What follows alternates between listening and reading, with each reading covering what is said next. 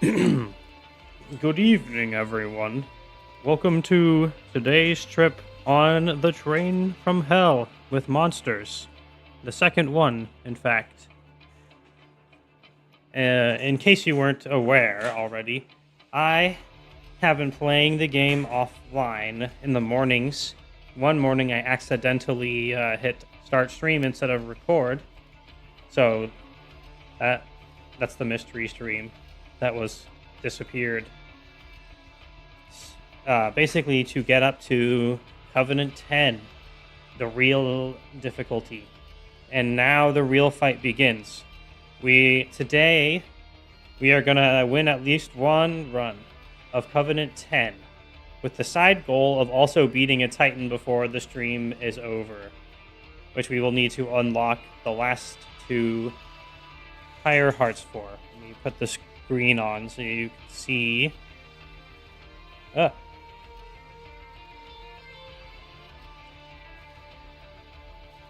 on a sec. It's glitching.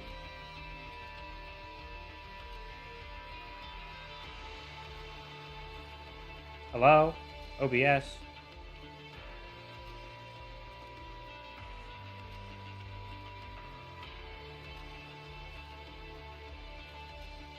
Yeah, it's black.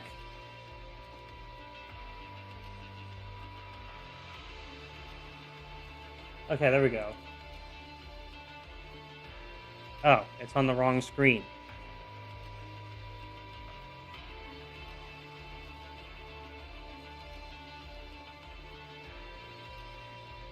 Yeah, it's a desktop. I can't edit the source without it being visible, funny enough. Okay.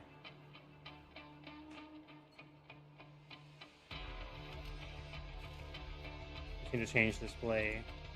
There we go. So as you can see, we have 7 out of 9 Pyre Hearts.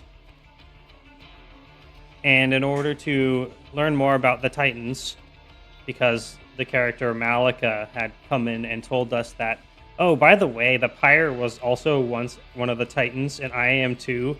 Lol, get wrecked. I'm not going to tell you anymore because it's boring if I do. That's the story so far. So today, we have to win Covenant 10 and defeat these last two challenges. And hopefully a Titan also, like a Chad. So, you can see the current ones we have right here. The basic bitch, nothing special.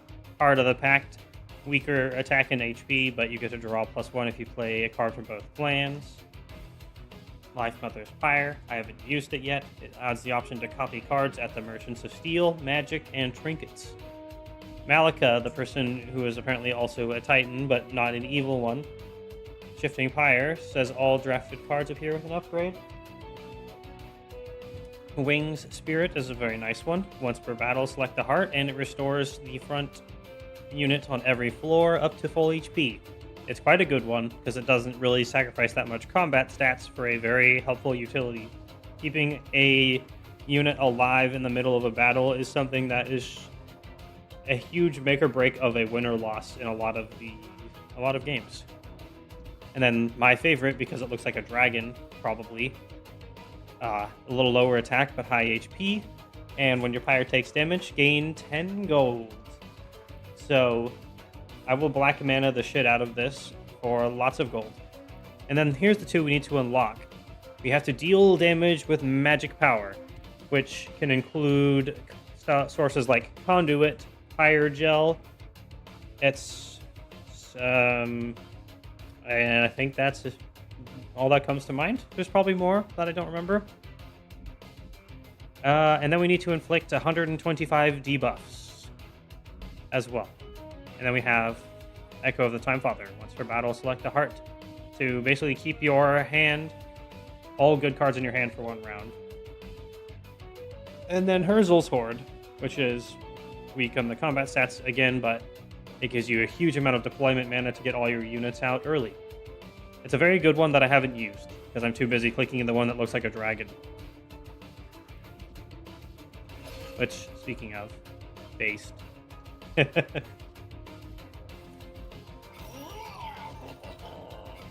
All right. I did want to try Phoenix again with the Slayer, but I also wouldn't mind giving some classic plebs a try, like Umbra, the Spider-Man. Yeah. Stream froze. That's weird. My dashboard doesn't show it freezing.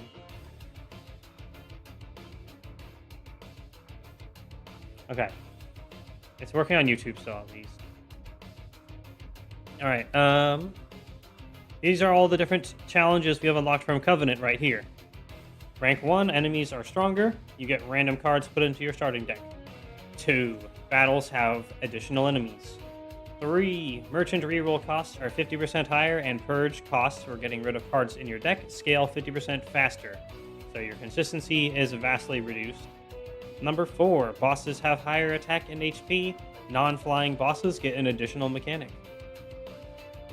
Number 5, 2 Vengeful Shards. These are dead cards that cost 1 mana to be played, and if you do not play them, you take 1 fire damage, which is like why this is part of why as soon as this existed, it was a lot more viable to take the get money when you take damage, because then you can trade. Every time you draw them, you can, instead of losing a mana to play a dead card, you can not play it and get 10 gold as a reward for it. So it smoothes out your ability to play stuff. And it will stack. If you have 2 in the same hand, it'll trigger twice. It does not add the damage together. I experimented with this in silence offline, as you could maybe pick up from a couple of my videos. If it looks like I'm playing inconsistently, it's because of that. Okay, number 6. 1 card per draft will also give you a garbage card, a 3 mana card that you can play to purge from the deck forever. Oops. It only affects 1 of the cards in the draft, so it can basically make a nicer choice into one that doesn't look as good or not really affect it. Keep in mind, this is only drafts after combat. If you pick up a banner flag, it does not happen there. Number 7, you don't get a empty wave before bosses. They just start and try to kill you. So the brief pause that you may have gotten used to is gone. Number 8, enemies are stronger again. Number 9, your pyre starts with 30% less HP. It says it takes damage at the start of the run, but I don't think you get 10 coins for it. Therefore, as a card game enthusiast, I will not say it's damage. That would be lying. Number 10, elite chosen enemies appear during flying boss battles, which I have never seen. I have no idea what they are. Let's find out. If anyone would like to, let's do a poll. Or, yeah, let's... does anyone want to see any specific setup? Because I will probably just default to dragons.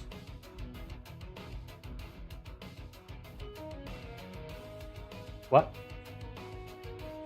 I could make a wheel. Let's do the shadow guys.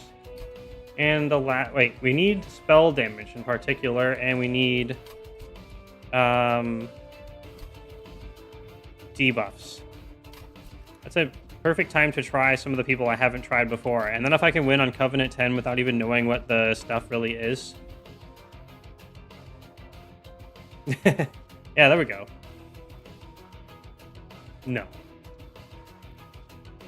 All right.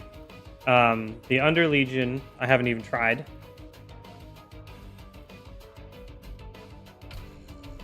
So what does Bolette the Guillotine do? Looks savage. And then we'll secondary as the Luna Coven, because they specialize in spell damage. So the one thing that I do know about the Under Legion is that they have a debuff called Decay. So we're basically set up. Oops. This will be a setup that allow us to try to do both at the same time. I'm going to be so weirded out not getting a ton of money and bonus treasures as a dragon. So I don't have the greatest hopes that we are going to win. But no, we'll see how it goes. I actually don't know if they're both about diamonds. Spawn one fun guy at the front of the floor. Trigger rally for each one summoned.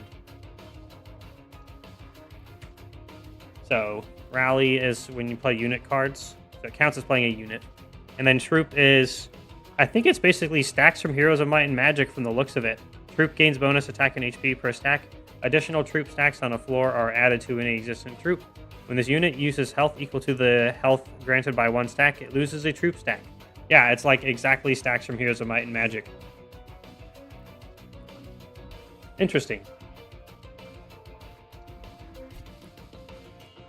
Okay, let's go.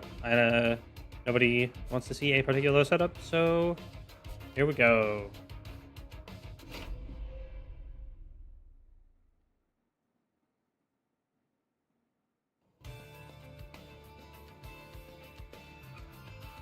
All right, we already got Decay 15. It's a 3-mana spell, so it's going to be hard to play. Decay is unit takes 3 damage per stack at the end of turn, decreases every turn. That's a lot of damage. But it's not going to scale with things like spell damage, conduit, and such. We have Cluster Colonel. Armor 10, so he's 15 HP effectively, and he'll summon 4 fun guys after combat. So he's a good thing for top floor, so you can build up a massive stack. If anything I learned from playing Heroes 3, it's you want massive, massive stacks.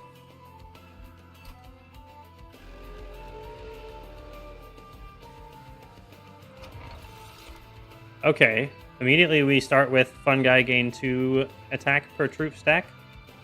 When we have both the base cards that will spawn them, and we have an additional guy who is deployable, this is quite valuable.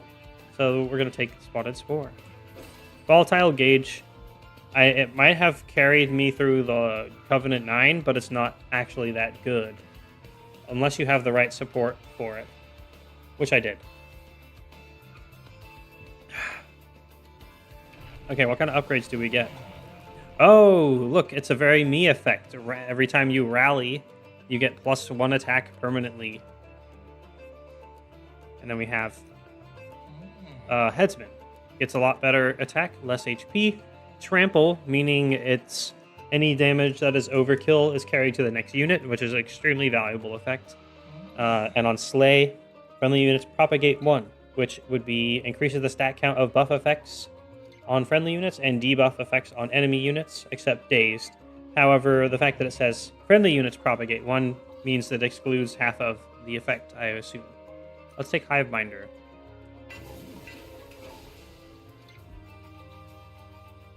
Effects like this are what allows you to more consistently have enough damage to beat the end game bosses. So it's why I favor them in this game, and I just do in general. Enemy units enter a Titan Skin 1 for 75 gold. Considering we have no sort of damage spells, we have Spawn, we have Rot as a direct damage spell, and Silver Strike. We will not be able to... Oh, we do have Witch Weave. But if we take a bunch of pyre damage, then we just get a bunch of money as a comeback mechanic. So we're going to turn this on, and either we instantly die, or we take some damage and get some gold. Or we don't, and then we just get this gold. Ride or die. Alright, so we have just enough capacity to play both the Cluster Colonel and Bolette the Guillotine. Bolette is a little bit more beefy than the Cluster Colonel, so we're going to put Bolette in front. Plus, you want the heavy attacks to go first pretty much all the time, regardless of whether or not they have Trample. There are some times where it will not be the case, but because the heavier units are almost always in the front, you put your highest damage in the front if you can help it.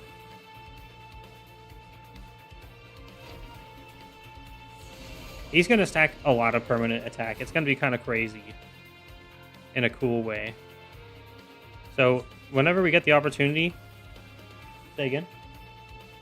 Twitch is freezing?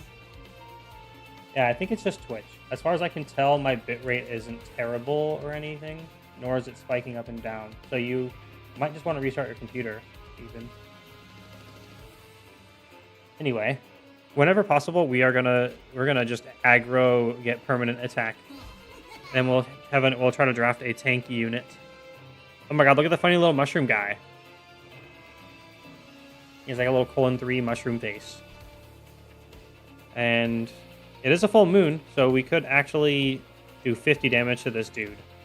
It's not a big deal if he makes it to the top floor by any real means. But it's kind of hard to ignore. Let's do it.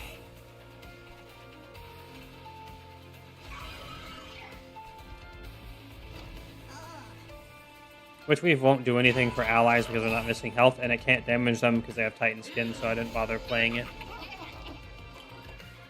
However, the collectors are not immune to do not get Titan Skin, so we can just go bam.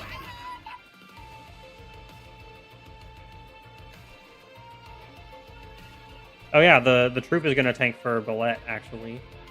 So we can either play 2 Eager Conscripts and optional Vengeful Shard. Oh, network error.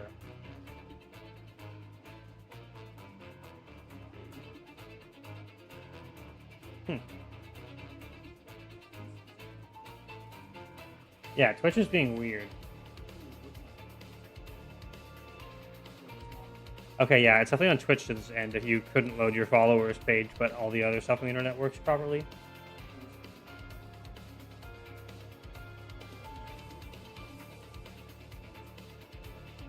Oh man, so if the stream is going perfectly on YouTube, then it's not having a lesser experience and I'm gonna get fired. Uh-oh. Let's take the permanent stacks up here. We'll take 1 damage for 10 gold. It's a very clean exchange rate. I don't know if we're going to get support cards that will add things like multi-strike, or trample. We can get trample through an upgrade at least.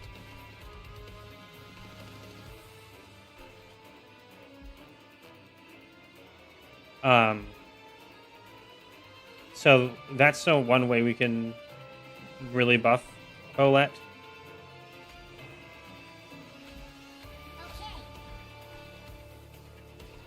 Can we break? Yeah, actually, everything's coming in numbers of 3. However, we're gonna need to get up to 10 HP at the end of this. So it's not super likely we'll be able to save our steward up here. But we shouldn't really matter. But we have pretty good damage up at the top.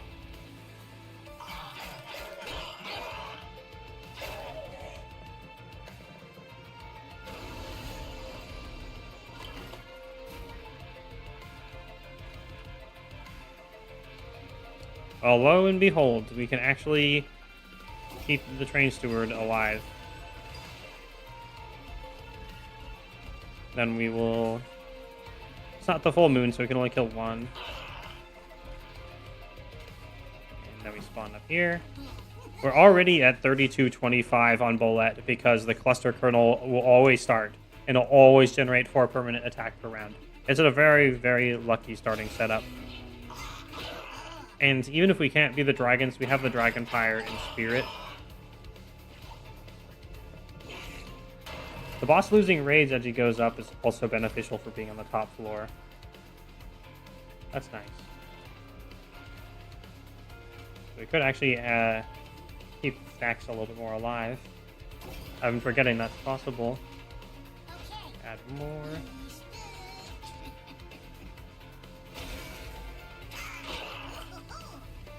Oh man, 43 attack already. I think Phoenix is getting wrecked right now. Yeah, they can't even get through our 100, 101 Mushroom Lord.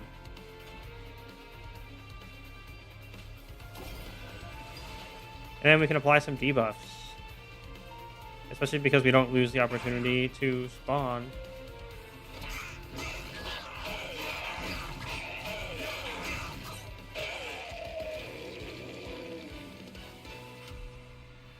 Okay, yeah, that went pretty well. Resolve. Gain regen 1, propagate 2. Oh. That's an equipment. As you can see, as I explained earlier, it has the calcified ember. So if we take it, we get the garbage card as well for free. We already don't need any more rots. Them being at 3 is hefty. They won't generally have enough time to do more than 3 ticks of their damage, which would be 15 plus 14 plus 13. 42. 52? No, 42. The loam coat is pretty good because it'll propagate. It is probably actually worth taking the calcified ember. It can be removed normally through other means as well. Spawn 1 when a unit without troop dies. That's gruesome. Let's take the loam coat. That's a good way to make our boss, our big boy, tanky. Meddler is nice for being able to change moon phases. Healing is also nice. Let's take the ability to change moon phases. It can make or break certain cards being good on one turn or not. Silver Strike, not in particular. It's just a nuke spell that only hits front. So it's other cards that we want it for. We get a Luna unit and a Steel or Under Legion and upgrade spells. If at all possible, we want to make all the Eager Conscripts cost 0 because then we can do other things, but also not give up the chance to buff Bolette permanently. So we're going to go towards the spell side.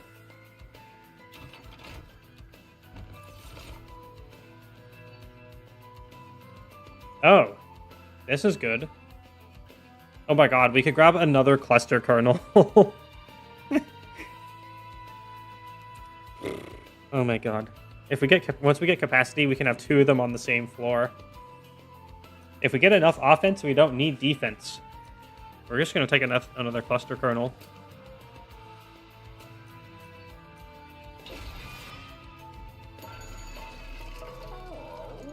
Oh, there we go. -1 cost.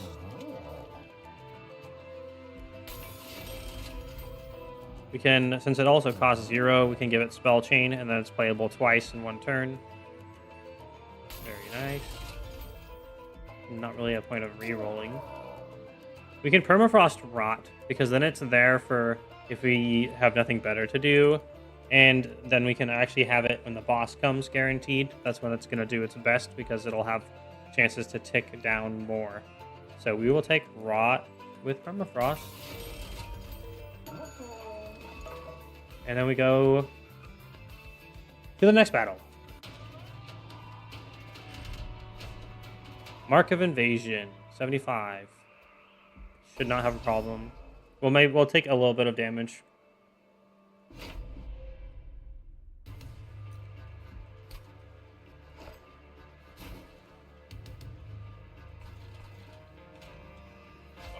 But it'll be fine.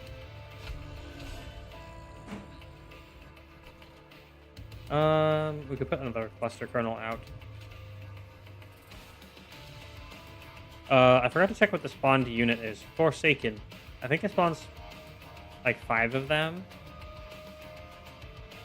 So we're gonna need to be able to remove 1, which we have lots of the lots of the right cards for it. Because he'll create a shield for himself. So we should be able to. It's a lot of loss of overtime value. Okay, well, We did actually get a eager conscript. We could sack one of the potential permanent powers to keep him alive. But oh, we need to get rid of you. You hurt our draws.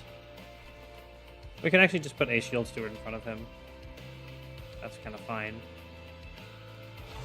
There we go. It's fine if he dies. We don't really care if he's on the floor. And then we'll start spawning up here.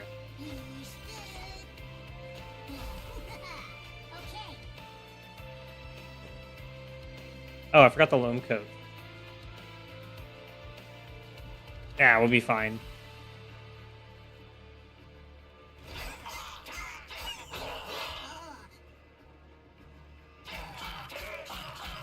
I said we'll take a little bit of fire damage, but that's just going to fuel our wallet power. I think from this turn on, we're basically solid. Yep, we are sustaining.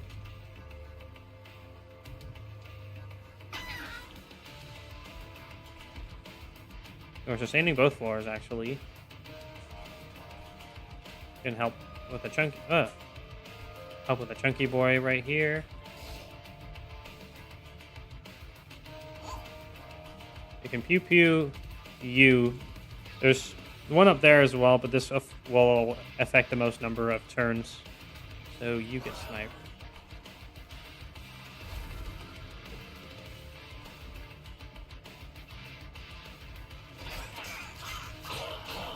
Bullet alone is basically able to one-shot the tanky units. It's a shame we can't fit more behind Bullet at the moment. So there's a calcified ember. It's actually not even a bad time to get rid of it forever. We can snipe the next one of these to not have our draws killed. And then we'll just purge the calcified ember. It's a very skippable turn. We'll take 2 fire damage, but gain 10 gold as a trade-off. And now that card's removed from our deck, and we have no penalty anymore.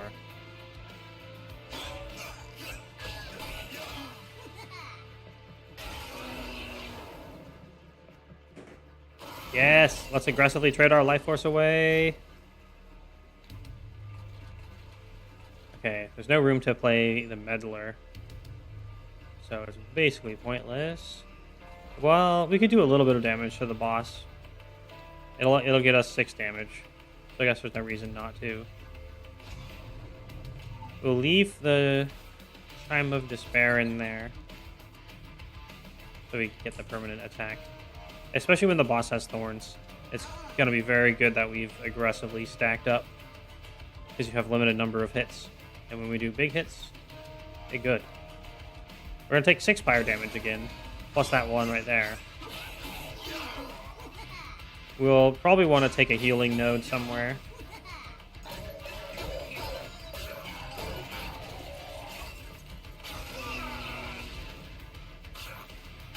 The rest of the train is pretty well stacked.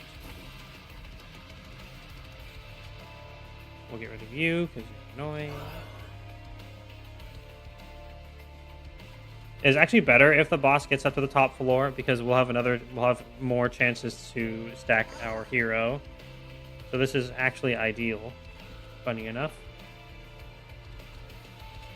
He will have more thorns up here, but our attack damage is extremely high.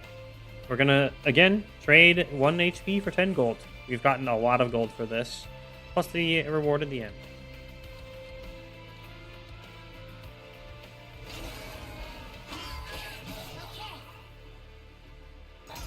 Already up to 69 attack on the second combat.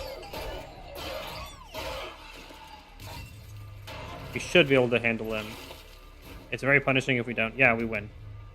Okay, perfect. We can spawn twice first because we gain permanent attack. Not really much point in witch weaving, except for style. And then we'll also rot you. It's funny to draw the one that we were supposed to hold in our hand the entire game as the last card.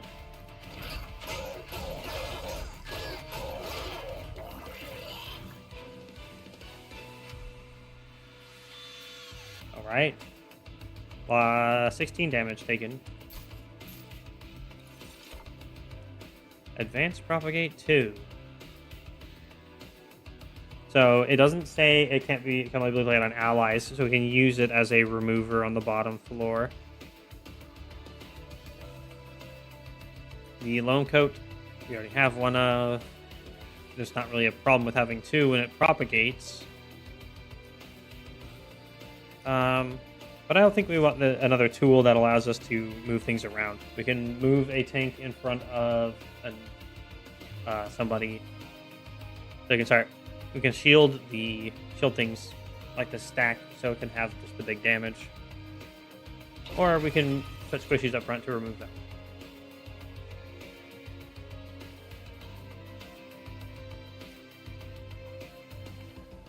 Conduit 3, enchant Grand Conduit 3. Spell damage is going to be very helpful. It's not going to be playable on the top floor until after we beat the boss. And even then, it's probably not going to be put up there unless we can find another source of capacity. But using it on the bottom floor to remove middle health targets with our otherwise 1 damage spell is a very good thing. So we're going to take Moon Pixie.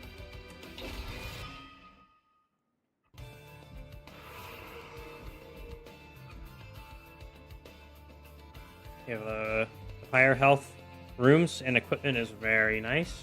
We've got lots of money for it. There's not really any upgrades that are particularly amazing for our units. Making the guys in the back more tanky so they can't get killed with sweep or thorns as easily. Generally, they probably won't be hitting anything with thorns. So we're going to go left. We want that fire health just in case. So we can turn it into cash and or not die. And random event.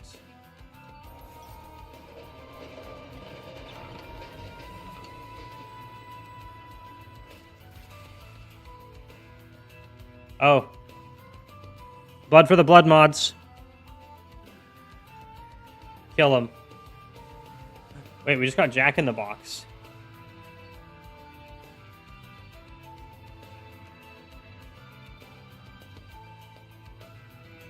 You got him.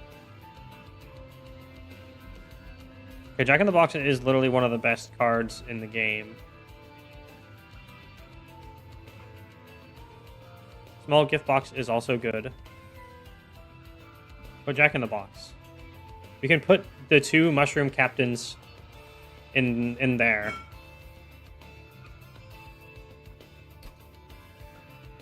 Which means we'll lose 1 or 2 turns, but we can overcap the floor early, so it should pay itself back in terms of overall attack growth. Technically, they get removed from our deck, so we won't get the mastery for them, but that's fine. I'll put the Moon Pixie in there also, which will allow us to do more healing and stuff. Even though we wanted that on the bottom floor, actually. Maybe we'll put the Meddler in.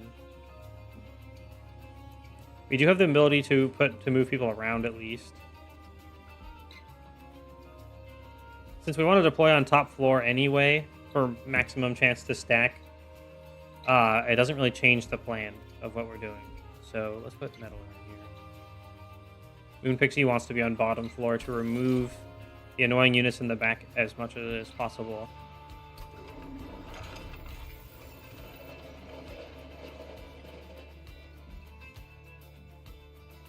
Equipment time. Oh, look, equipment for Quick. And the Luna Cycle Staff. Very nice. Boiler Room is also a decent room. Definitely want Quick.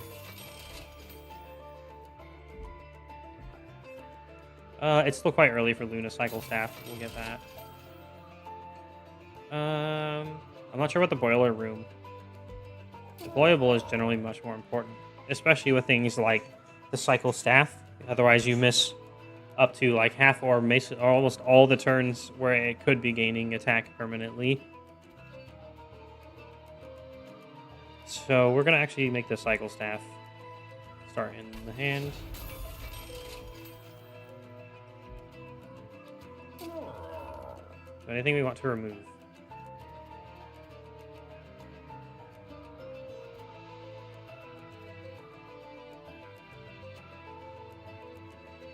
Um. Well, we do want to do spell damage bonuses, but we can do that with our Witch Weaves. Most of our mana currently is going to be spent on Eager Conscripting. So it's either going to be a Rot or a Silver Strike. I think it's harder to do debuffs in terms of unlocking the other pyres, so we're going to remove a Silver Strike.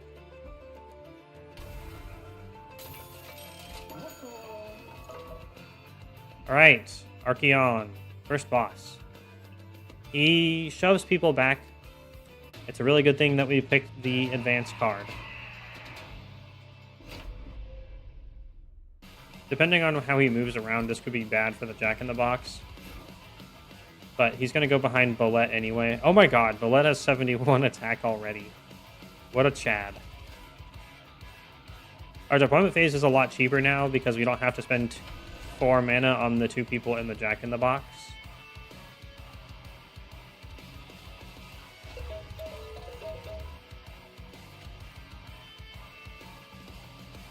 He has enough attack that I think we actually want to put the Moon Cycle somewhere else. We'll put it on the Jack-in-the-Box then. Unless the Jack-in-the-Box gets pushed up front, it's not going to die. And it hopefully won't if the spawn gets put at the front of the floor. So I think this is our beginning.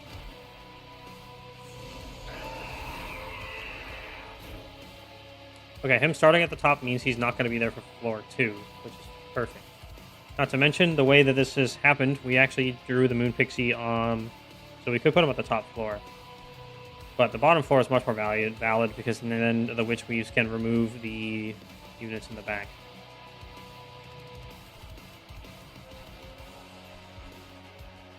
Alright, so we will start Moon Pixie. Remove the...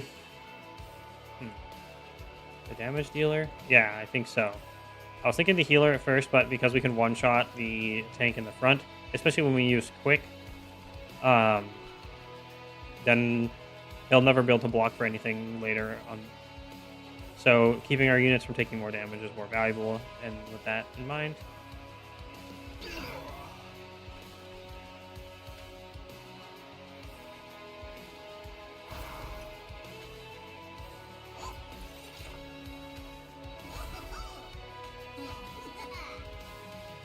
Alright. And the unit dies, so it can't be pushed to the back, which is funny.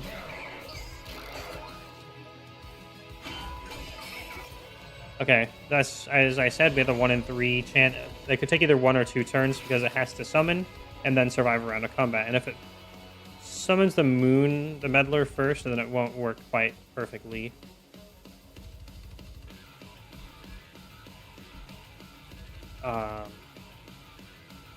We are certainly going to want you to be staying alive so we can spell damage on the bottom floor.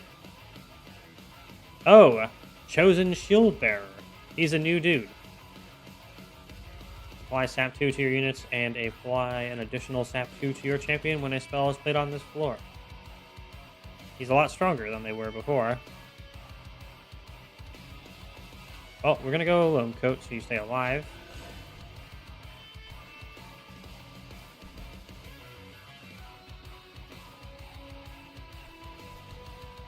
We could remove the damage from the back. Sapping is annoying. I think we're just going to take the permanent attack. And activating this to phase should add another permanent attack on the Moon Cycle staff. Good. Since we're passing our 1 moon phase card, it doesn't actually matter.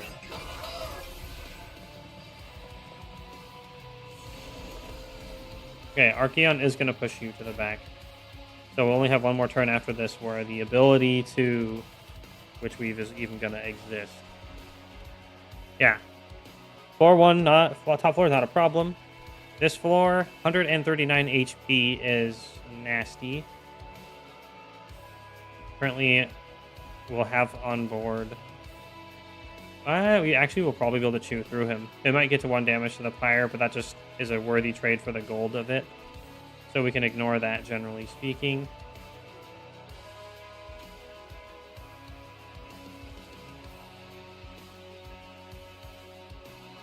We give up one Eager Constrict to start doing a lot of damage to the boss. But this will also do damage to the boss later. So I'm willing to actually just skip it, even though we don't get to spend basically any of our mana this time.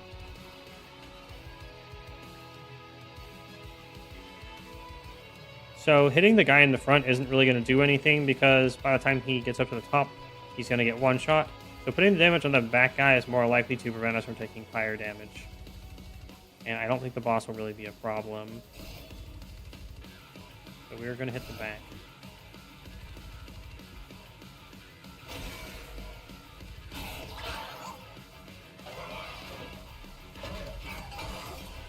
Not quite strong enough to one-shot the Chosen Shield Bearer. And unfortunately, we already drew our advanced card, so there's no saving the Conduit Pixie. But we've survived almost all the waves so far. Okay, the 6 damage guy will get to the top, it seems.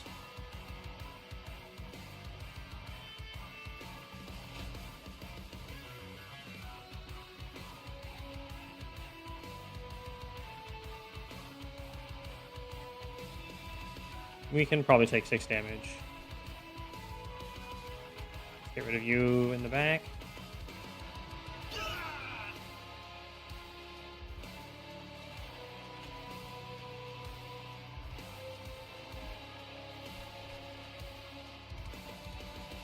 We must be very slightly off the math for this, which also means we don't want to play spells up here. The sap will potentially screw us up pretty bad. So we're gonna ignore the. We're gonna lose 1 potential attack power forever. You want to get rid of spikes if possible.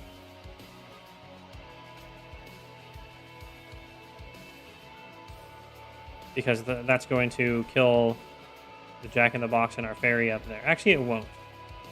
But there's the tanky guy in the back anyway. So we're going to actually hit here.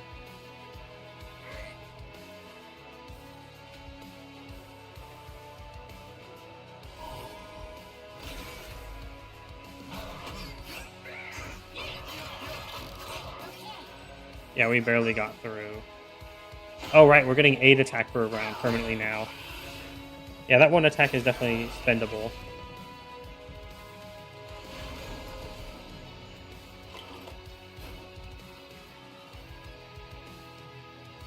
So keeping him alive is essentially purposeless now. Although we could with just a train steward, a spear steward. That's kind of worth. This spear steward will die, but we have no real use for now after them. Or for them, drawing spells would be better at this point. Good, they both die. You can probably tank the sap because it'll be 2 turns before they get up to the top anyway. So we will remove you. Oh! Doesn't work if they're not on the same floor. Good.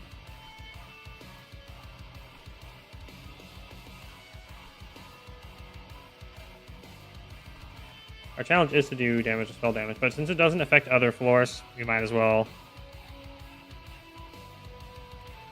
Let's see.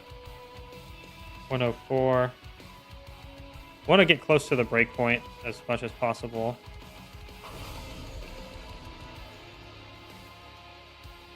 Oh yeah, it's going to sap down there.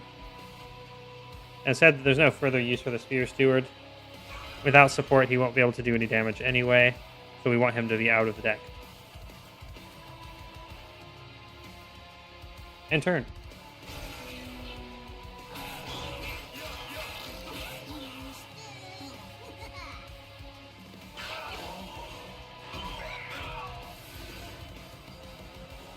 I hope we can draw our advanced card in the next few turns. There we go.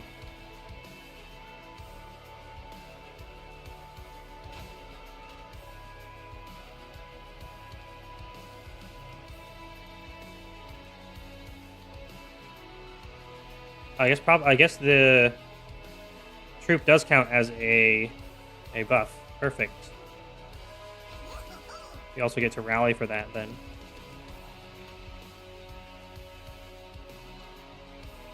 try to get you gone. Because then the big hit will hit the boss instead. Woot woot! Hello, welcome. This is the first time I played Mushroom Boys. We're gonna see if we can beat Covenant 10 first try on a faction I have not played. Like a Chad.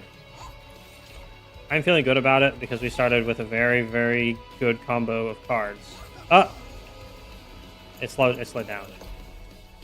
We started with a unit that spawns 4 after combat, and then I drafted another one, and then we got a Jack in the Box. So we can stack attack so much. And then we have a quick equipment now. Very, very juicy.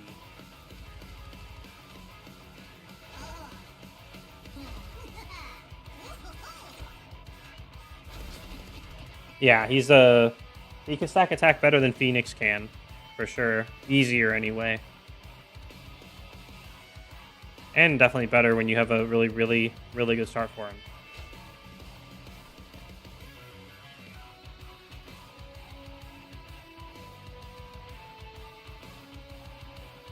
Yeah, he's only going to take another extra hit. Well, he does have regen.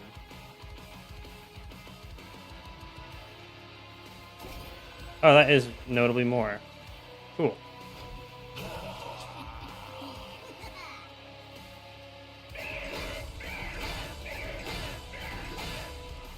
Once he has a high enough attack, we have more utility with how he's placed. But for early, we definitely want to just keep placing him in the most aggressive place we possibly can. I want to get a spell cost reduction, or keep reducing these to 0, because it would be nice to be able to play these rots. However, the shield bearer being here will definitely screw with this a lot. So I think we're going to ignore it and do this instead.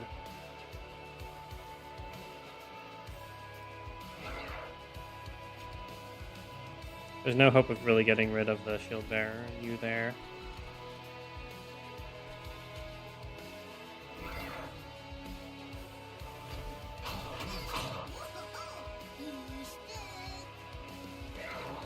We should have enough mushrooms to win.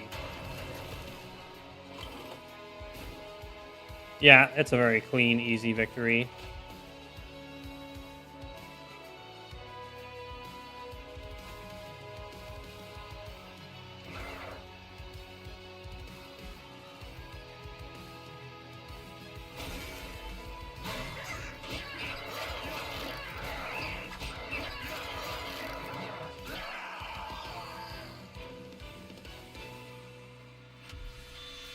I can't imagine if there wasn't a 7-unit cap and we could Hall of Mirrors, the Jack in the Box, and our hero.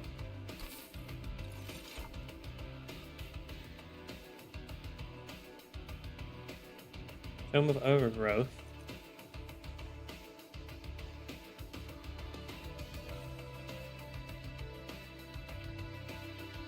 Cooldown 1.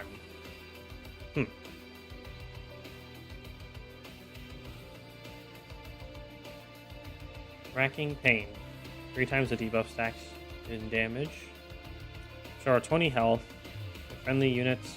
He's got the Calcified Ember, so we're definitely not taking that. I think we'll take Evergrowth.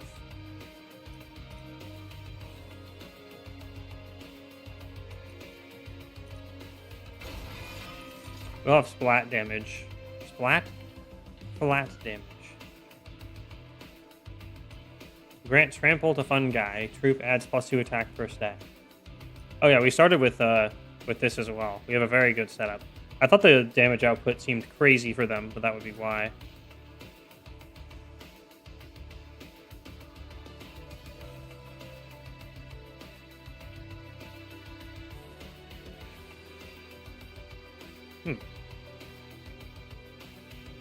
Let's try the Moon Guard. We have the AoE magic power, after all.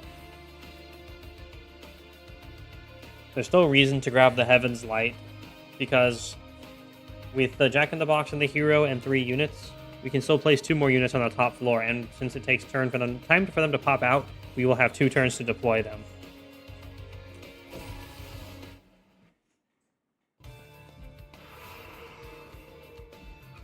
Okay. Fire HP, Under Legion, spell upgrades. We don't really have that much money for an artifact, however, 100 extra gold does help. We're not really having stacking problems anymore, so I don't think we need to as aggressively keep stacking. Let's go for the artifacts and try to get some mega power.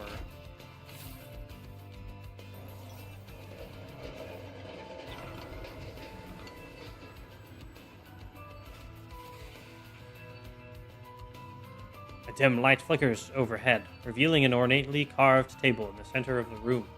3 new cards lie on the table, each one stamped with a strange sigil near the bottom of the card.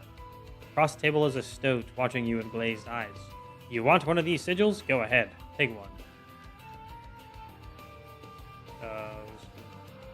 I wonder if you could use Worthy Sacrifice on the troops, and if it kills the entire stack or just one. Or if it kills the only unit. Yeah, I thought this was an inscription reference. Looking at the cards, it seems very clear. Reanimate 3 is pretty nice. Oh, Fecundity. Okay, we're doing this on the Jack-in-the-Box. We can make 2 hyper-dense floors with this.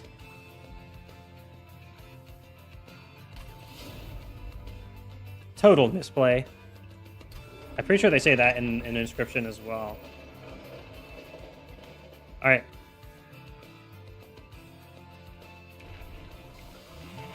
Wait. Permanent max HP also?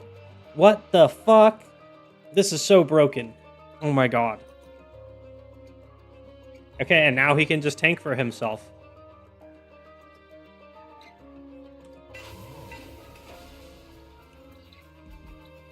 Depending on our luck, this could be absolutely stupid. Okay, the first time it becomes full moon each turn, gain 1 mana.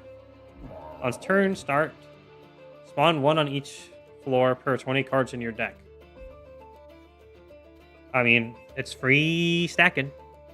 None of these are that ultra good. So we'll take that. And then we'll reroll for some. No, we can't actually afford anything if we reroll because of increased costs. So we'll just take plus mana. It should be able to translate into value by playing at least one of the summon spells.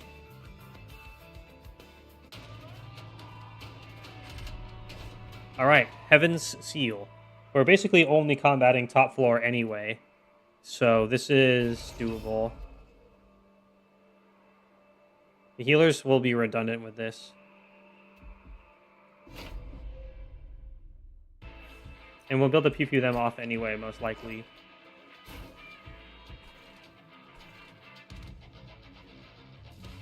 Alright, so Bullet goes out. Jack in the Box.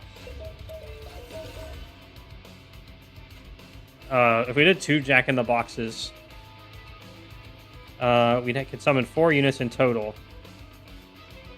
The chance of getting 4 kernel clusters. Wait, if we do that, if we do too much of that, then we won't be able to summon on that floor, probably. So we actually don't want to put one there, which is such a shame. I thought this would work this way. So let's just have 2 Jack in the Boxes on that floor. Jesus fucking Christ. You can have Luna's app again.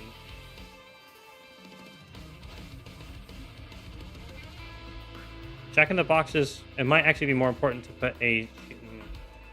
We'll probably have some way of shielding the stewards. Oh wait, we do it for free.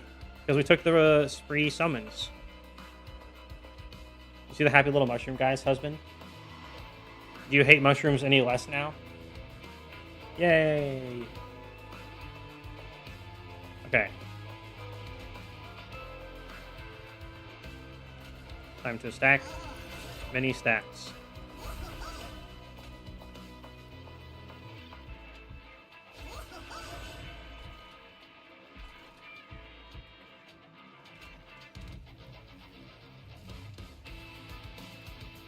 There's no real way for trained stewards to live down here. It doesn't really matter if they do.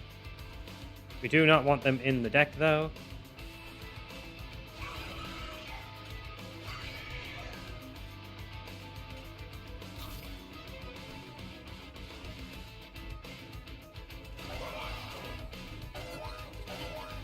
Oh my god, why? Why two of the moon phase ones? We want the ones that summon. That's pretty unlucky. But I guess that just means we can stack the moon staff a little bit better.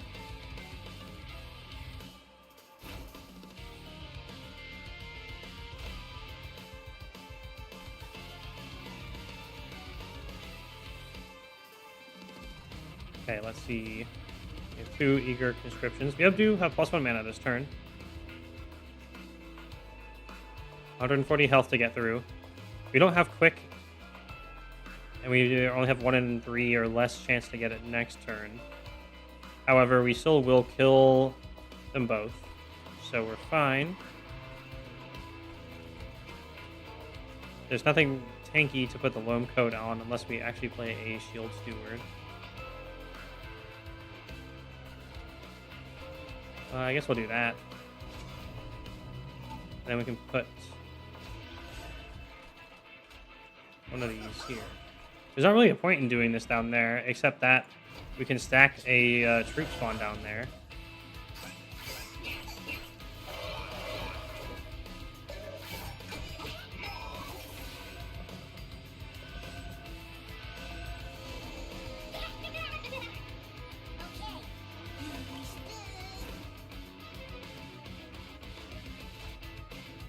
More moon staff. Oh, there's the quick.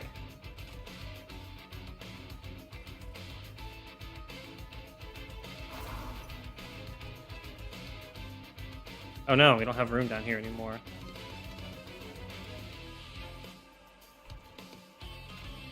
Oh, you're not you're not even the spell damage ones, so we can't snipe off the back. We're just actually fully deployed at the moment.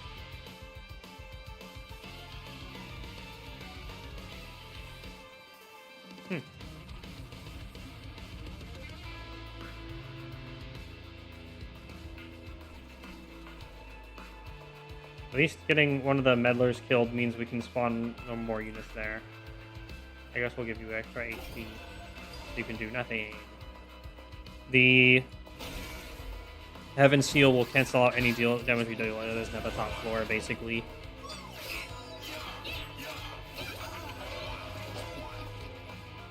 I think we summoned everything out of the Jack-in-the-Boxes now. No, actually, we're missing one.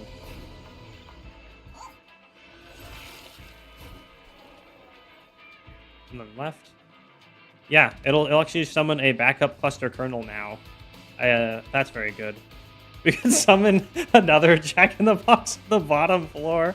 Oh my god. There's an upgrade we can get later that every time you summon it, you get mana. So we could just fill the entire train with Jack-in-the-Boxes. That would be absolutely stupid. It is, however, time to get magic power and snipe the support units off the back. The healers are redundant, so we don't target them.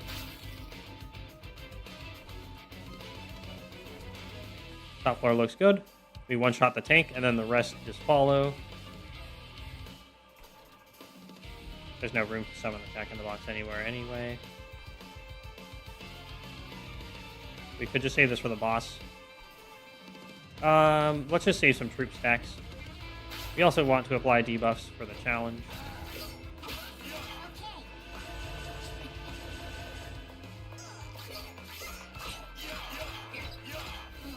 Oh, I forgot to use the ability, or I think it came up just now.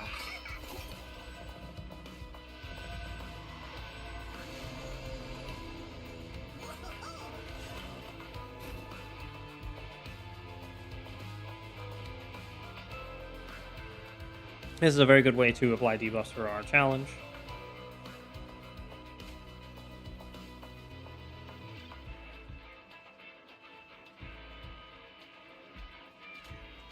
Give it to you. Actually, we'll give it to our stack in the front.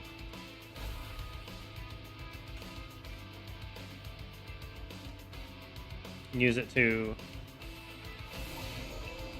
debuff and take less damage.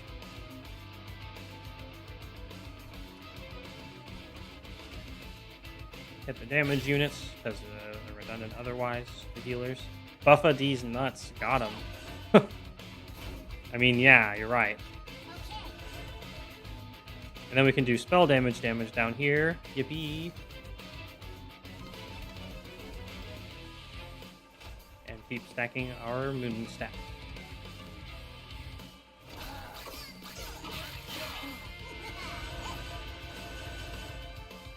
Already up to 72 HP. We might be able to beat max upgrade Big Gilda with HP at this rate. 8 per turn is very high.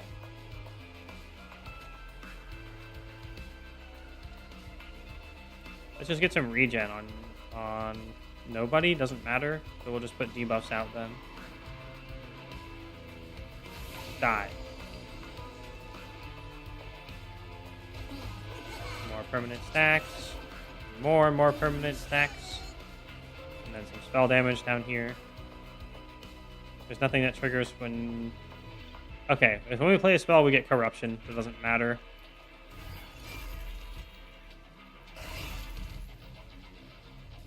Because they're just going to get swept off anyway. Well, not swept, but killed.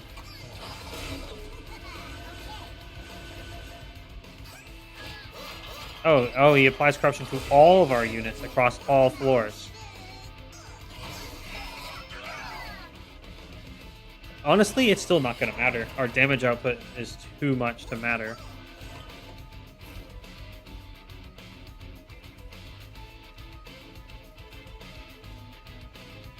Let's get some regen going on you. Sap will take down. Fine.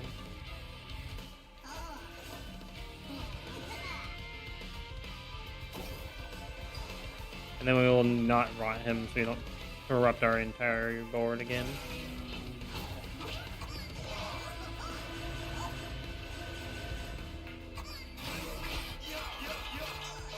The 3 dudes back there have made quite a lot of mushrooms.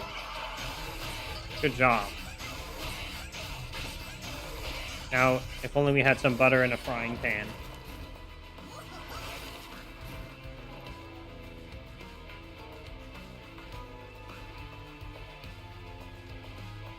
It is dangerous to play spells here, but as long as it doesn't cause us to lose, then we might as well take the permanent stacks, and it is not. There we go.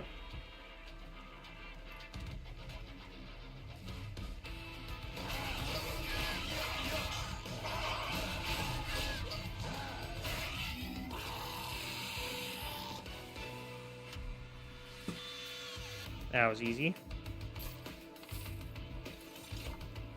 Mushroom. Okay, I'll start from the left. Apply Sap 3 to enemy units at the end of combat. That's actually pretty good to put on the bottom floor.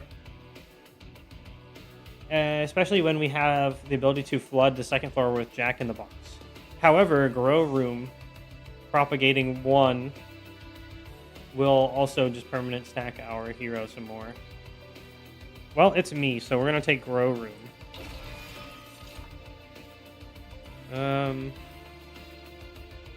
Moon Cycle gain conduit 1. Lunacy. Phase X times. Apply X conduit.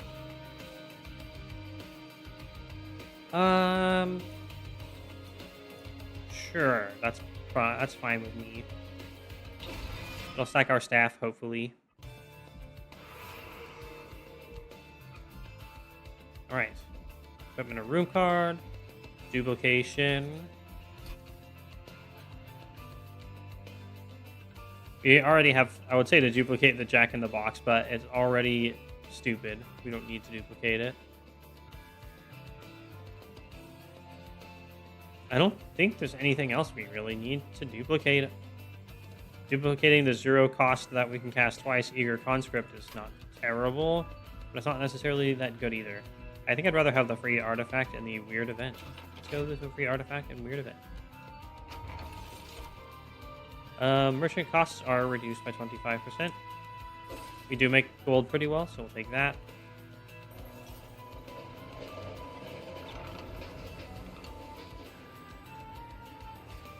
The Historian. Oh, he's giving us tomes. Fragile and multi-strike 1. Too risky. Never really good. Unless you have armor, because it loses health, but we don't. Apply quick is another method of making our hero quick, with also allowing them to get more different equipment on. The unnamed tome was quite good in the previous game.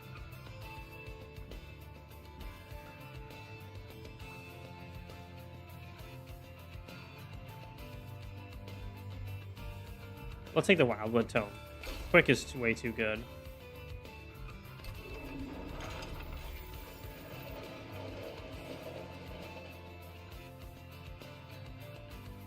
Unit upgrade. You can give a unit regen 10.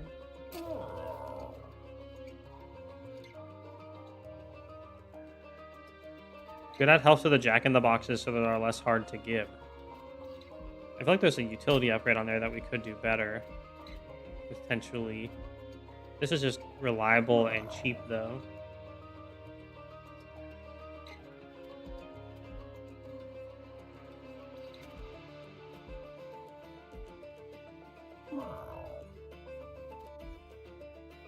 The large stone technically also works, actually, since its own size is almost irrelevant.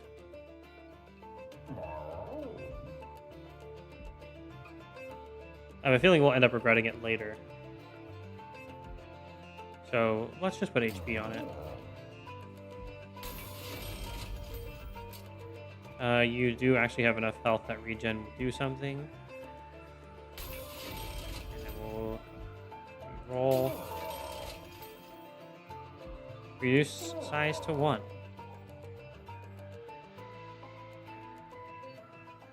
You can make Tiny Moon Guard. There is other units we want to place with the Moon Guard, so that's pretty worth. We'll add extra conduit onto the Moon Pixie, because if we're going to do it, we'll do it more.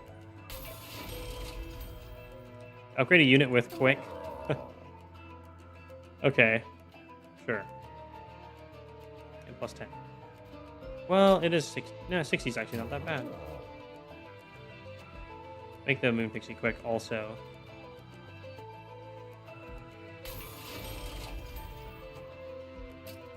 It's so cheap to put this on here. We'll do it. Even if we remove it later, it's not really a waste.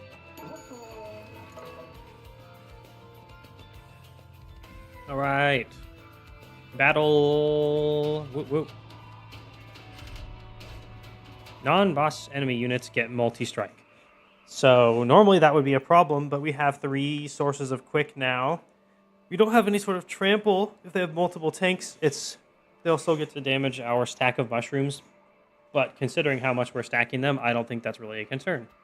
So we're going to turn this on.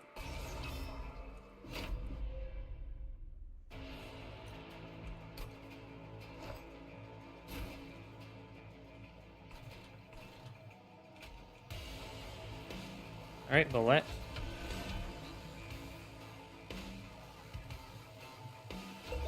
The best part about Jack-in-the-Box is that it also summons all the other things. If you kill the enemies, then it doesn't matter if they have multi-strike in the grave. Yeah, you get it.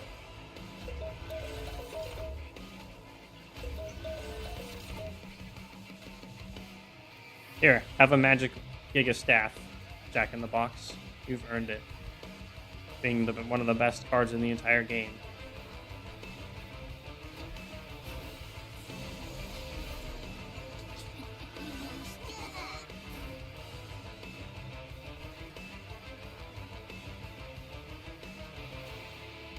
Alright, well, basically everything's getting played at the top floor. There's nothing for us to do in the bottom floor. The Malevolent Hunter skipping the middle floor doesn't matter, because That's actually better. We have more time for them to pop out of there. And we have quick already.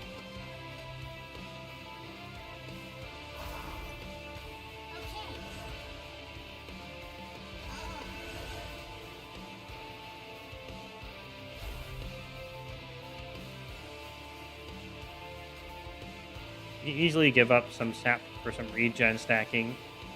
Because we will stack HP, or we'll stack permanent attack faster than we'll lose it from sap. Which is crazy when we're adding 3 stacks per turn. And this time we didn't immediately get both of the moon phase people. We only got one.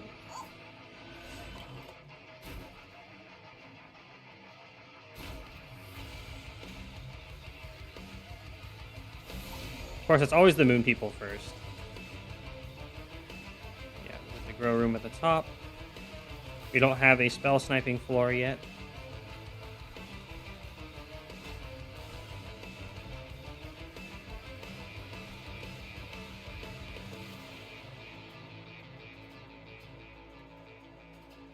We can't really interfere with the Titan skin at all.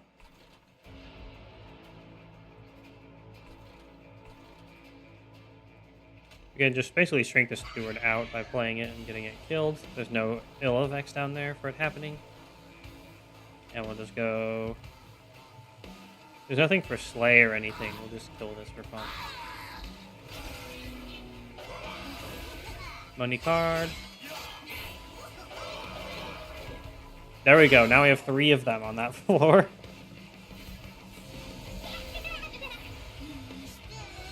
Okay, that's a chunky floor. One of the guys technically, apparently survives.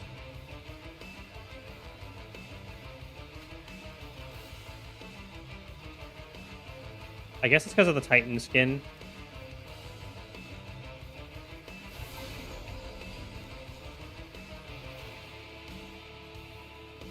Oh wait, Propagate does actually spawn more things. So we do want this on this floor.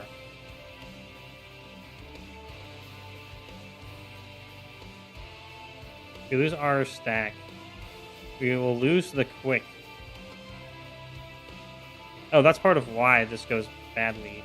Is we don't have quick there yet. So that's 12, 24, 36. This will keep you alive. We'll lose the ability to stack regen, but staying alive is more important. We will take 12 damage, but we'll get 20 gold. And then on the next time, we'll have another person on the floor summoned that will kill the bat. So a similar circumstance won't happen anymore for the rest of combat.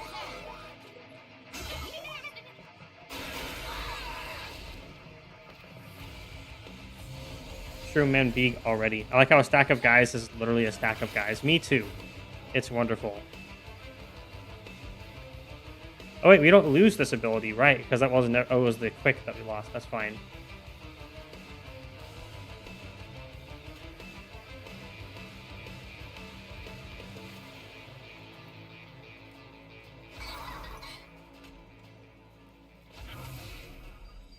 Spell damage floor, Puggies.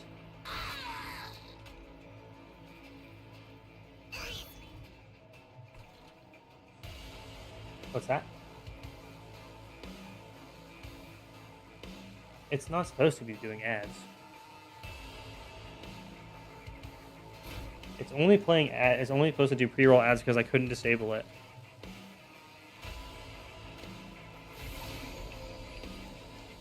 What?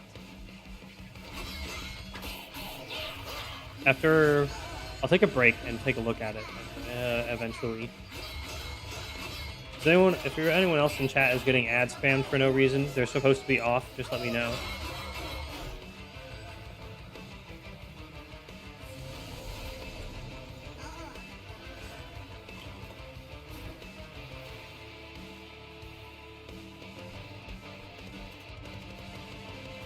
Okay, so we don't actually kill both tanks.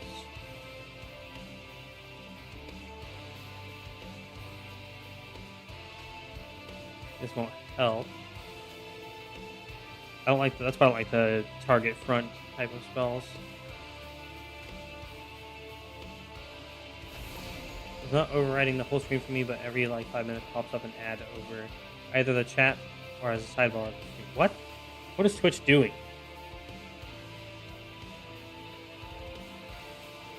Fudge. Yeah, I'm gonna have to look at that. That's stupid. So many ads for Dragon singles in my area. Eventually, you won't need any ads for Dragon singles. Oh, wait, you can read... They keep their missing health and can be healed. I did not notice that. So they can recover their troop count by being healed. It doesn't actually kill off the max HP. So it doesn't work exactly like Heroes of Might and Magic. Hot Dragon Hermits near your lair. That's pretty good. I like it. Anyway, we don't want to send that guy up to the top with a multi-strike. We'll actually die. And I don't think there's anything we can actually do to prevent it.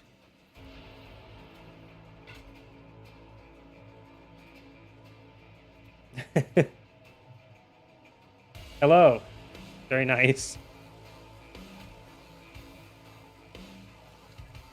The problem is we don't... The Wildwood Tome is still sitting in there, and I put the dagger here instead, which was stupid. I don't know why I did that.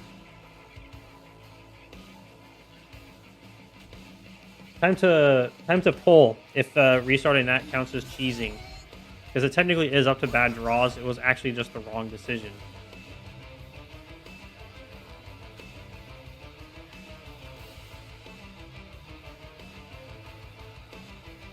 Cheese. Delicious cheese. Because this is so sad to lose out on this run if from that misplay.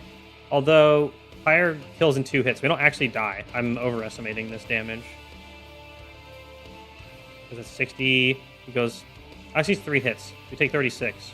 But we can adjust it by pew-pewing with Rot. Monster Train. I want to beat the Titans today. This will take 45 damage from this. So that puts him down below 120, I think. No, the Titan skin will continue.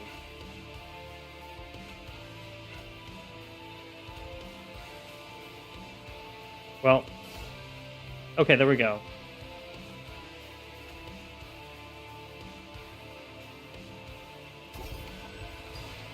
I'm at mom's for a week vacation, so I'm stuck using her old laptop with Microsoft Edge and Norton 360. Well, no wonder we're getting ads on Twitch. You have Norton on there. It's ruining it. Memester Tarn.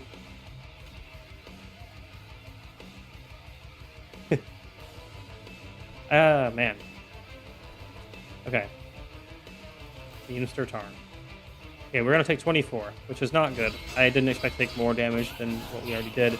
But the boss will not be able to kill us, because he cannot get past our army of mushroom. Even the middle floor is not even to be is kind of intense. Oh, the decay actually prevented it. Nice. It's quite good. It's just I don't have the mana to spend on it. And we finally have our quick tome. And we should be able to manipulate the moon for extra mana, so we can still play Rot on the boss.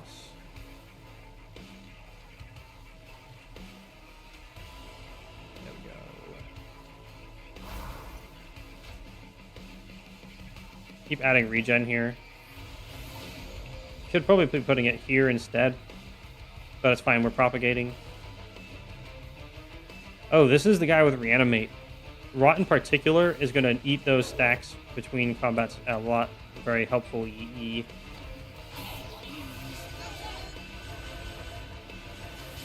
Oh my god, it's so many stacks. Lazarus cheese. Hey, Lane, by the way, welcome. Were you the person that was watching me play the demo with a Jack in the Box? Because if so, I'm happy that you're back. And if you're not, then I'm still happy, but slightly less happy. Oh, cool. I remembered someone here who, when I was streaming the demo, they had drawn. They were actually the artist that drew the Jack in the Box, and I was like going on and on about how OP it was. So the fact that we have 4 Jack in the Boxes I want them to see it, but that doesn't mean I'm not happy that people are watching. Especially when I'm hoping that I'm one of the first people that's able to get to the Titans. Dude, 43 regions. What the fudge? It's an unkillable mushroom stack. Oh, hey, thank you. Leon Kennedy approves, but for some reason Leon Kennedy likes to say it twice. I haven't quite figured out why yet. But it is also kind of funny, so it's fine. Wait, he doesn't even get to the top floor! He just fucking dies right there! He can't even get past our pleb stack of mushrooms. Oh, man. It helps that having a high unit count here. Dragon! Yay, dragon. Eventually, I'm going to get a cool little dragon VTuber, but I have to figure out how to set it up and acquire such a piece of art.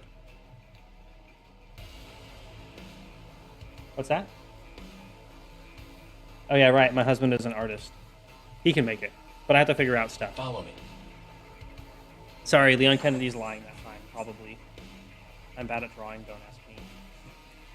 Okay, you know, I don't want to ask for more than just consuming my content, my tasty, delicious, nutritious content. It'll help you be big and strong like a dragon, probably. Anyway, there's nothing to do here except win.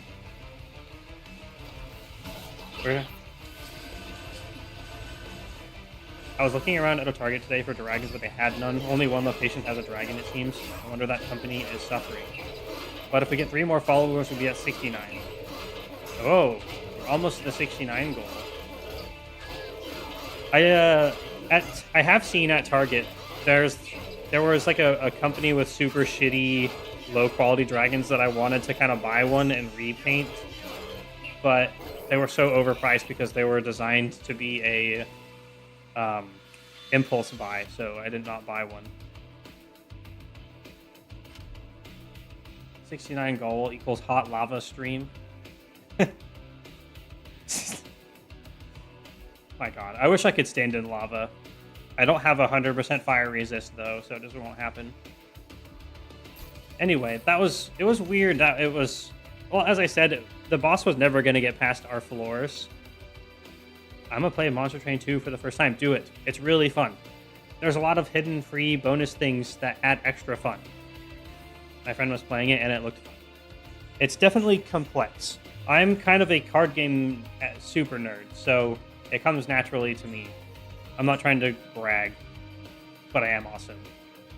And I've had some people say they didn't want to play it because it's complicated, but it's fun. Consume. Spawn one more for each card in your consume pile. This is the type of thing that I don't really like. Inhale looks disgusting, and I don't want to pick it because of that. Should I play Monster Train 1 first? Well, I think you actually, because all of the factions are available in Monster Train 2.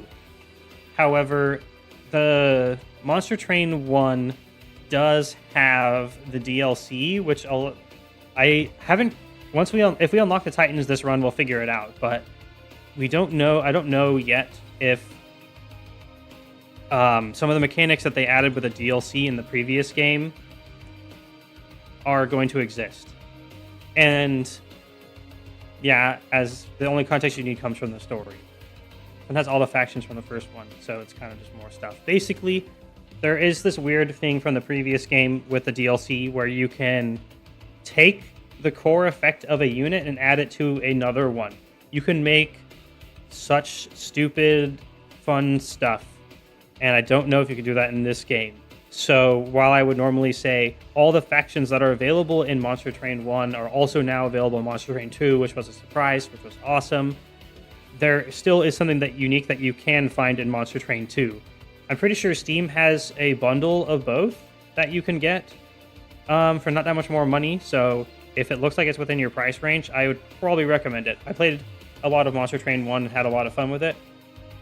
So even if the factions are a little bit redundant because they're in both games, unless they duplicated stuff from DLC. Woo! If anything, just buy it to support the studio. They're clearly passionate about what they do, and I'm really having fun with the game.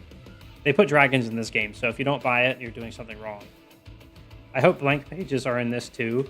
Even more heroes to summon for the last fight. I hope so too. Anyway, I'm not particularly hyped on any of these cards.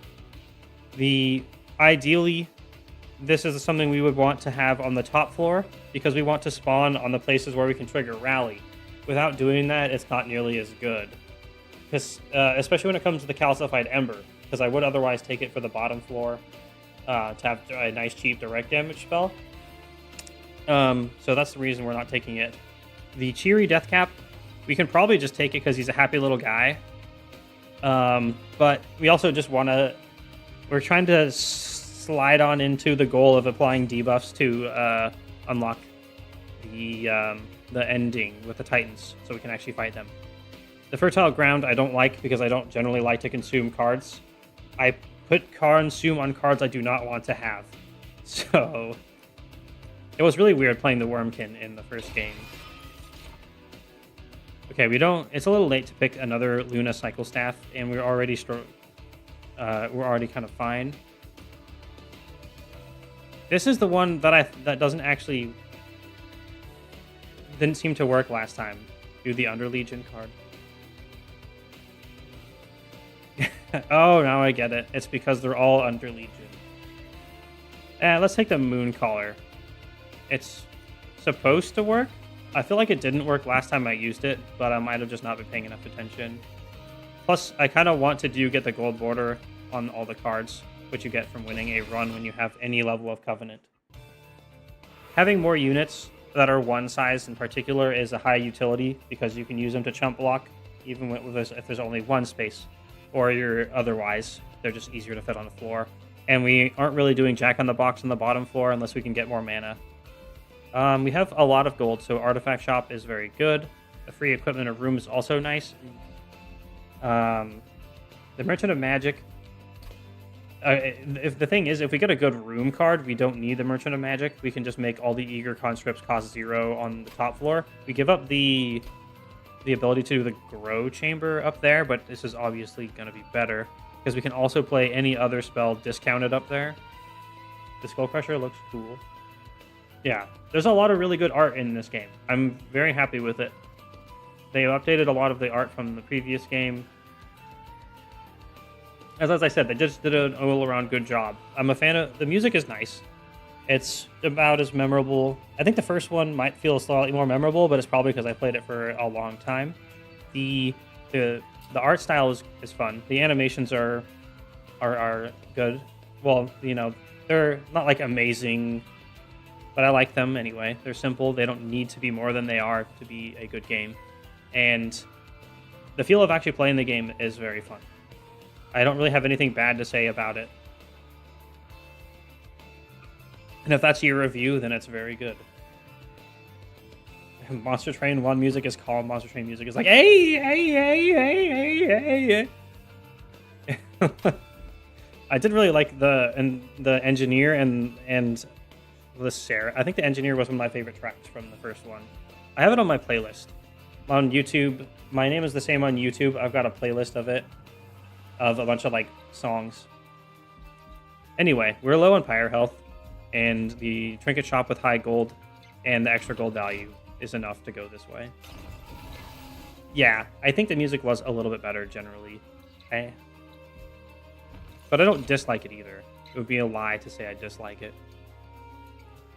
So, here's a fun fact about the Steward's Quarters. Hehehe, I'm on both. Hey, cool. Thanks. I've been making a bunch of non-commentary Monster Train videos on YouTube of each of the Covenant ranks and the build I did, except for the one where it's just generic, so I just said it's generic, because it didn't feel like anything special actually happened for it. Anyway, the Steward's Quarters. Even if you have no trained stewards, it's still a 0-cost room where you can get +1 capacity, and overriding the room later won't matter, because you can use up the capacity and then replace the room. So you can use it to summon something and then replace it with another room card. So it's actually, even if you have no trained stewards, it's not even a bad card. So we're going to take the Steward's Quarters, even though we're probably going to kill the stewards. I miss the old train steward. I kind of like the newer ones. I like that they're a little bit different, and having the deployment phase is very helpful for that. At the at the start of turn, friendly units propagate 1. Because considering that actually works by saying that it summons, that's really good. The Jack Strips is piercing damage. It's exceptionally good with the dragons in particular. It's going to be very sad that we don't have the higher gel to make them take more damage. The first friendly unit you summon each turn gains Conduit 4. They could add 1 of each or have an RNG to pick 2 to have 2 of each. Yeah, that's fine too. The OG is more balanced. Yeah, it was also nice that they had some sort of balance to them. But separating them out is also okay. It's kind of a side grade. The fact that I think mostly when it comes to reviewing it, the Shield Steward feels good because they have the deployment phase, which fixed the main problem of the first game, which was that units were generally a weak play except for your hero, because if you did not draw them on the first turn or the second turn, they would just not contribute enough. They'd just die. You couldn't amass stuff. So it was a meta in my book of things that deploy them quickly or cheat them out otherwise. Yes, Spear is stab. The pointy end goes in the heaven peoples. Anyway, we're taking the Jack Strips. It will remove a lot of threats, especially the end boss with the spell shield to 12 attack people. It's stupid. They ruined my Phoenix. How could they? And our quest is to do bonus spell damage, so we'll take that for that reason. I might be throwing, but we might win anyway, but also be able to win the greed. Okay, let's go! It's time for Kale, Lord of Cherubs. This is actually going to be very, very annoying, depending on which cherub it is. Okay, it's lifesteal. That doesn't fucking matter. If it was damage shield, we'd be in a huge, huge problem, because we're quick removing targets. But so all of our high damage first hits would just flub. So we should be fine. They won't be able to lifesteal because they'll be dead or have too little health for it to matter. Also, seeing the Smork emote is now making me think of Warcraft 3 and all like the little peon lines. Daedalus, more like Daedalus. Oh, you belong right here in my chat lane. You should stay. These kind of puns are what we're made of here at Eidolon Dragon, not incorporated. Vampiric Feed. We can kind of ignore this one. This is honestly not even bad. I say ready for the fact that it might be totally wrong. Anyway, setup phase is going to be much the same.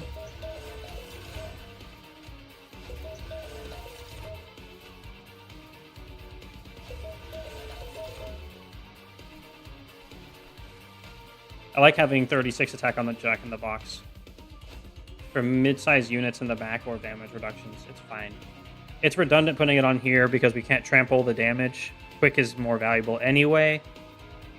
Because then, well, it can take a turn, it get an extra turn of that massive attack. Anyway, that's the deployment phase.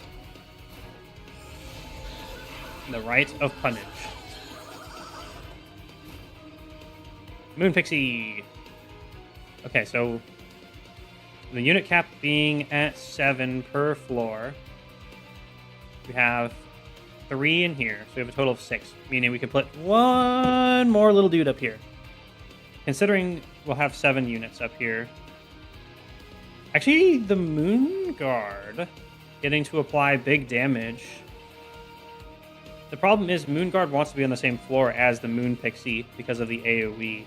We can't put them on the middle floor because 2 Jack-in-the-Boxes is equivalent to 8 units, so it won't ever work right. So I think the Moon Guard for raw DPS should be up here. It's a lot of spell damage, but actually, Moon Pixie can safely go down here for a turn for now.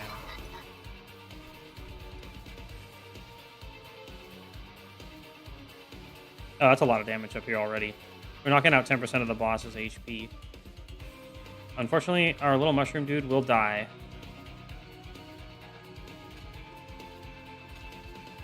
Oh well, more permanent damage and health. Getting health on there multiplies the value of the damage in a crazy awesome way. Because you need health to apply your damage to not die and not be killed by utility effects.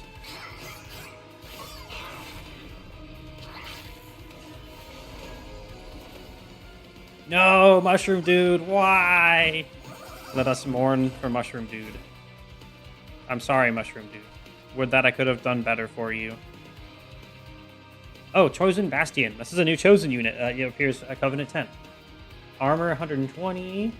Titan Skin 15. And he also AoEs Titan Skin everywhere. Jeez. Lifesteal won't actually matter because you aren't really doing damage. That's fine. The 13 times 2 is nasty up here. We don't... Oh, that's middle floor. That's middle floor. I think he's harvesting all of the... I don't know how he got that high, actually. But there does not seem to be a way that we can save, because we need 10 HP. We can't save our cluster kernel. We just need to keep investing into top floor. Then top floor is how we win.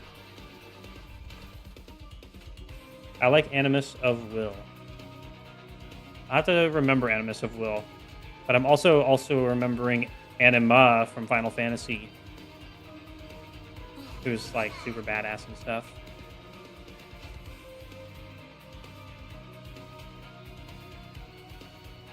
We can snipe this cherub, I guess. It's probably better... We don't actually get to do damage to you at all. We don't have quick either. Easy one hit to Pyre. Daedalus is Daedalus.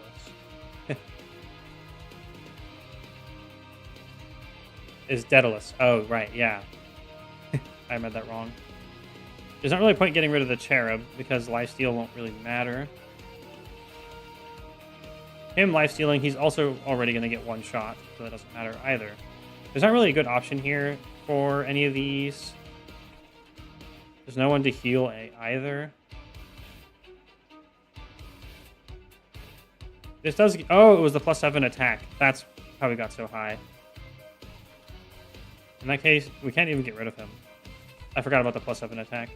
So we will get rid of this one then. If we're able to get quick by next round, then it won't matter.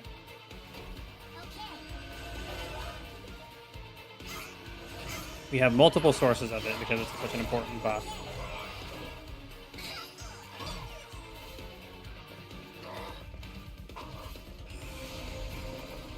He's going to automatically die for us. Perfect. There's our quick. Now we can save our mushroom pile. Mushroom on the middle floor is safe. Pop that so we can get our scaling.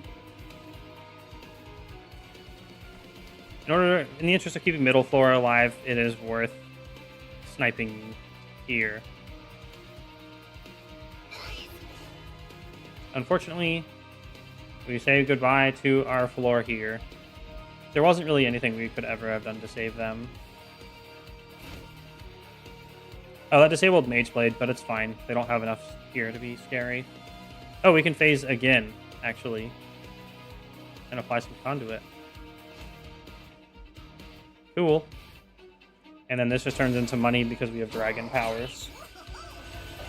Honestly, it's a good enough hire for that reason. The gold income and not basically playing extra cards. That's a lot of Slay triggers, though. Or a multi-strike man. Wait, was it a slay or was it a harvest? It was a harvest. He can't actually kill our fungus boy. Perfect. I did praise the Steward's Quarters for having a secret value, but currently not seeing it. Actually, it's fine because we can put Stewards down here. You could start the boss decaying. Oh, you not being dead is annoying.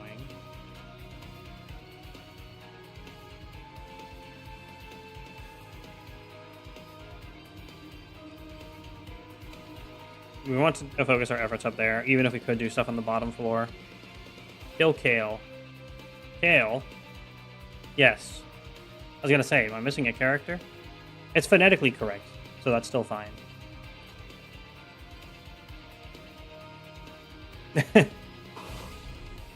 I hate vegetables, or whatever.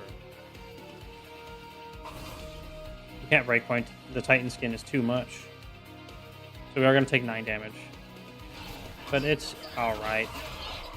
We just need, it just shows we need even more attack. We do not have enough. Oh yeah, so killing each stack of the mushroom does count as it dying. I was questioning that in my head. Wait, he died from the jack strips. That's amazing. I love that. He's like, didn't attack the pyre. He just went up there and died. That's Poggies. That is officially Poggies. You don't need the attack.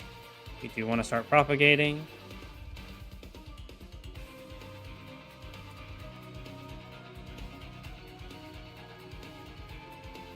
Animus of Will with 21 damage and multi-strike 3 is good.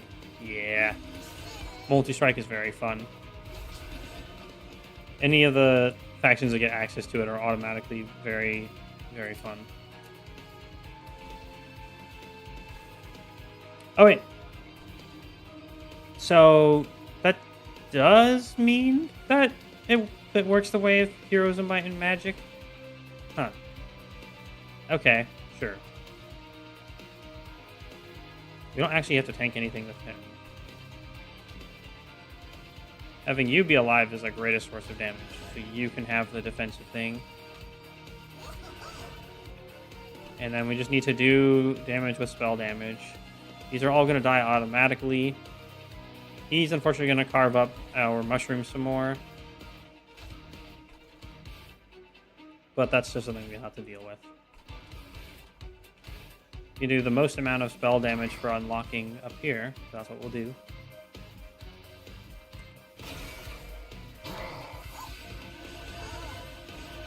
I wish I could better remember what Animus of Will was. I wonder if I can look it up so fast nobody notices I'm looking it up. I know the name.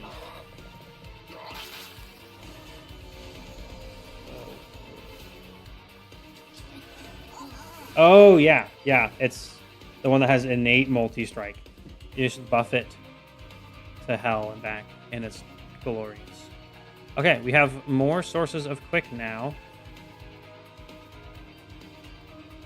You don't want the boss getting attacked. This actually works out fine, because we'll quick kill the one, and then the larger damage will kill you. It's perfect.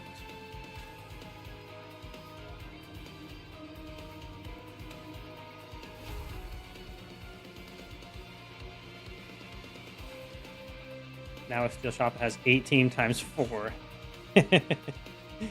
Yes. Now you just gotta get some attack buffs and stuff as well. And make sure you have a solid tank and tools for thorns and the like. And then you're pretty much guaranteed to win. As long as you have a good enough damage dealer and enough HPs, you're good to go.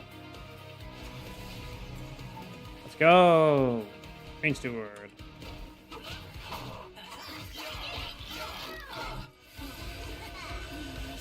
$306 at 237 HPs. This is dumb. Awesome dumb.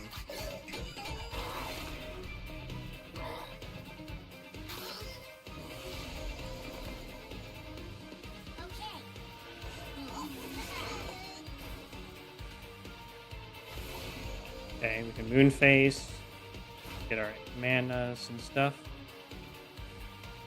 Also, since this counts as triggering summoning, I think it does actually increase our conduit.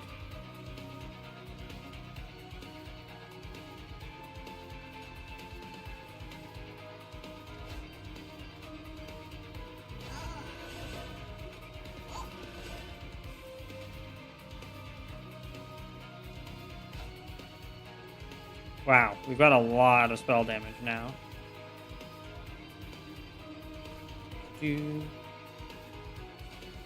Oh yeah, we can't snipe down here because we don't have all the spell damage. We're just spamming those on cooldown to increase the damage on this Luna staff.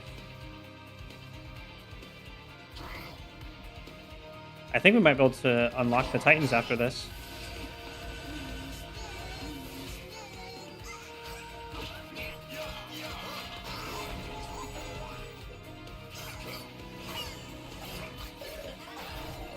Oh, so much harvesting. They're going to do a lot of work to... Oh my god, the boss is going to get so much attack, and there's not much we can do about it.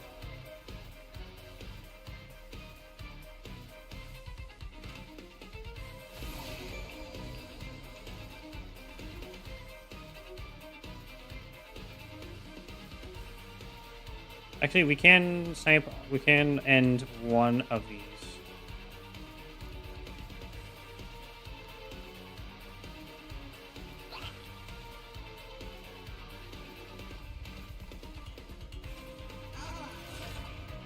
And we might be able to pick them off on the next floor. So it's only going to happen once.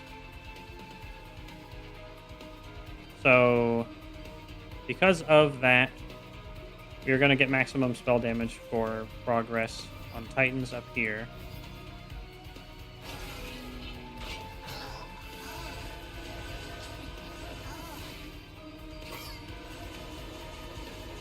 If he could only get some trample and or multi-strike, our hero could probably have a very good chance of soloing a boss. All those harvests are luckily wasted because we have quick.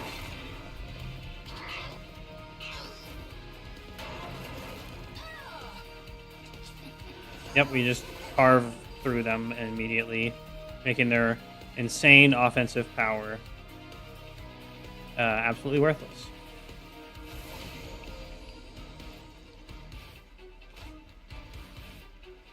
Four Ember plus 7 Ember first round. Nice. 11. So much mana. Got some X costs or stuff to dump it in, I hope.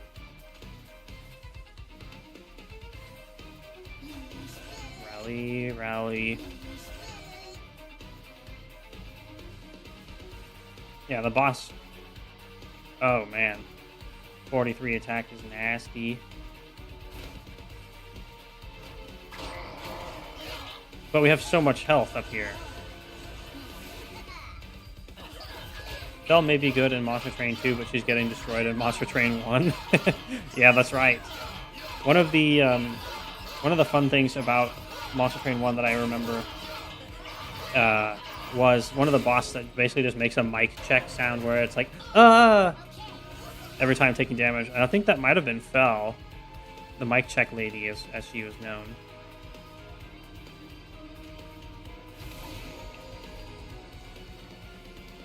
It was entertaining. I forgot to shoot this first.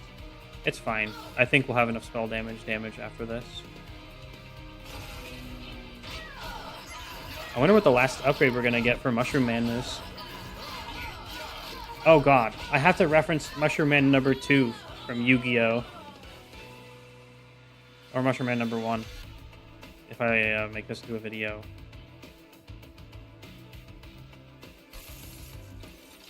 Do you have to? Lol. Yes, I do. Yeah, Yu-Gi-Oh! Abridged did it, so I also have to do it. It's required. Oh, duality. It's attuned, so it multiplies the effects of magic power by 5. And we have the ability to stack conduit for the first unit summoned every floor. Every turn. And then... yeah, this will do crazy amounts of damage. Well, I guess we're going to finish the spell damage challenge. Also, hi, Zeruvian. Welcome back. Thank you for being here, as always. Duality. What is Lemon Demon? Me not know. Me Sag. So there are a lot of turns. Music. It says lemon and it says demon, so it must be cool. In terms of what we want to pick next, we still have 5 copies of Witch Weave, which is 0 cost. They are quite good now that we have magic power on multiple, well, at least one floor. Drawing additional when we have a lot of cards that cost 1 or more, although a lot of them are minions, is bad for that, but good for these. You have listened to it before, just you didn't know. Those are always interesting kinds of musicians. Draw. Hell's Flame. We don't really need deployment mana. It would help, I guess. We're kind of we'd be able to get the Moon Guard out, which clearly things are leaking through early in the game. So it's not a bad choice. I think the card draw is going to be more relevant because we have the... Where is it? Yeah, the Ori. We do technically already have 4 mana per turn when we can Moon Shift a lot. So I think the wise choice we're going to take will be the draw. We can get through the deck and make sure we don't miss Quick, because without Quick, we have problems. And there's other things that we can do to help with deployment. Duplicate, Merchant of Magic, and Gold. I'm not sure what we would duplicate. There's a point where we are very quickly have too much Jack in the Boxes. The Wildwood Tome is actually a good duplication. The Merchant of Arms for rooms is pretty good, as always. Our Pyre is mostly healthy. The health is not wasted, though. Spell upgrade is a good way to go. I think we'll go this way. As long as there's an artifact shop on the next floor. I'm pretty sure there always is. Yeah. So the extra gold is also good for that.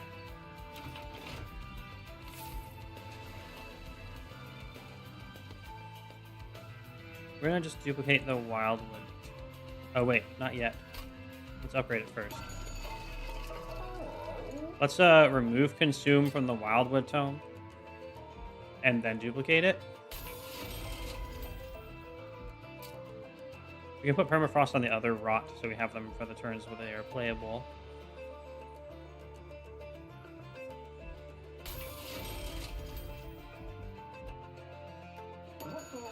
Actually, wait. We removed Consume. But if we can make the Wildwood Tome cost 0 as well, that would be nice. There is a chance to upgrade it one more time. Or if we make it implicit.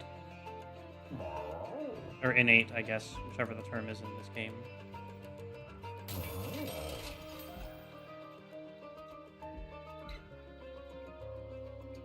Ooh, double stack? I can go on one of the Rots.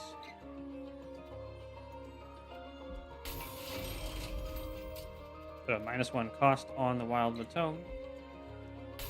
Therefore, we can never get screwed over for playing it. We can put a heal on the other Rot. Or Lunacy. X cards have higher potential and consistency that you will trigger it at all. So I'll put that there. And Magic Power. It's multiplied here. So that's an easy choice. Spell Dead Floor 1. Very nice. Floor 1 is always fun. I like winning on floor 1. Or floor none. Actually, we should have upgraded the champion before we made all these. Oh, God. That's twice as good. However, We are already good enough. And if you consider the fact that on Slay, Propagate will trigger Rally. So every time we kill, it gets the +1/+1. So it kind of makes up for a little bit of the difference, but we get innate trample, meaning nothing survives. So this is the definite best choice. We have to get trample.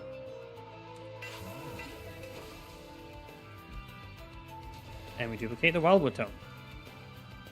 Because quick trample with that much attack means we just win the game. Pretty much.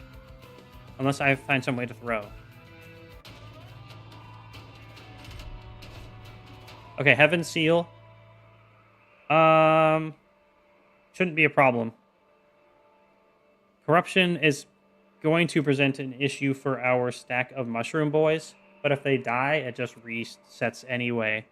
So I'm not actually concerned, especially because we can just quick trample everything. Even the tanks shouldn't have more than like 300 HP. So we're going to do it. The Path of Exile meme for this situation is Vol or no balls. And we have so much balls right now. 56 on the Moon Staff, not too bad. It's basically not even mattering though. Just in case if we didn't do this well, it was worth picking up.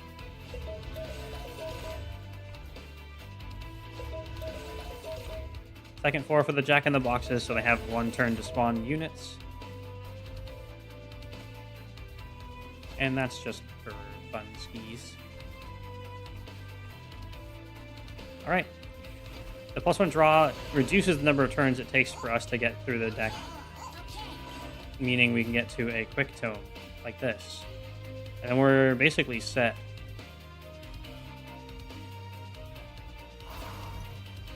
And starting with this means we stack very much more quickly. So we put the grow room up here. That's also why I didn't go to the room shop earlier, because we already have a very good room for this. And we can snipe whichever one of these we find more scary. The ones that put garbage cards into our deck are definitely more scary. You have to reanimate. So Lunas of which we won't work there. So adding Conduit to a third unit will mean that when we propagate, it'll add another total amount of Conduit. If it's on 2 units, it'll add 2 Conduit because it increases each by 1, but if it's on 3, it'll go up by 3. So we put it back here.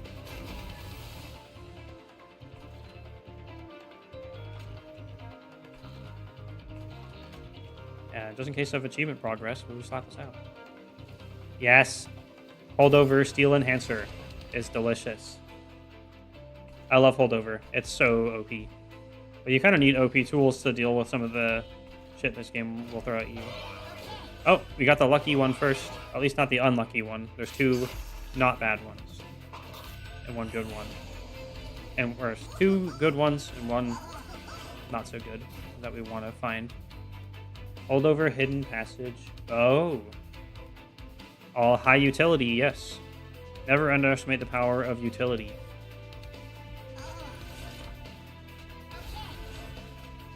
Let's go, Eager Conscripts.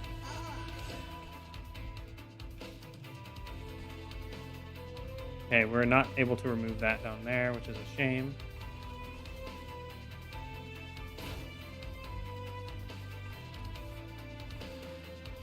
Let's do our spell damage up down here.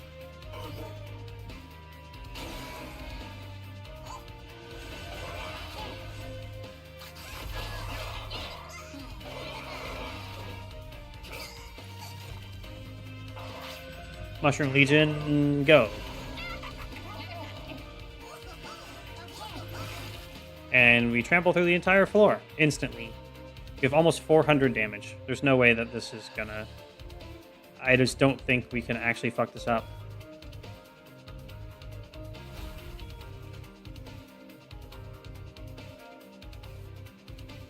even put regen, start stacking regen here in case things go horribly wrong somehow. And then we still can't. If we could moon phase, can't though. We're just gonna do. Oh, we don't want. I wouldn't mind taking gold, but 5 damage to 10 is not a good ratio, so we'll play this. And we'll try to get rid of these. They're very annoying. We could use some conduit on the middle floor.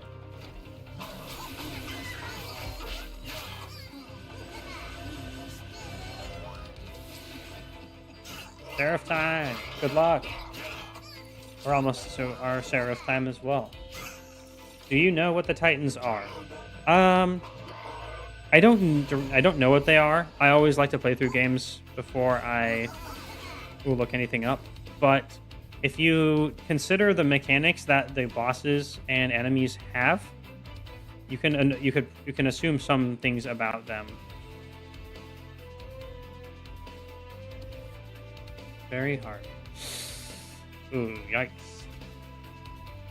So if we summon down here, then the decay will kill you, which is perfect. Less garbage in our hands, more real stuffs. Anywhere train sewers are going is down here. They have 3 attackers in total, one of which, yeah, kills the first few. So the train sewer will just die. Let's get rid of these. And the sewer doesn't need to exist. He has high damage, but it's not good enough.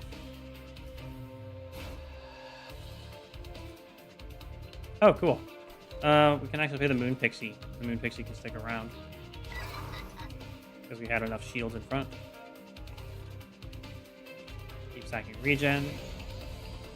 It gets better the more you stack. And then we pass turn.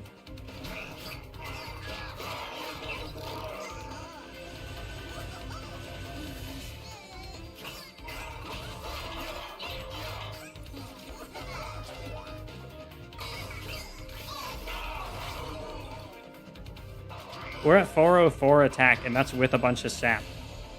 And we... Oh, that's 1,000 HP in the front here coming up. We need to be wary. They don't do that much to the pyre, but they will have a lot of turns to apply it.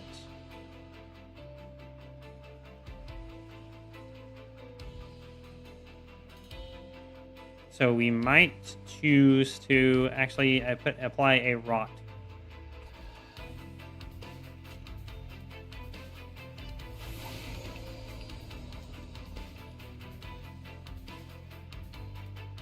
That dude actually survives. We need more damage somehow.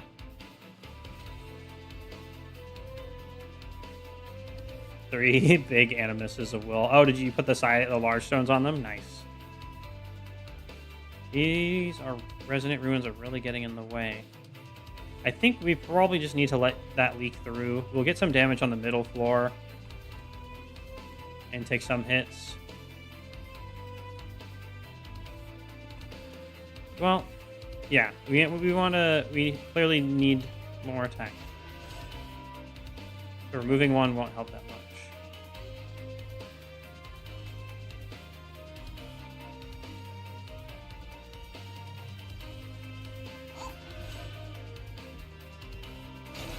Get more permanent stacks this way.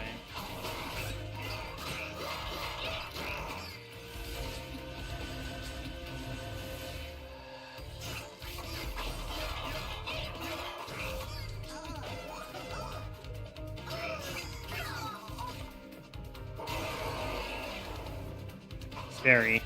This floor coming up here with 1,000 HP. I hope there's not another one. Okay, there we go. That's the doable floor.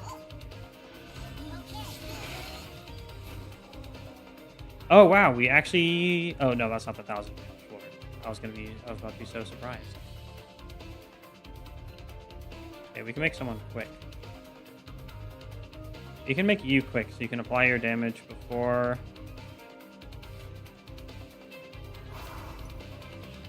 they have a chance to mess with it.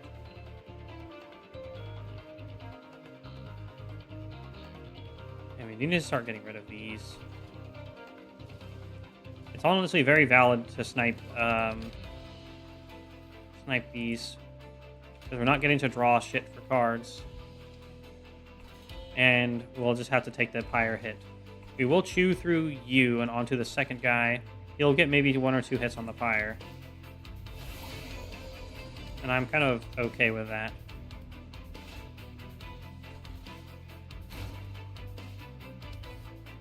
So we're going to stop the flow of pain.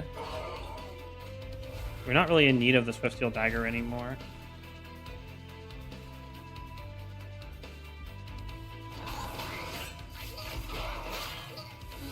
And then we'll see how this war goes. With all the spell damage buffs, this will do a lot of just raw damage.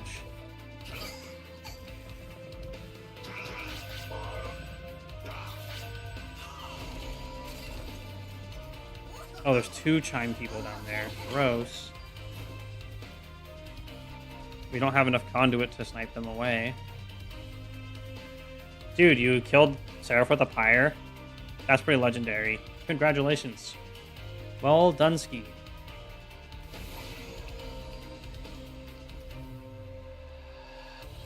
Okay, so that'll be 4 hits from you. Ugh, not nice. That's 36 damage, plus the survivors. We do need to do something about that. We can remove 1 with glow up, because the trample damage is free. In that case, it shouldn't really change the overall outcome. But we don't want to put the deformed duos up there.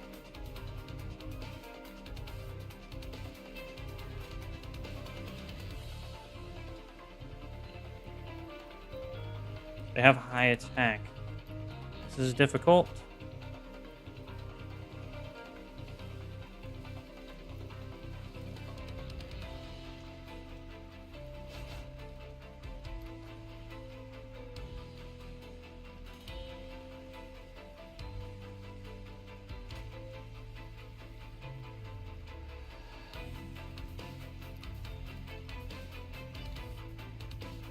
$76 fire damage.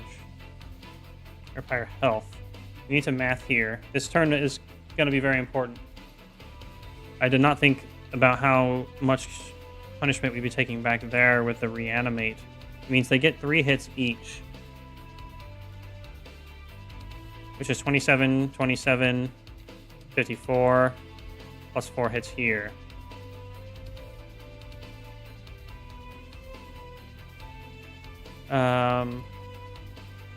It's 36. That is enough to kill us. Can't have that. Dying is bad.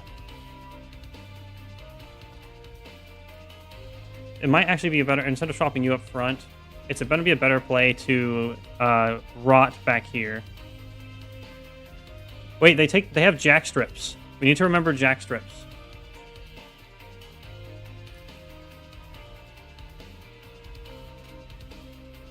I think we should be okay by jacking you. Lol, jacking. Because then we're removing 27 damage.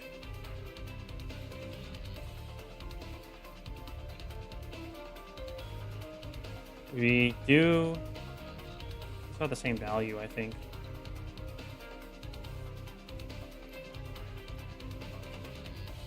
Because if we do here, then they go up, take 9. They die immediately before they can do 9 damage. Then we're still taking the full value here, 27 plus 36. We should just survive. All these resonant ruins. How could you? It's much too close for comfort.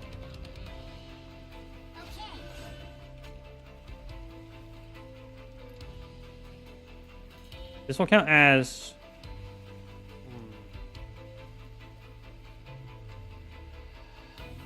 This does reduce them down, and it should basically functionally be the same, but also be better. As I think it cancels 2 attacks. If not, it can't be worse. So that's the way we're doing it. And then we press the scary and turn button. Oh, I mathed wrong. We're only doing 96 there. Oh, wait, no. We get the jack strips to round it up. So it's still 4 hits? 5 hits. Ugh. We're going to get very, very low from this floor.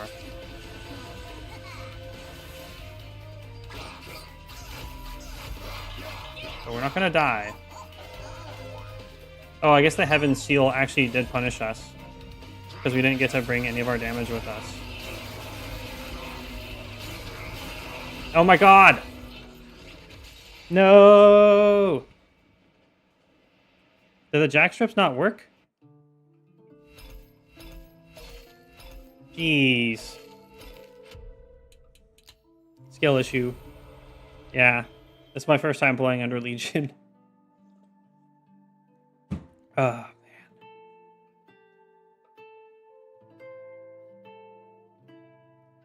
man. Yeah, they would get 2 attacks each. Oh man, what a sad times for us today. And we didn't even finish. Oh, it's okay. We didn't actually finish these.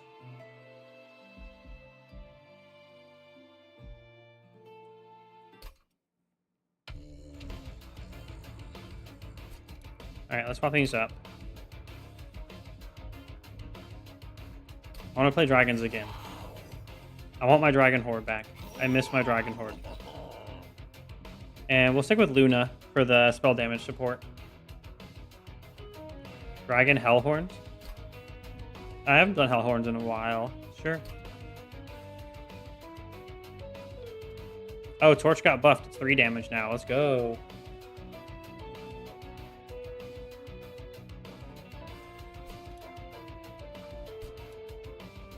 Most of the cards had gotten buffed.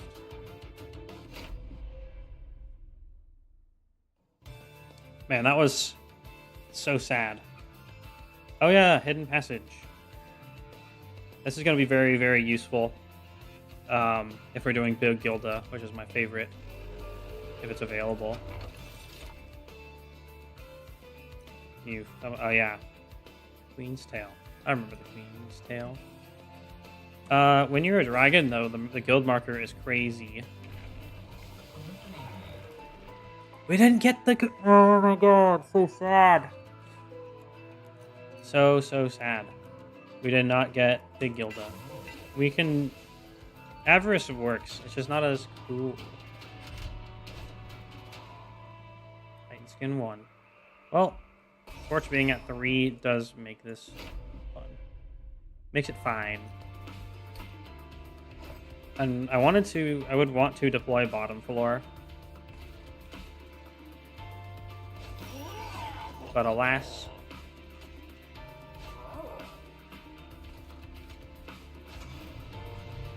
We need to deploy at least on the middle floor.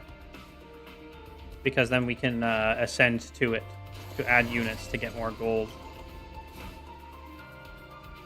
Like so.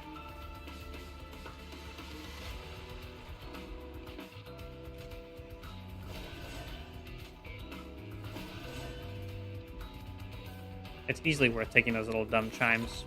Not that they don't do 5 damage to us.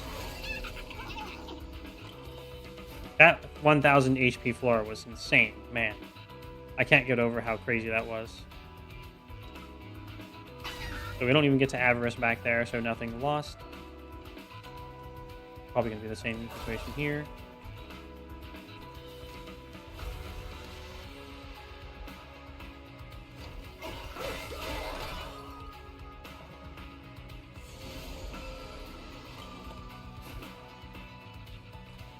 Man, we're not going to have trample and stuff. Sad. Let's move a whelp up for some more money.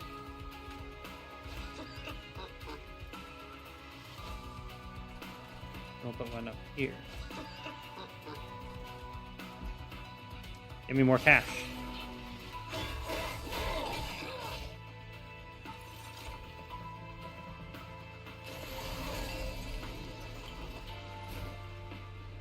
Okay, Thornsky will dive, so the boss is not going to be a problem. We're going to replace with a steward.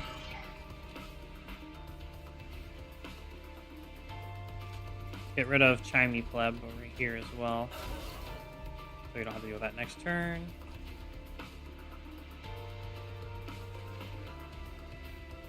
Train Steward beats the boss. I love it when the useless Train Stewards are not useless. Let's see. Titan Skin 1 is effectively 32 HP, so we have that covered. PP the boss.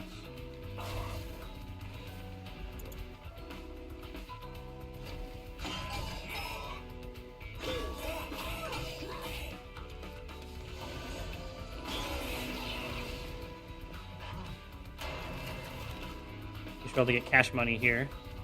Perfect. Cash money.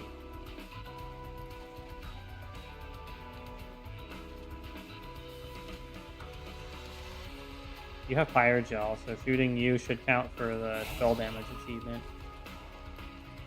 3 asterisk cash. All it takes is a little pain, or a lot of pain. And we let this resolve. Get the money, get even more money from attacking. We're gonna have... Wow. We might have up to about 300... We're gonna have more than 300 gold after the first battle. And this is why you play as dragons, because they're the best and they're dragons. Which is redundant. To say that a dragon is the best is like saying that money is worth money. Oh yeah, 380 Gs. Oh. Dragon D's nuts, got him! Yeah, that's a pinner. Okay, Calcified Ember is a sad punishment, but to enable Dragon Horde better with the limited time we have, it's still worth taking. Golden Touch is one of the best ones at generating it if you build it correctly. Oh my god, piercing damage! I forgot about piercing damage. Just kidding. I did not forget about piercing damage. We literally just had the jack strips that betrayed us. Hornbreak is a great spell, though. It scales double with spell damage, it pierces, so it can kill shieldy plebs. And it's classic a good spell, so we'll take it. And we save.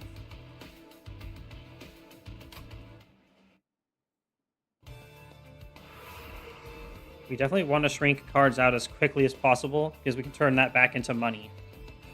But Merchant of Magic is what we want, because we want to upgrade the Golden Touch, so it's intrinsic, ideally, and has holdover as the second ideal. That's the first one. I like money. I legitimately want a nice hoard that I can just sleep on. I like cold surfaces when I'm going to bed. So having like a big pile of cold coins would be so awesome. Okay. We roll. There's the -1 cost. Ideally, we would make it innate as well, because there's almost pretty much always a target on turn 1 that you can do, especially when you have the little whelps. Because they don't actually die, so it's not actually mean. And they just get Dragon Horde. Not rigged. Passing this up when it's already held over would be a terrible idea, so taking it. Pyre Heal is pretty good. Still. Spell Chain. Anything worth spell chaining here? No. Hidden Passage. We could move multiple units per turn. That's actually not bad. If we can get the intrinsic thing with it as well, then what we can do is we can place units on the bottom floor during deployment phase and then immediately move them up onto the floor where they can avarice for cash. So let's go. Unfortunately, this doesn't leave us much room for removal.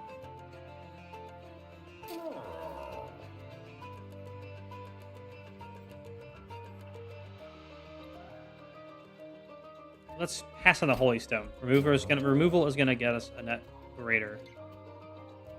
We want lots of units. We have a holdover on Golden Touch, so most of these torches are now redundant. We can purge Calcified Ember for free. My friend's on Seraph with only 11 spells. Snow champions or units, just spells. I hope they have spell damage. Because otherwise, good luck with that. Hellhorn's unit. Demon Fiend. He's a 60-60. I don't really like either of them. But Demon Fiend will synergize the best over time. If we are able to get the mana, he's a dead card until then. Just because we're just trying to make multi-floors. Well, let's just take the Branded Warrior that we can actually use. Because we are also trying to stack multiple units on the floor, and if he does get a killing blow, then it'll help everybody. So not a dead card, and still works with synergy stuff. Mark of Invasion. When I see Mark of Invasion and we have Avarice, I think money! In addition to the free bonus money. Plus also lots of free targets. It's nice that we start with the Guildmonger. I don't normally like the card, but when we have Avarice Gilda, he's just like a little chunky boy. He fucking won. I'm honestly not surprised with the right setup. It's very doable. Good job, though, yeah.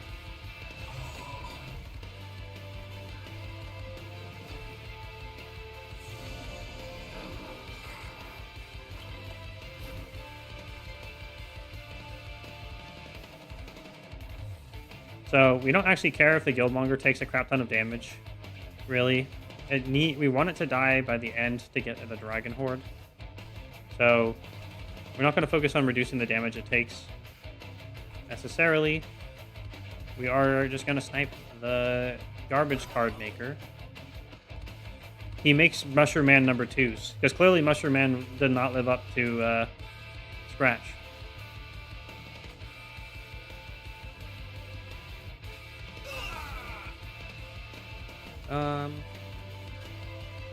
Have a steward.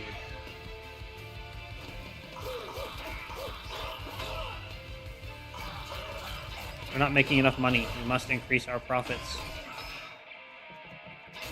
At least those guys are giving us 20 gold for 6 HP. Which is okay. Mushroom Man. Don't forget, my chat rules state that you have to have a separate message pointing up to your message that says it's not spam for links. Ooh. It's a funny joke. But there's also, none of the bots will ever do that. Damn.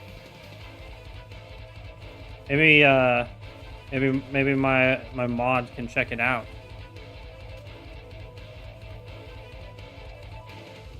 It's Lemon Demon. Not spam. I checked. Okay. Yay.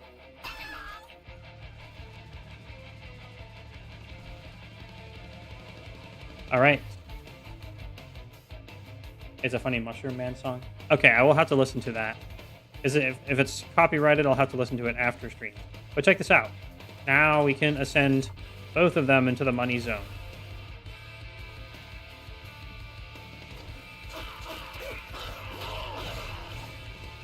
Oh, we did actually get a sleigh with Sleigh Man. That's nice. Oh. I think I'd rather have the Dragon Horde than purge the Calcified Ember. So you want to target the one that's furthest down because it has the most number of terms for it. Number of terms for it to disrupt you. So up you go. Except dead, not up. So Guildmonger is almost dead. We're gonna put this on Gilda instead of Guildmonger. Because we'll probably get more value out of it that way. Guildmonger is not gonna last past the next turn.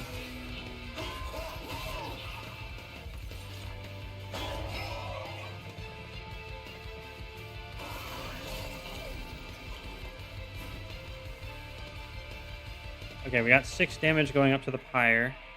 Oh wait, no, we don't. We have spells. Let's fix that.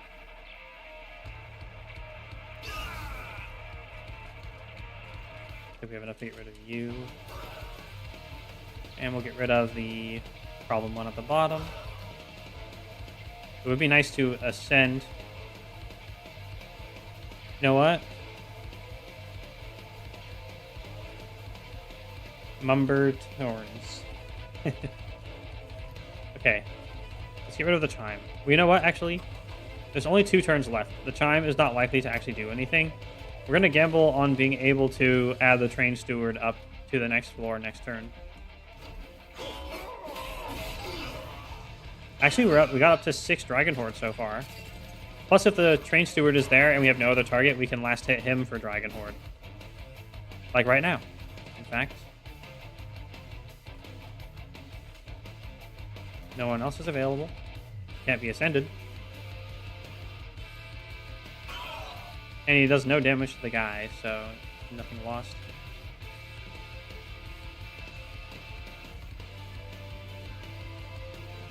So we can't actually add any additional health to Gilda, so we're going to put it there. He's going to slay him up there, and that's nice. And we can do 1 damage to the boss! Woo! Technically, no reason not to. Actually, having all that spikes is... Okay, so we win, but we all die. We're going to trade 2 more health for 20 more gold. It's worth 33% more with the cost reduction. Weird-ass maths.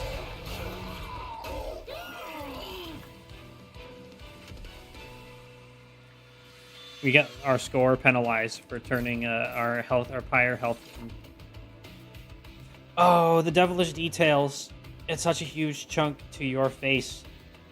But it's 3 Dragon Horde for 1 card.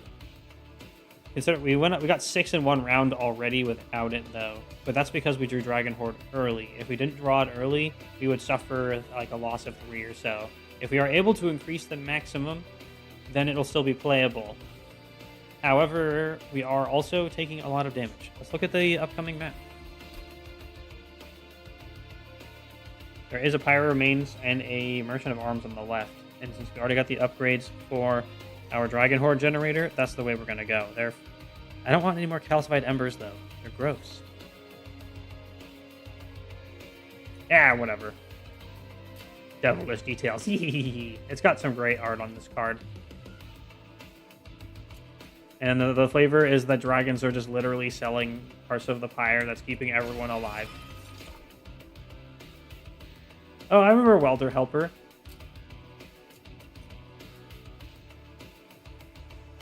And Fledgling Imp.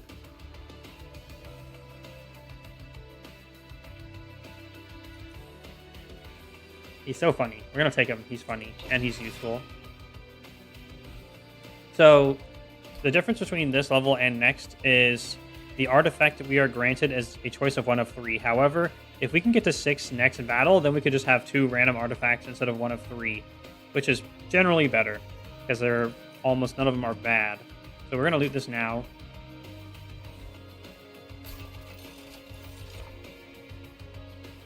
+1 Pyre Gel.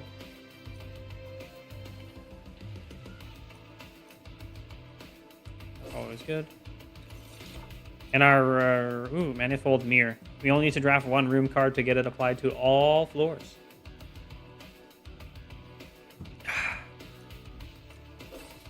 That's a good one.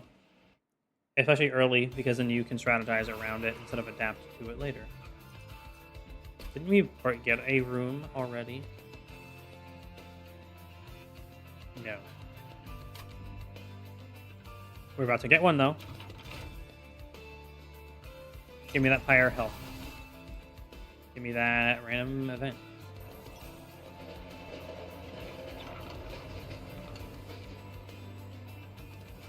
Oh, it's this dude.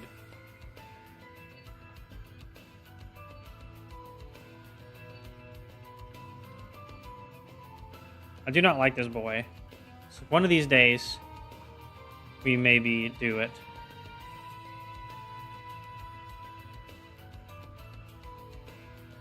It's 3 damage. If it was 1 damage per, then we could turn it into cash money. But 3 is much too heavy of a price to pay, so we're not going to take the Dante.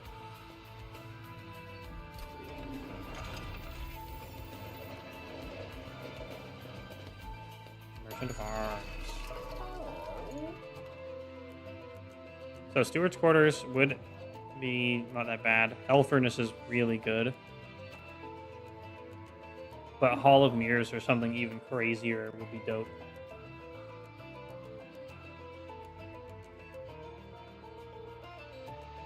There's nothing wrong with having both of the Steward's Quarters and like a Hall of Mirrors.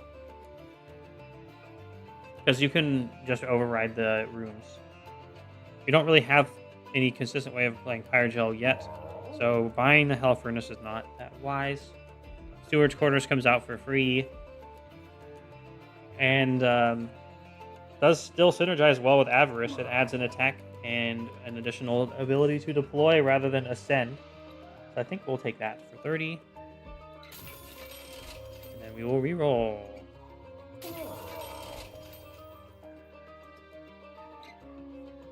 Oh, Zone of Silence is really, really good.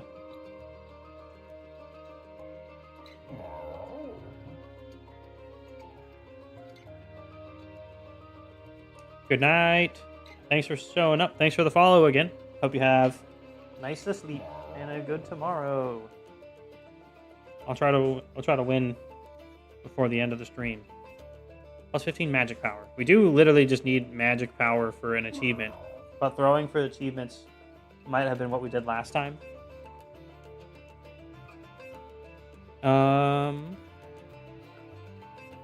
We are gonna need some offensive buffs. It's gonna be hard to trigger slays though. Let's take the Zone of Silence.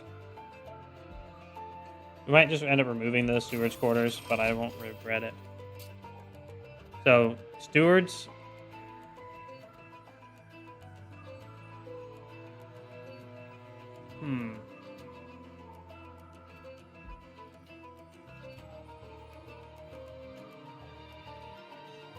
It's like silencing them on every floor, though. We only really need it on the floor where you're killing them. However, having a deployable Zone of Silence that affects the entire thing means we don't have to snipe things on the bottom floor. But you want to do that anyway. It's weird. We'll start with the... that's just too good to pass up, isn't it?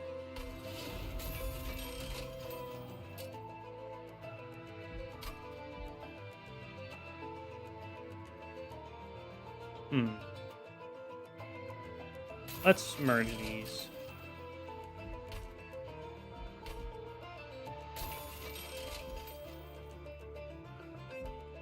And we want to keep removing.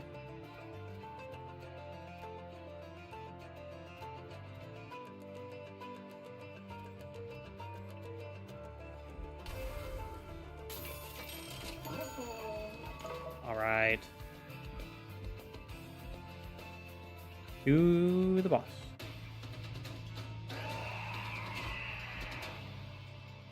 Him lasting a lot of turns. Hopefully we'll get our Dragon Horde early and be able to farm him for Dragon Horde. He repositions people, which is a bit annoying.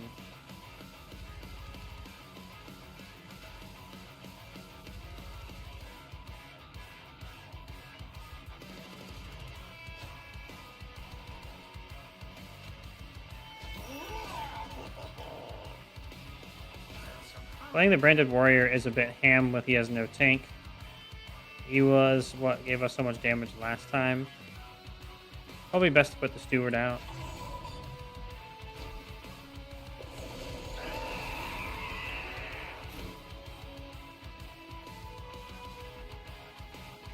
And of course we do start with Hidden Passage.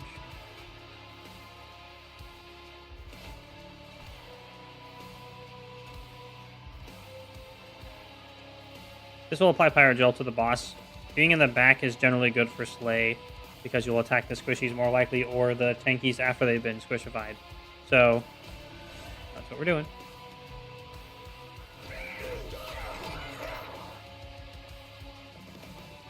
Yeah, all of their utility stuff is just disabled. It's so funny.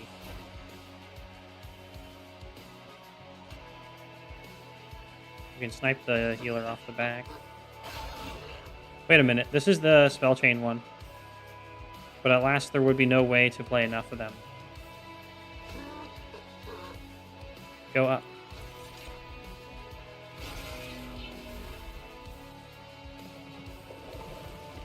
Well, the special chosen guy is also fucked.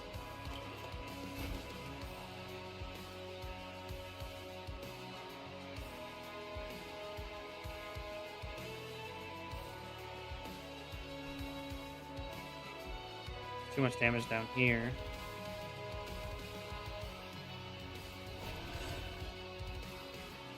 We do need to get rid of you, save Gilda some health. Could also pop the whelp, but he's going to be passive income if we leave him there. Oh, now he dies.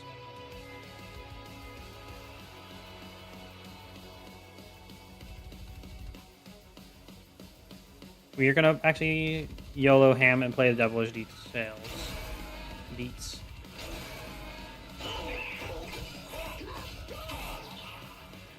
No Slay though. Oh, that was a Slay. But she does no, she has the regular lava armor, so no Slay.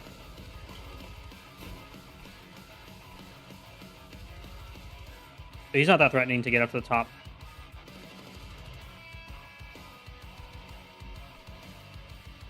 Yeah, rip Steward's quarters. Incant won't work, we can ignore it. We'll take 3 damage, but this is the best exchange ratio for gold that we can get, so I'm fine with it. We can snipe the damaged person before they can be a problem.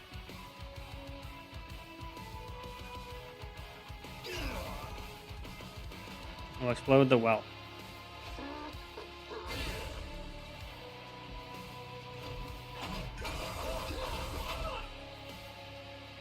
Oh, those are all blocked attacks, so we don't get money for them. That's a shame. I wanted cash. They're rotated all the way back around to the beginning again. Oh, Piercing can easily take care of the Cowering Sycophant. And there's a squishy down there to snipe.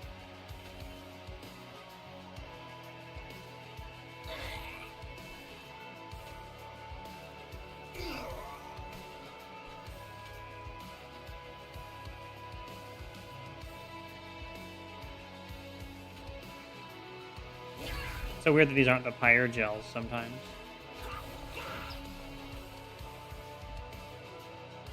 Yeah, we're going to take a bit of damage here again.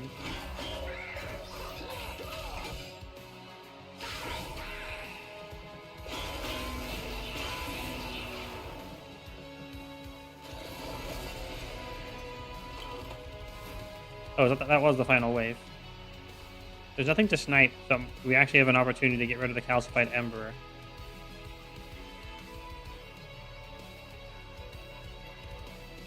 Well, he doesn't get to resolve. That's why he has so much HP. But he also doesn't have any attack now. Ouch. It's rough.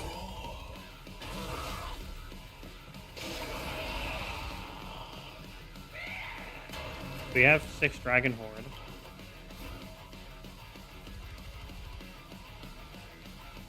Oh, we can either burn out the Calcified Ember, or we could Hornbreak the Reflect guy. I think we have an okay enough floor here because the spikes will...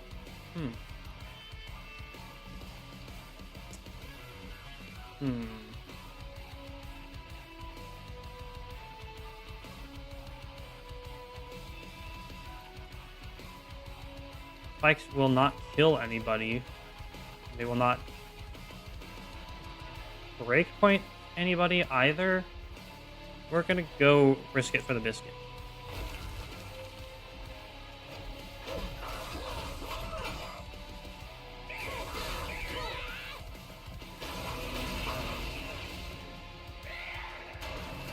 I hope this is enough. Oh my god, it's not even close. We're gonna send you upward. Oops.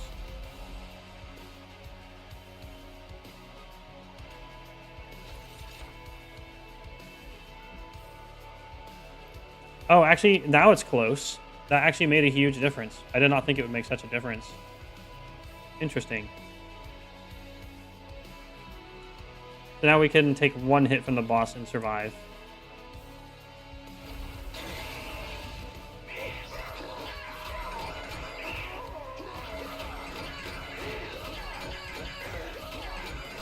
Oh, that was because we gave the steward multi-strike in the back. The steward's quarters coming in clutch. Oh, that hurt so much. We took 49 damage to win. I would love to take another Devilish Deets, but we don't even have maximum Dragon Horde yet. We'll take Soldier of Fortune instead.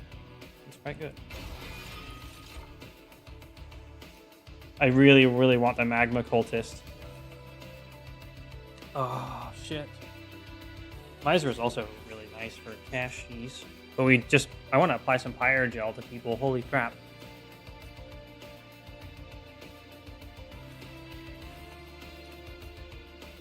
We are clearly having damage problems. So yeah, I think it's Cultist time. Even if we get the Calcified Ember.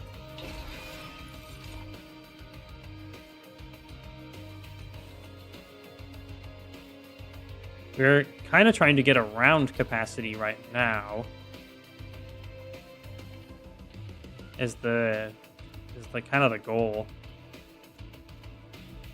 So mana or card draw?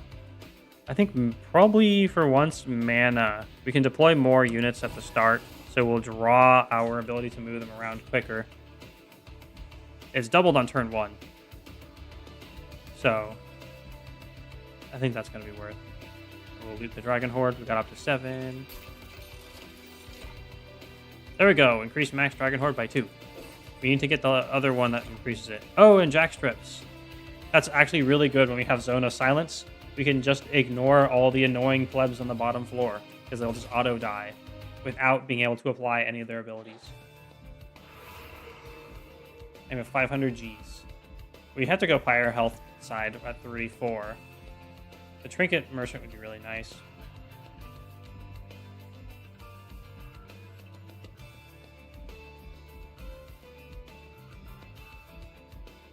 Yes, it's very poggies. Must be what having mods in a stream chat feels like. Yeah. Oh man, I kind of don't want to be a coward. I kind of want to go buy artifacts so we can get the max Dragon Horde. All right, now we can get up to 2 minor artifacts. But if we get the next one, we can actually get plus capacity or plus mana or plus draw. Time for a quick poll while I stand up for like a minute or 2 and walk around. Do we be a coward? Or do we go the artifact shop route to hope that we can get Dragon Horde?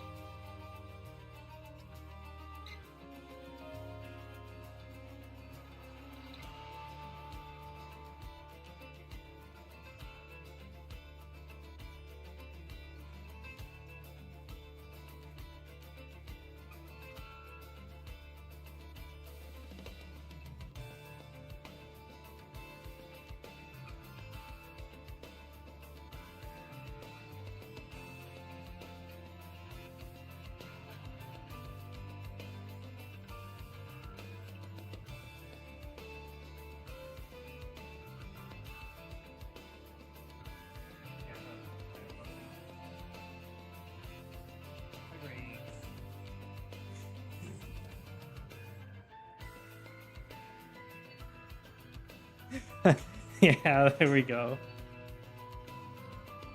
I legitimately think this is actually the better play. That was audible, so you know I drank water. Alright, seems pretty definitive. Let's go to the shop. It also comes with extra money. If you don't take damage, you never need to coward. The thing is, we did like 16 damage to ourselves last time, so we do take damage. But only because we choose to, not because we weren't powerful enough.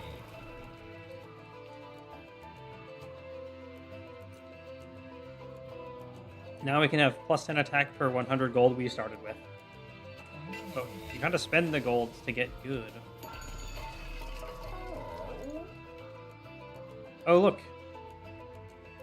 You should add a dragon scale redeem to level up Covenant. Yeah, that would make this a lot easier. Oh, no, I know what you mean. By referencing the actual Covenant. Okay, Prismatic Dragon Scale is just not gonna work for us. However, but all of the deployment stuff is always good.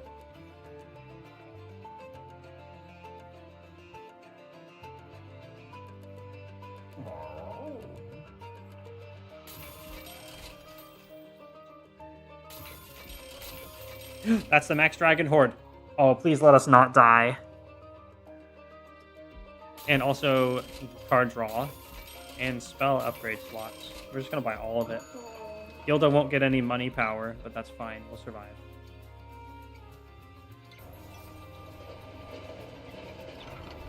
Immortal Ancient Dragon Covenant. I want something to like have it do. Let's see.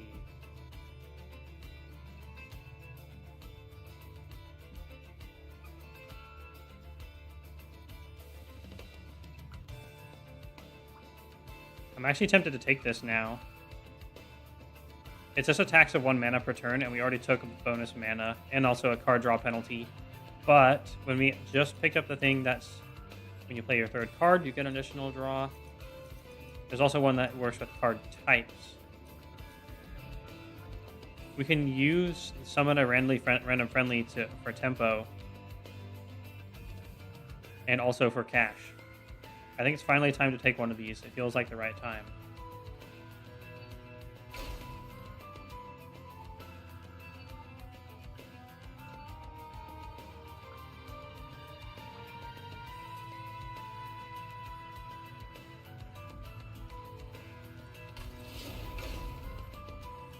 You ask for authority. Dominion's voice booms out. So be it. You've gained authority, but even as you leave the fountain, Dominion's voice does not leave your ear. I like it when they have the sneaky secondary parts of these where they sneak up on you later. I'm wondering if there's going to be one of those. All right, I think the tempo of it is worth. Especially because we didn't take capacity.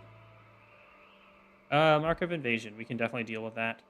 More than likely, we will summon a whelp out of the trigger we just got, which means we can wipe the floor of the summons.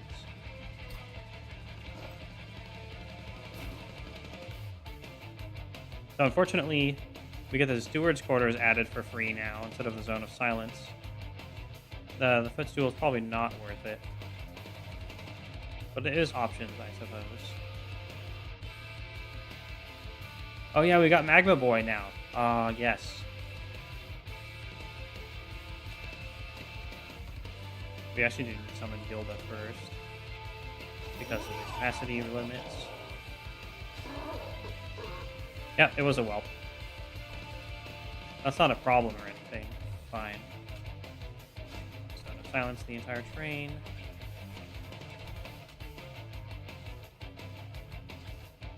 And Magma Boy can go down here. A Steward Michi. Who has... actually, we'll give Lava Armor to you.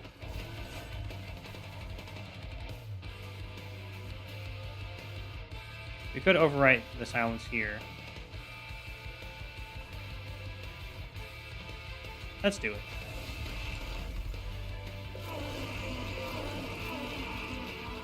Oh man, I regret it immediately.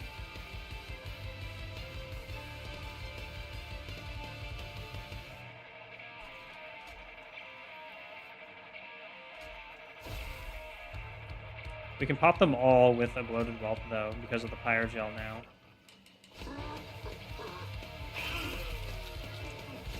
But now we instantly lose the steward that we, well, almost instantly lose the steward that we just buffed.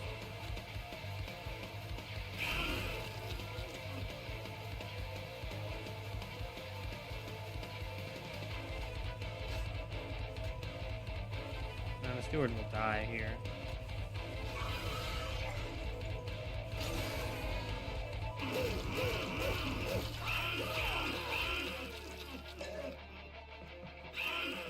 Well, he died from the jack strips with pyre gel. Pyre gel really helps them.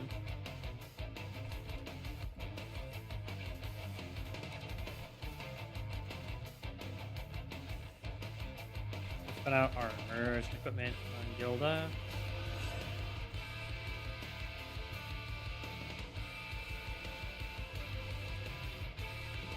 And I guess we just need to summon some stuff. We can pop the guy in the back with 2 whelps. No! We drew into the golden touch and now we missed the opportunity to hold it over. That's real sad. Especially when we have all that stuff we want to remove down there now.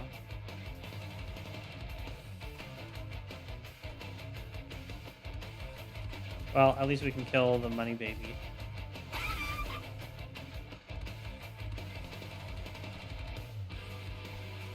Hey, we can move the magma cultist and the strange steward up.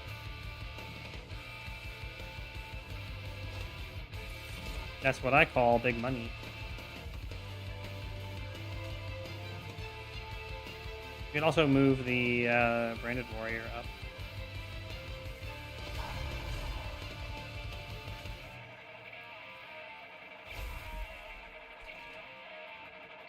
And we'll take 10 fire damage for Dragon Horde. Down to 22 HPs. If the boss gets us, we're going to be real sad. Obviously, because we'll be dead. Oh, they all died for free because of... Right, we get to ignore them because we're Giga Chats or whatever. And we have a chance to get rid of the calcified ember. We'll take that chance. That guy does not die. He will get 6 damage in on the pyre. And our damage is crap.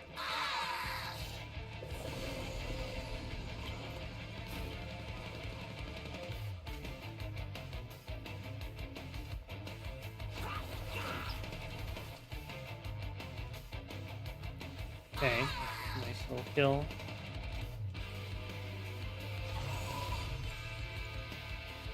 Oh, it's 2 more pyre damage. At least the train steward room is actually doing work. It's paying itself back.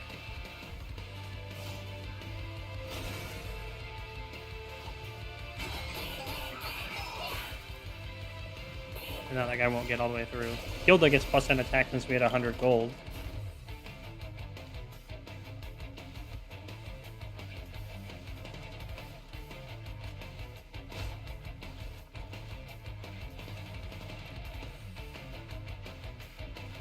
Does he start when he runs in by corrupting everything? Because that is hugely bad. That's like unfathomably bad for us.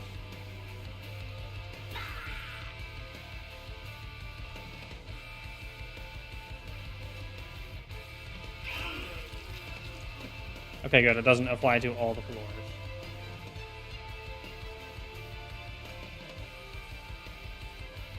Oh, wait, he dies for free. We should just be viewing the boss.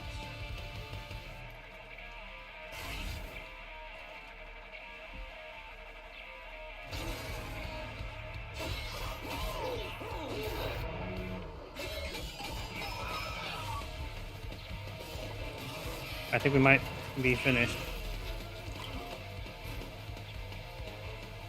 There's no point in ascending. We kind of just get killed.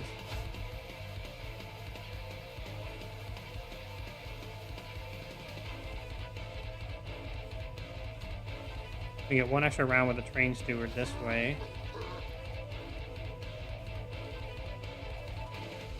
Or we move the train steward up.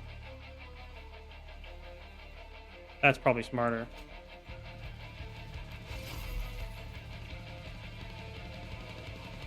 And we'll sacrifice 4 damage dealt to acquire one more Dragon Horde. Gotta go for it. Oh man, we lost like all of our dudes. And I forgot the train steward doesn't have multi-strike up here. Yeah, we're getting creamed. Well, time to go out like a Chad.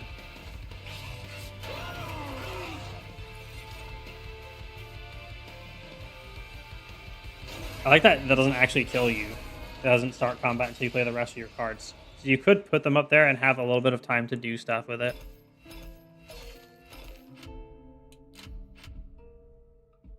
Oh, we got close to the debuffs. I think we're going to do Dragons and Moonmans now. It'll synergize well with doing both of our achievements, and then we'll just win because Dragons. Last time wasn't real. Doesn't count. I'm happy that I wasn't an instant win for Covenant on 10. It was very close, though. But it was basically rigged. Yeah, it was a practice run. Classic practice run. We got Flickers. We got 2 Flickers as a starting card. 2 Moon Manipulates. And the Lunar Priestess I like as well. We need stuff that synergizes with the Moon.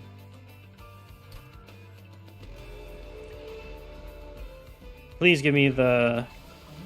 Yes, we get Guild Mother this time. We really want those stats and the free Dragon Horde income and gold. He does all the things. Also, when a unit without Pyrogel gains it, it gets +6. Yoink. Yeah, we had not at all the damage there, and the corruption killing all of our units before we could do anything was just a death sentence. You need some meat. We will take Titan Skin.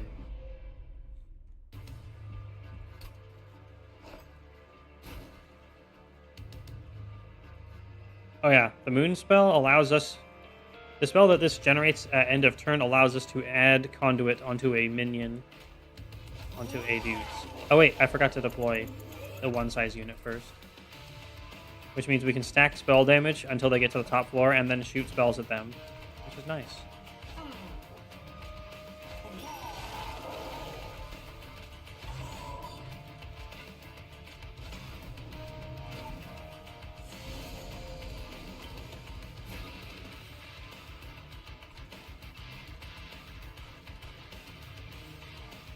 Titan Skin means we don't really get to remove anything, though. Yet.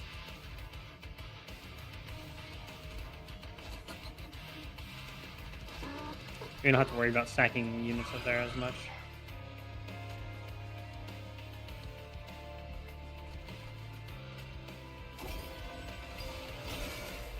It'll allow us to heal Gilda, though, so she can tank.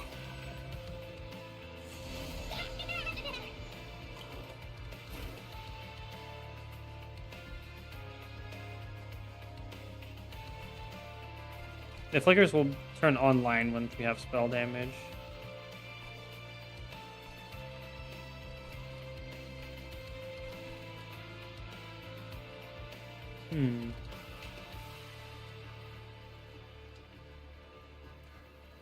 We'll put it down here. Here's Titan Skin. Kill the healer. That's probably wise to do with 1.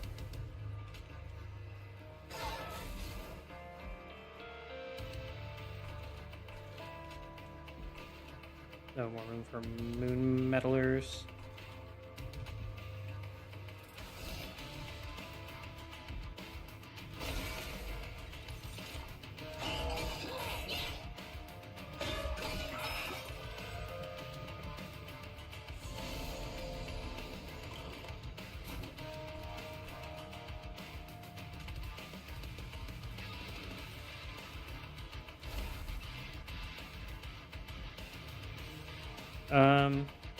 Yeah, we don't quite get enough damage through for that. Good thing we have the conduit here, though. That works.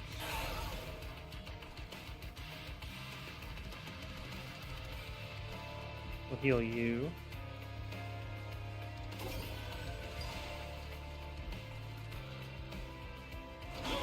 I think we're going to leak these guys up to the top, unfortunately.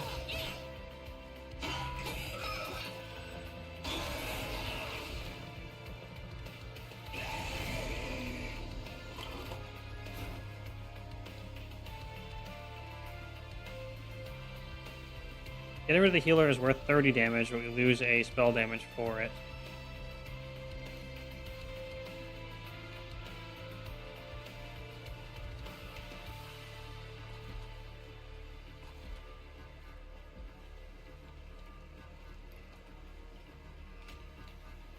I think we'll work on the top floor. Ignoring the healer just means nothing really changes.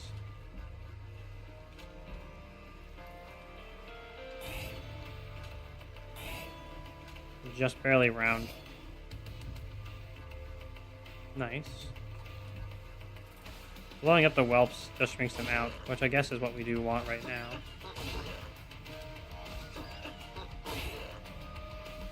Oh, we should have left the last one there.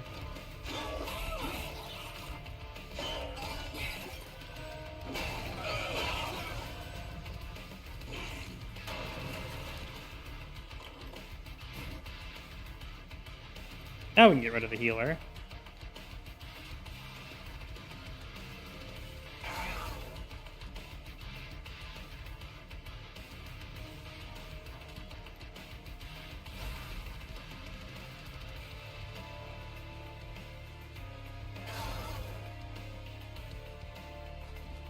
Oh, we get the whelp just in time.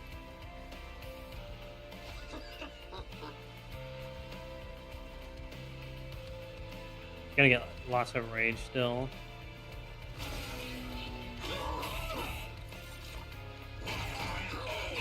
We'll be able to heal up Gilda at least.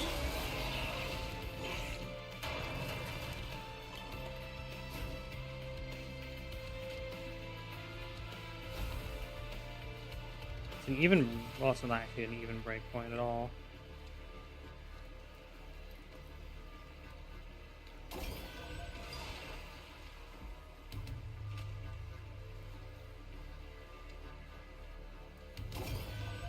We don't get to keep the Dragon Horde.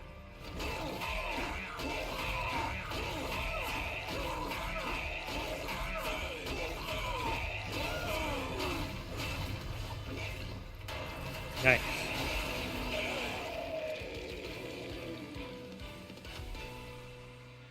Not off to a nice start. No, there's Golden Touch. And Lava Flow. We definitely want Golden Touch.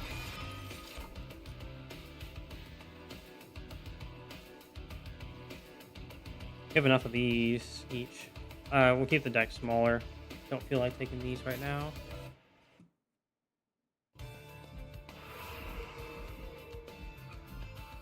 I want the magic upgrades for Golden Touch in particular.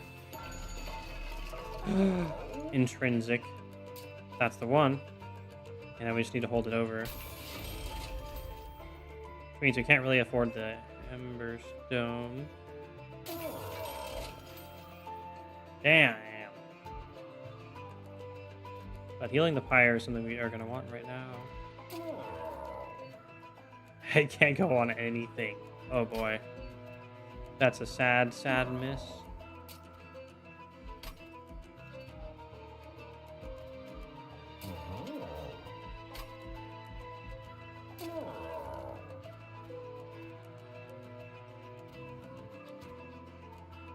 Well, the whelps are hard to use at the moment. So we'll remove a couple.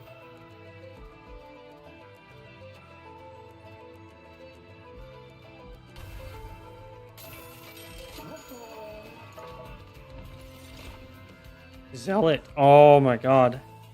Oh, Zealot is so good. Gold Tooth is also quite good. But Zealot, when we already have the buff. Zealot has such high potential.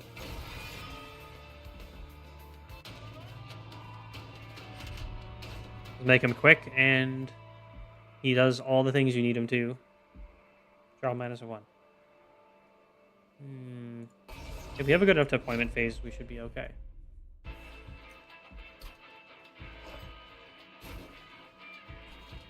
Which we do have a... Okay, I guess. Since we're going to start with Zealot.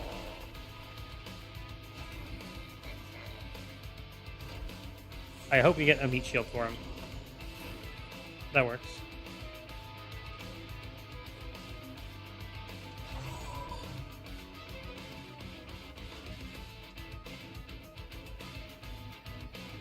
We have sweep, but we do need to slay to get the Dragon Horde. So, I'm still doing this. And save the health on the Steward.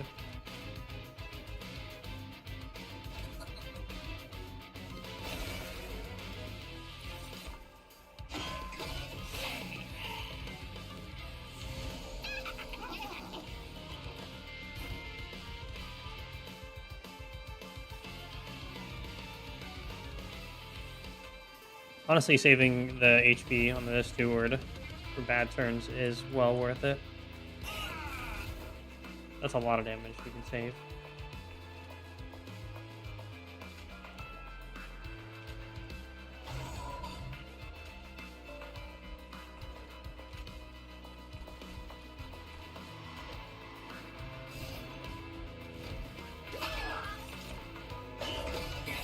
All right. It's looking pretty solid now. Having the Zealot for the bottom floor, being able to fire gel everything for later floors, and snipe this to the back as well is very, very good. I guess we'll just try to keep our Train Steward healed up. And stack our bonus damage.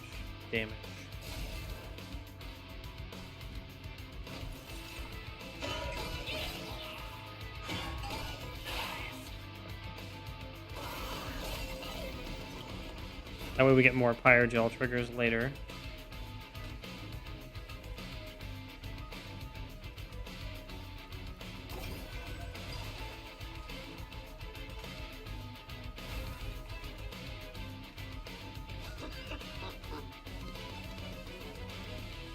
Yeah, actually you have better stats. Unfortunately, it won't really change much.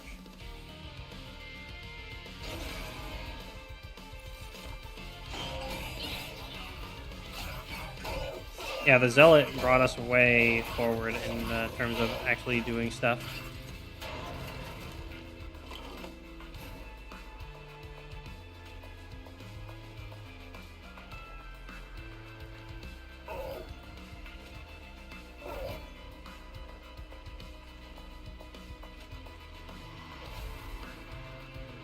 Delicious.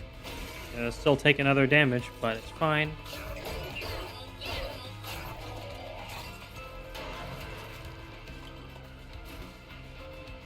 Luckily, the egg does not attack. Otherwise, we would lose our Dragon Horde again.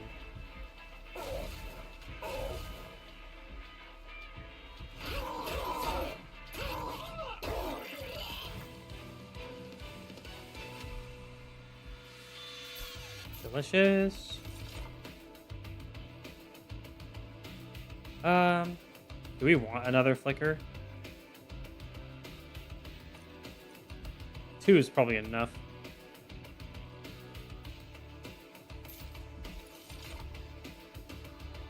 We don't need any more meddlers, jeez.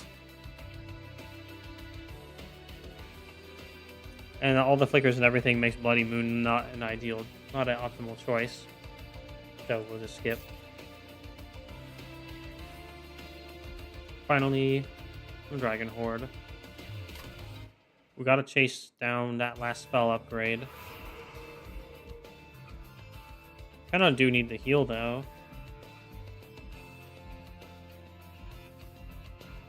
Yeah, we can stay strong.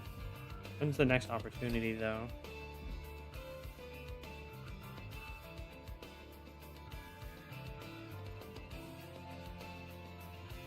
Not for a while. We might just have to deal with it not being as good.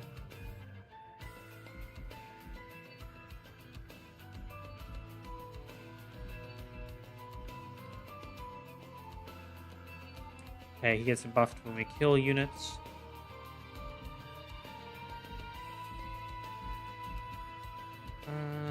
Tough choice. Probably a little too low not to take this, and rooms and equipment are very good. Oh, we needed quick for the zealot.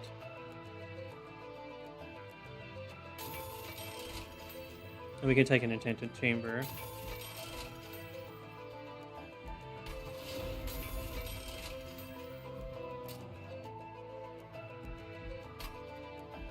The Cursed Dragon Staff is very good. It's probably worth grabbing.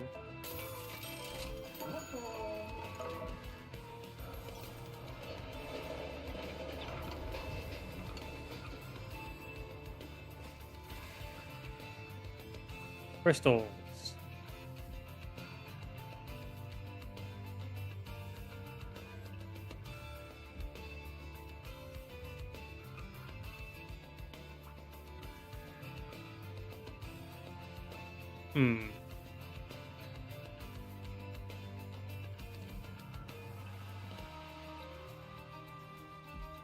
These are kind of annoying.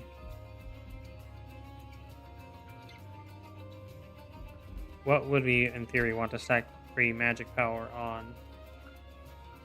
We don't have anything that scales super well with it, so the downside is currently not worth it, I think.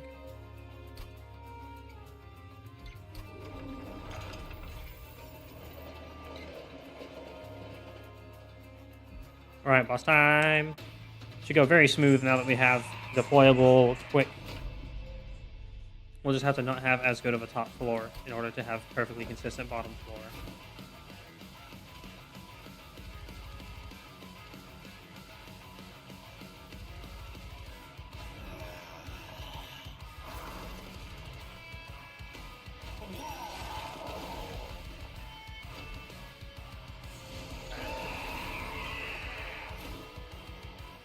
We want to play the priestess somewhere soon.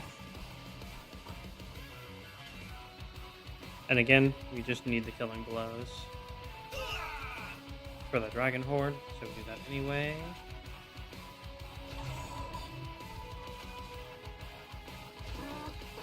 Block some damage.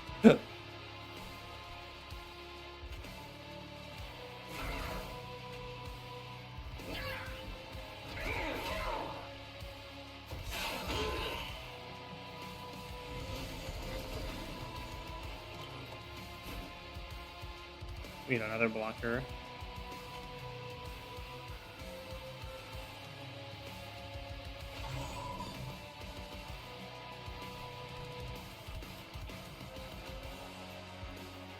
We want the other moon person out, so they don't want to put too much else out.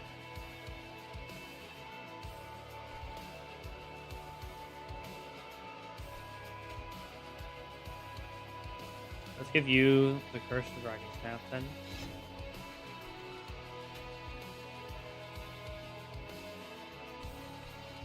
He killed the healthy.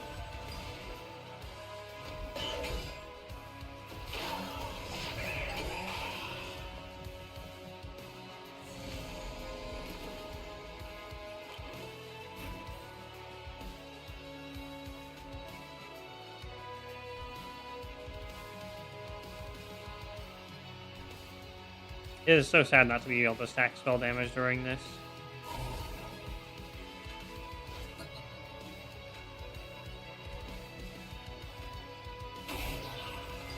Oh yeah, cool. We prevented some damage taken as well. I forgot about that.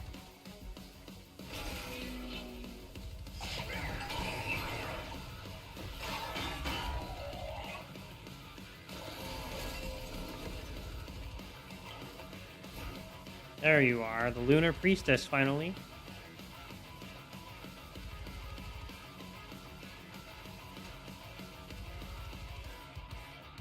I think we can just about get this floor doable. Or we go on the top floor.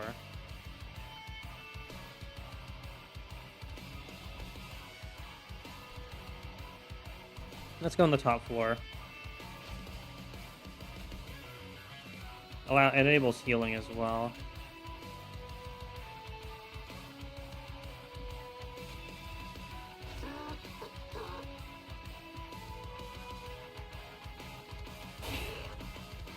Put a reset back there. Keep it into the next turn.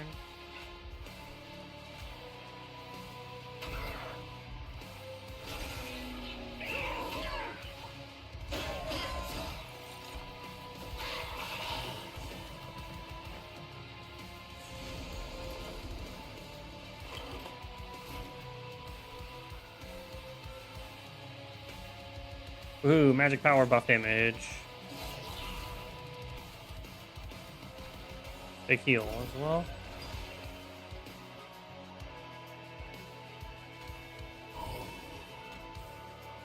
Oh, we don't quite have enough. It's 12.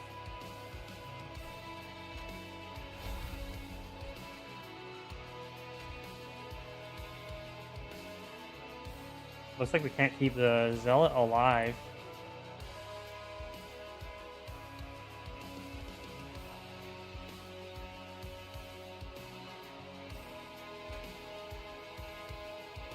It's 17 damage incoming. Actually, we could keep the Zealot alive.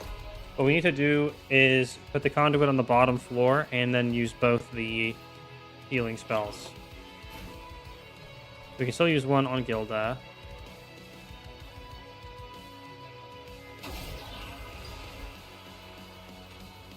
This will put him at 19, and he needs 7. He needs 18 or above.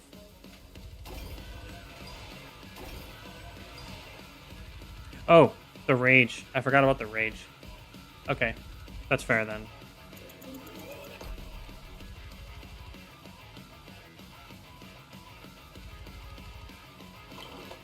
Okay, then we need our conduit stacked up somewhere else.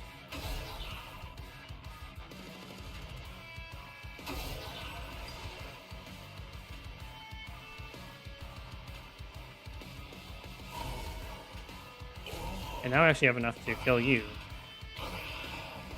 I'm sorry, Zealot. You did get to put 16 Pyrogel on the boss.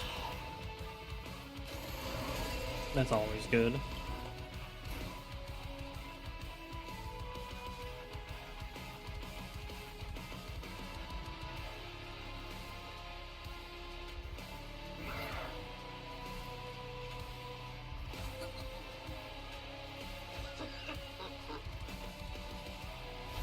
Stack up ready for the top.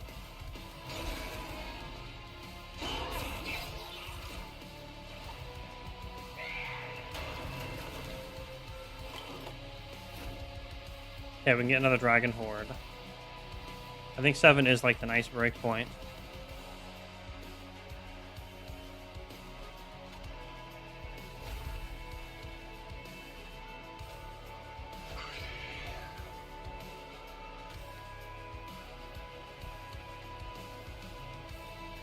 Huh.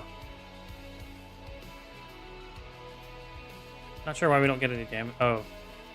They never get through Spike Man, that's why.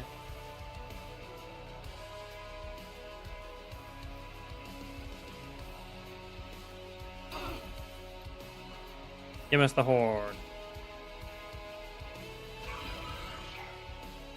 Now we get through Spike Man.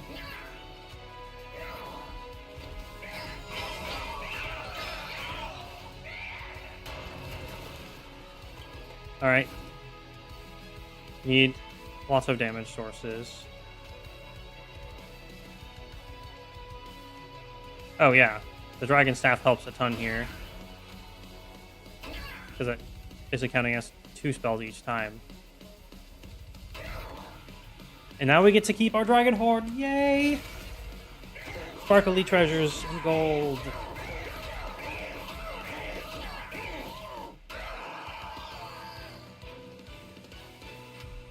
Oh, that was close.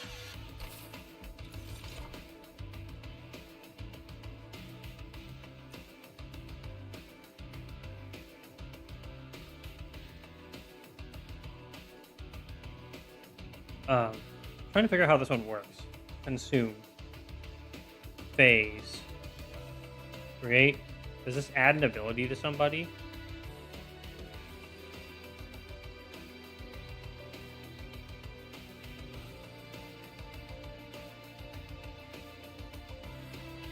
I guess it's time to try it out. The Hothead is very solid. Guildmonger as a tank is very good too.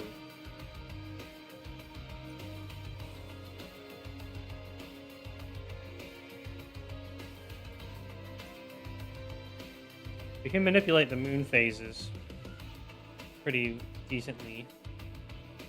So we can keep that multi-strike up.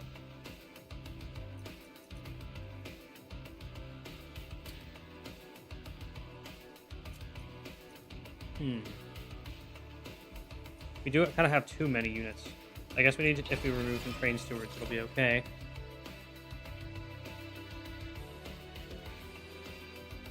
And then kind of probably want the capacity. We need to be able to make better floors.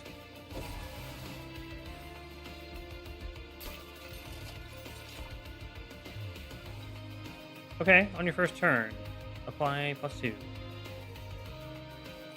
We kind of need to set up quickly. Okay, that's helpful. I think we just drafted the silent guy.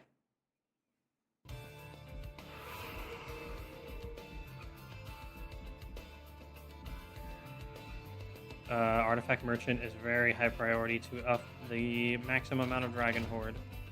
So we're going there. And the gold makes it more worthwhile.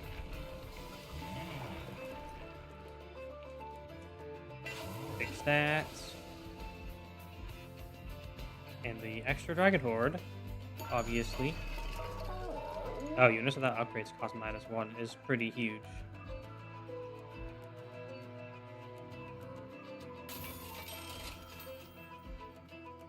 This does work for start of turn. It'll at least trigger on the Zealot once, but not that likely anymore. Oh, the Attuned Whetstone is real nice. Sadly, no Max Dragon Horde.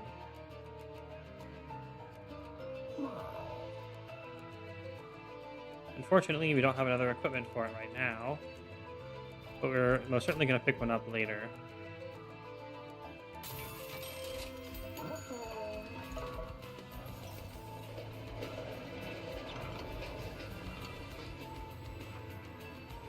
The Corrupted Blessings again, eh?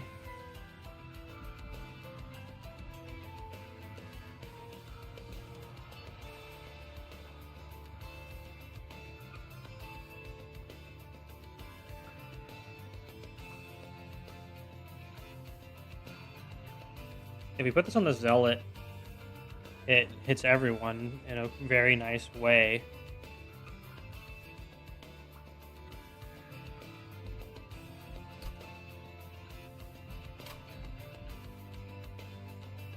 Then we would lose this cost reduction, though, of course.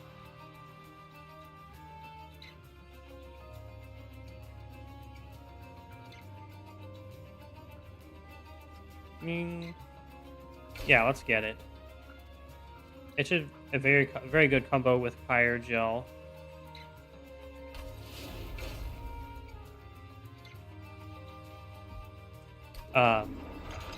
Because Fire Gel will increase the damage of the spell and then hopefully double it after that. If we're lucky.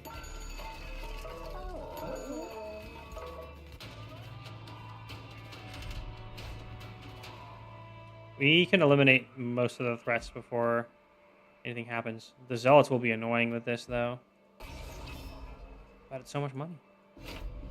I think we can do it. Having a quick sweeper at the bottom floor makes life much easier. Oh, the Cursed Dragon Staff. I forgot I thought we had something. Very nice. We have 3 extra space to work out with up here now. We could go on bottom floor.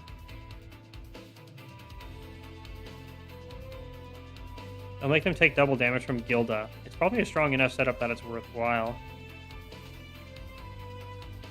We have 3 space to work with.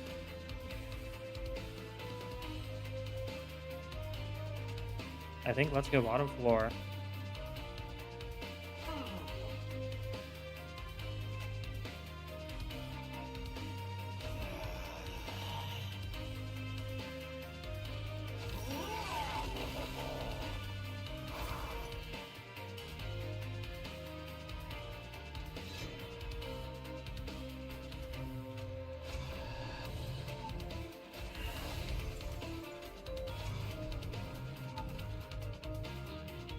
All right. So much stronger of a setup now. 'Cause now we don't draw any of them either.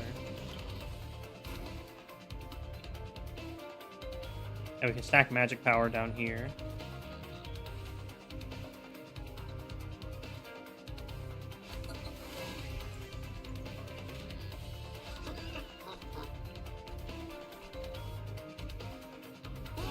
Take the Dragon Horde.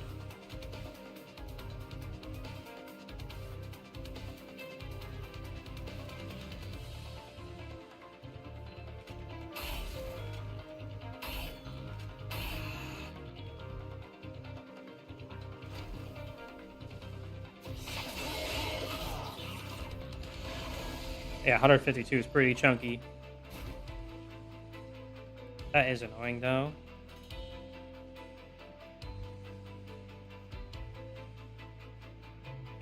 I guess we'll put Conduit somewhere else.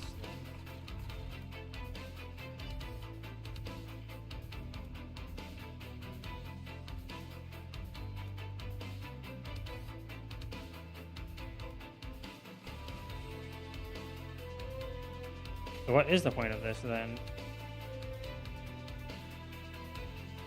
It just phases and then copies a spell.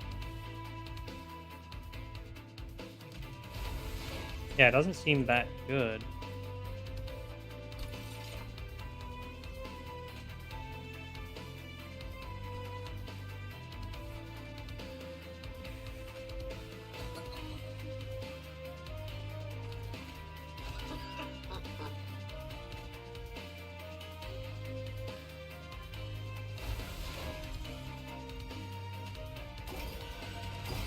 Play those just in case they count for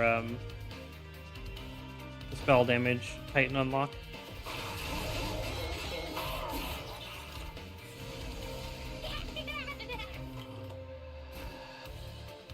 Man, our floor one is so good now.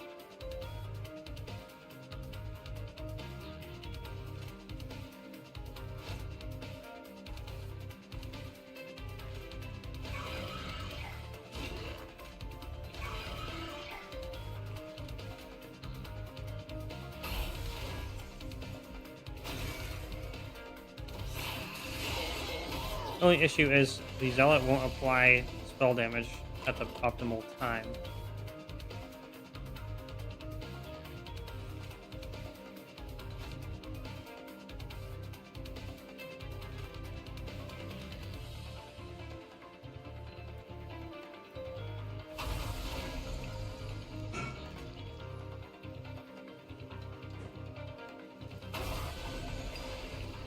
Shouldn't ignore too many opportunities to heal.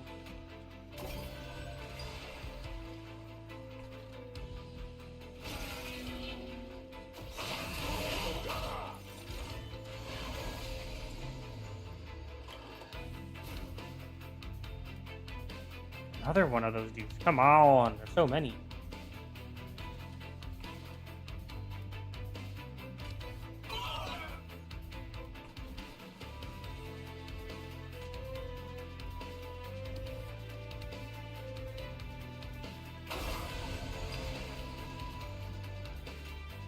I keep build the healthy. It's actually a priority.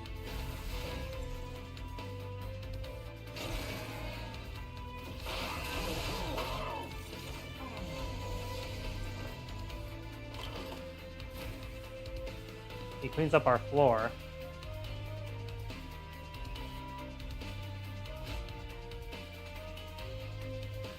If we can't do something about that.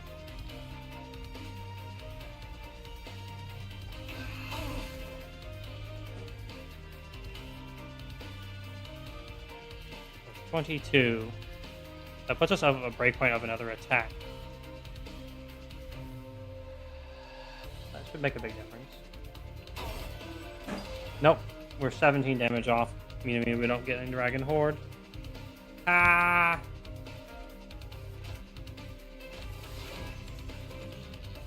Dang it. That's the only problem with going bottom floor. It makes it a little harder to preserve your Dragon Horde.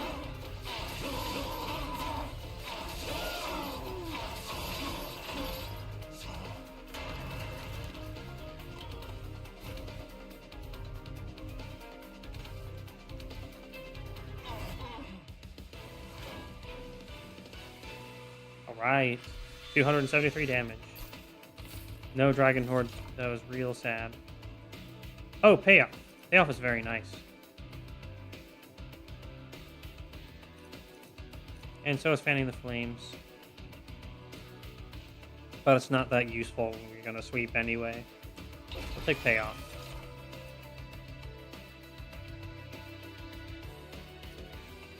Draw 20 health and apply Conduit 4. Seems fine. God, it's 4 Dragon Heart. We lose. Dude, Bogworm's Growth. That's so good. Permanently add 1 capacity to a random floor after each battle. Wow.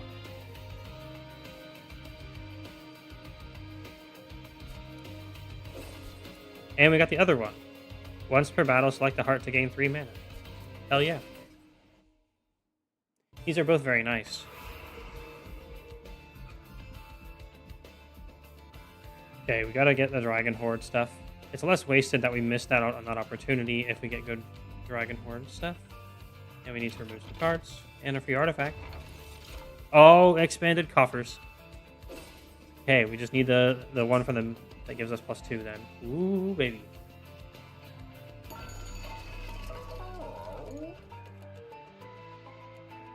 Oh, +15 magic power on every floor is nice. And the card draw. And unit upgrade slot.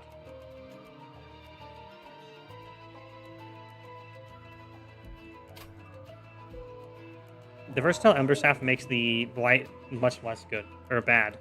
We'll take that, and we'll re-roll and hope that we find. Oh, we already have the one from here, but it's fine. Jackstrips is very good because we are applying Pyre Gel on the bottom floor.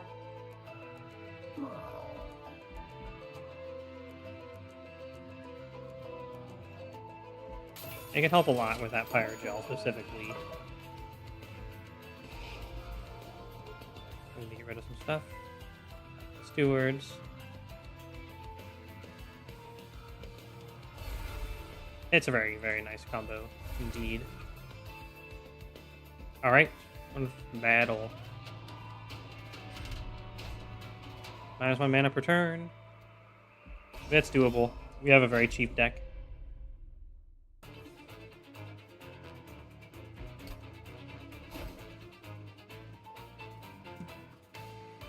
We're probably not going to do Gilda and Zealot on the bottom floor again. We'll do Gilda at the top.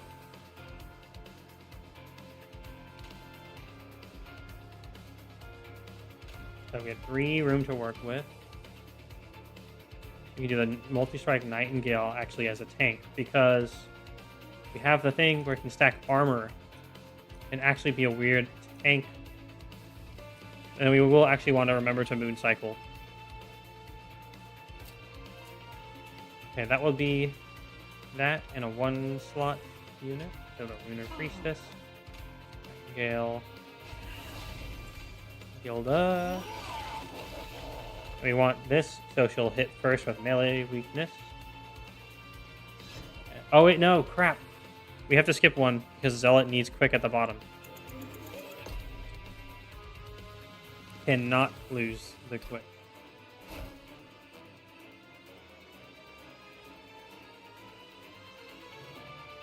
Oh no, it's actually impossible. I didn't actually misplay. That's the -1 per turn. That's the Zealot having a tank should still be good enough though. So we'll go with the original plan. Okay, so we gotta remember Gilda doesn't have to tank.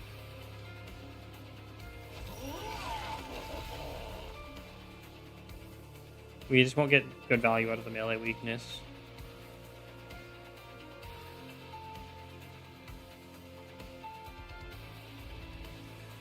Put it on you. Still.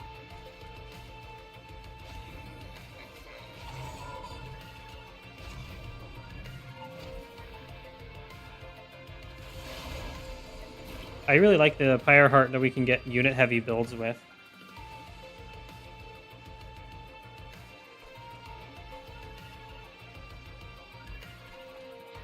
Yeah, there's nothing to snipe unless we want to take. We'll do a weld.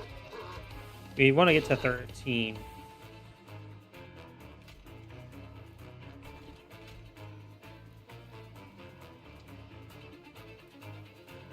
Have you attack after the fire gel.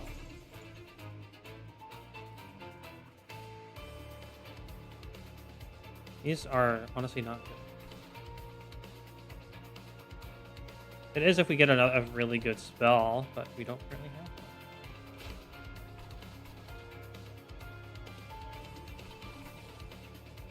I mean, I don't have to worry about the achievement anymore, so we don't need to play cards unnecessarily. So we're gonna not worry about that down there.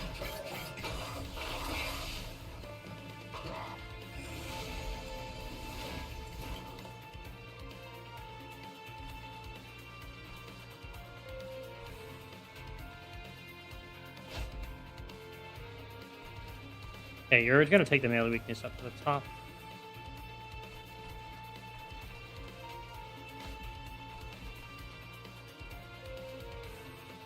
We don't have quick yet, but we'll get there in 2 turns. We'll have to make do for now. I suppose we could snipe them off the back. We can only get one of them unless we conduit.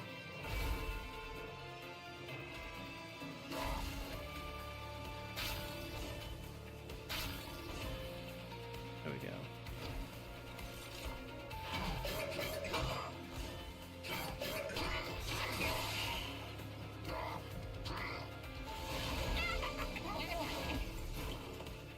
Money cat, money pleb. That's the word I'm looking for. Yeah, the melee weakness getting wrecked doesn't actually matter. The Pyrogel will make it double a lot regardless.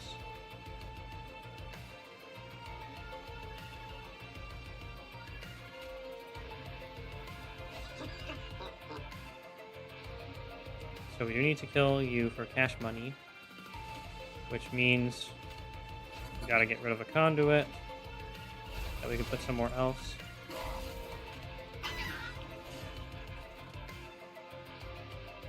And we want to be spamming these phasings because that will stack armor up here. So Gilda can survive better. Because Gilda will still have better damage output even than the multi-strike.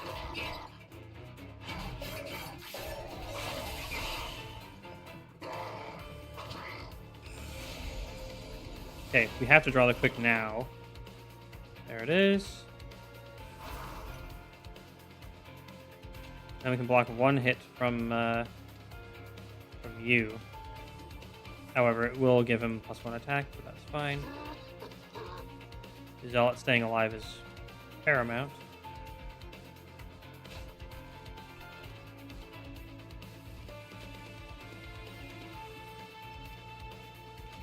We finally don't need conduit anywhere else.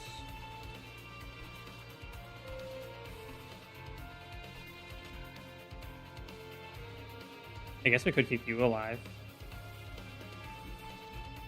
But the conduit, lol.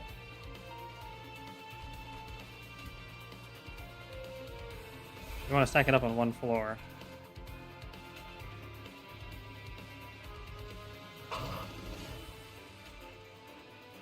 We'll turn those into cash. We could probably draw another card, but it has to be 0 cost. And we can take 1 HP for 10 gold.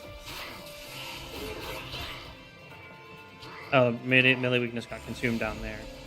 Definitely a reason not to put someone behind the Zealot.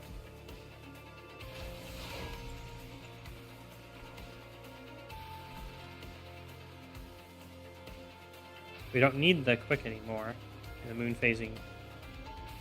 I want to turn... I want the horde.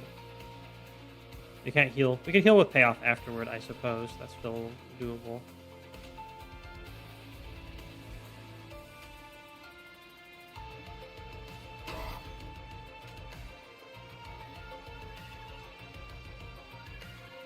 This will save us some health up there. So worth.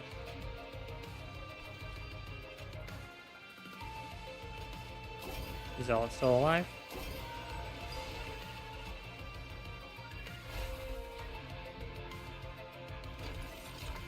Yeah, up to 62 armor. That's pretty good.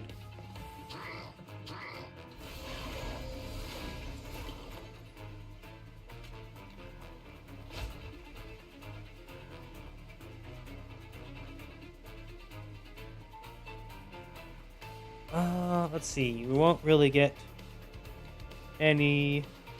We get one application of Pyre Gel, but it's impossible to get in another. So we need to focus on other floors. So let's. Honestly, we'll just copy the permanent spell damage buff card.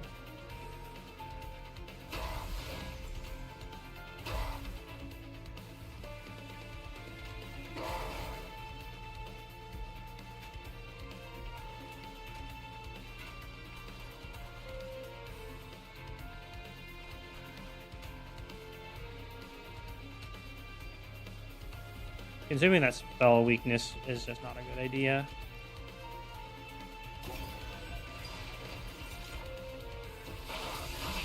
We want it to go up to the top where we have the flat 15 extra magic power. Oh, nice. That was perfect. We killed the annoying anti-spell dude.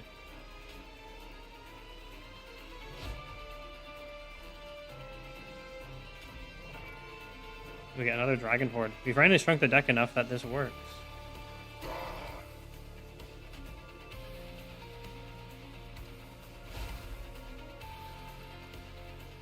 Again, we don't want to consume that spell weakness. We do nothing.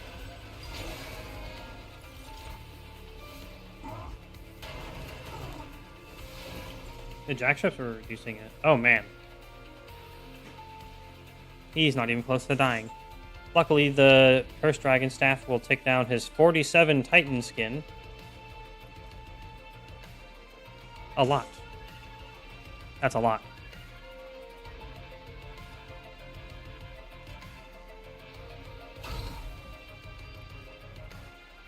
It quite is.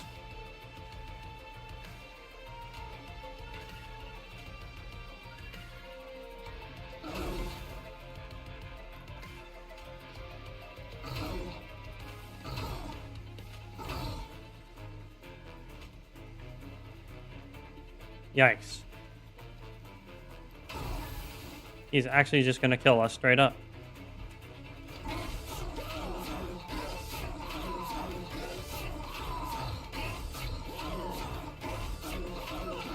Titan Skin getting to add on top of itself is very, very powerful. Much like regen.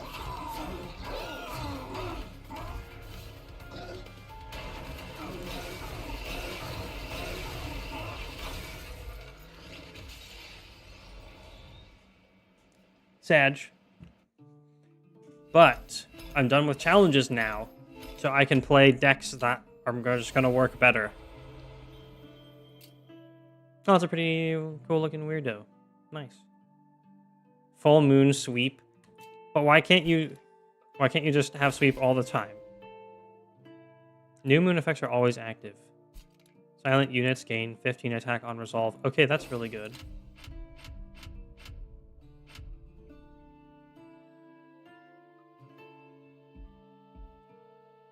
Okay, back to Outpost. There might be a funny little cutscene for us back here.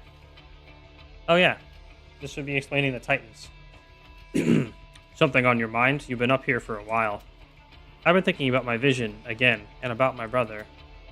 The Seraph up there is nothing more than an empty shell. That monster isn't my brother, but the one I saw in my vision, it was really him. Hearing his voice again made me feel so small. Like I was back in heaven with him again, standing in his shadow. I came here to leave all that hot behind. Yet a single word was enough for the past to come rushing back. It's pathetic. Fel, you came this far on your own wings. Don't let Seraph define who you are anymore. You are who you choose to be. It was you that warned Hell about the Titans. You rebuilt the Covenant. You united angels and demons to fight alongside each other. The moment you stood against Seraph, the moment you carved your own path, you left fear behind. The only thing left to do now is to believe it. Thank you, Herzl. That means a lot. You're right, there's no reason to fear Seraph anymore. He doesn't decide who I am. He never did. I think I'm ready to face him now. Thank you again, Herzl. I'll see you at camp. Trying to rekindle an old flame, eh? How sweet. Yet you won't tell her the truth, will you? The truth? What are you talking about? Don't play coy with me. You can't trick the trickster. You've been remembering, haven't you? since you woke up. Is that why you've been sitting on the sidelines cheering everyone on, scared to mess everything up again? I don't know what you're talking about. Fine, go ahead then, keep pretending. Don't worry, I won't spill your little secret. But how long until your secret catches up to you? Titan of Souls. Think. We've gathered all the Pyre hearts. The Pyre should be at full strength now. It's time, Fel. Pyre, show me Seraph. Seraph. Fel, it is you.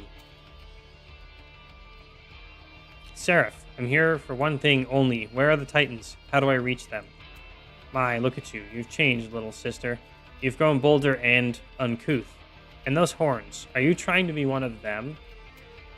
I don't have time for this. The Pyre can only reverse the corruption for so long. I need you to answer me. How do I reach the Titans? Careful now. Are you truly foolish enough to think you can command me, Fel? No, I'm not. But you no longer command me. I follow my own path. And as it stands, I'm your only chance of leaving this place. How amusing. Very well. I will tell you how to reach them. In fact, I'll even make you a deal. Defeat the Titans for me, and I will hand over heaven to you. What? You give me the throne. Why? Isn't that what you always wanted? A chance to run heaven through your ideals with mercy and compassion. I don't want your throne, Seraph. I just want this all to end. I didn't say you had a choice. My body is corrupted in its entirety. Once the Titans are gone, there will be nothing left of me. Don't be sad, little sister. Perhaps you're angry at me right now. But when I'm gone, deep down, you'll miss me. Ugh, the end skin. Mercy and compassion. Because one day, when you're the one sitting on that throne, you'll realize why I had to do the things I did. You'll clip their wings too. And when you learn the truth, you'll even turn your back on your Hellborn friends. Believe me, I will never be like you. Now, enough of these mind games. How do I find the Titans? The Titans. Entropy, savagery, dominion. You will find them past the final gate beyond my throne. Pretty neat designs. I like them. Only I can open the final gate. Defeat me and I will open it for you. Remember, dear sister, no matter how much you deny it, the light that made you, my light, is who you really are. Fel, is everything alright? Do we have what we need? Yes, we do now. Prepare the next train. We're heading straight for the Titans. It's time to end this. Alright, Titan battle unlocked. And it's finally time to try out a new Pyre.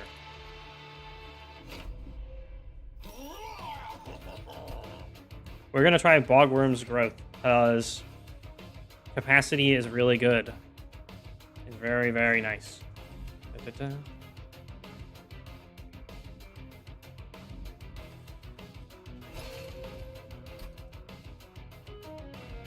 Aha, I was right.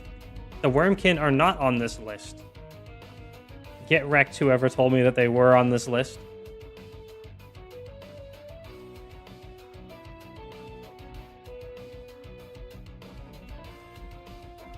Yeah. We're going to do my favorite combo, which is going to get better by scaling with capacity, which is Shadow Plebs, so we can get stats on people, and Multi-Strike, and Dragons, so we can get Dragons.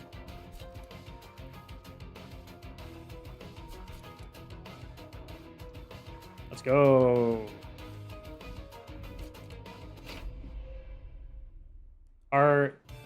The fun part about the Bogworm's Growth is that it hits random places, and thus it's going to change up how we're going to play, because we can actually add things to floors that we would not otherwise be able to.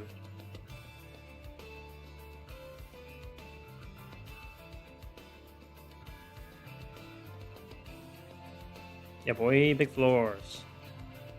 Actually, getting Perils of Production at the same time we get Alchemy is extremely good, because we can use it on the way to use Perils of Production is to use it on the little dudes, the little Shadow Plebs, because they will get eaten, and then the Ember Drain doesn't affect you. So you lose the Rage, but you can just use them for 3 mana. And when we have those with alchemy, we can use it to make crap tons of Dragon Horde if we draw them at the right times. Not to mention, the Alloyed Construct is pretty good. Having multi-strike should give us some early game damage carry, especially when he's got the blue banner to start in our hand. I really hope we get Giant again. When you play your first martial unit each turn, draw 1. That's quite good. We're taking that. Yay! Guildmother! We can get Dragon Horde. It's theoretically possible to get 6 in the first battle, and I think 6 is actually the break point for getting each type of loot, but no choice in it. So if we do get to 6 in one battle, we're going to go for it. Titan Skin 1 for 75. Can do. We don't have any snipe spells. We don't need any snipe spells. We're too cool. Man, and I thought Quick Zealot was going to get us through, but we didn't have the units to block with it. Very sad. So Gilda needs to go at the top floor. It's the most amount of time before we have to actually deal with, we can protect the egg. So it's also very favorable for her that she waits for everyone else to do all the job works. Because why would you want to go to work? Work is lame. And we need... Alloyed Construct needs to go on the middle floor because we can't tank for it. It cannot attack unless it's eaten something, and we need to leave room behind it. And it gives us a little bit of time to charge it up.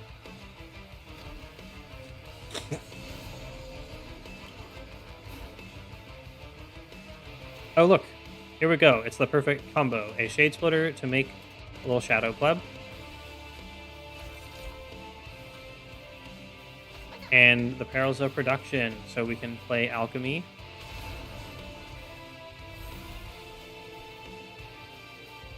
And then we'll put the Bloated Whelps out down here. Maybe just one on each floor. Actually, they can be removed at any time. Excuse me. Oh yeah, we actually want to play those now. Because we don't get money for it anymore. Which is going to be great. It'll be way easier to not kill myself when I'm not incentivized to do so.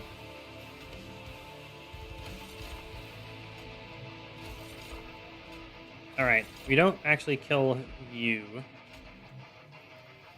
But if we put some attacky boys behind, we might.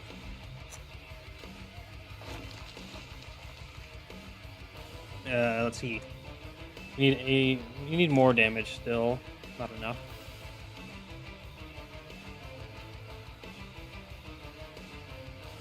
Give me 1 second. I need to go.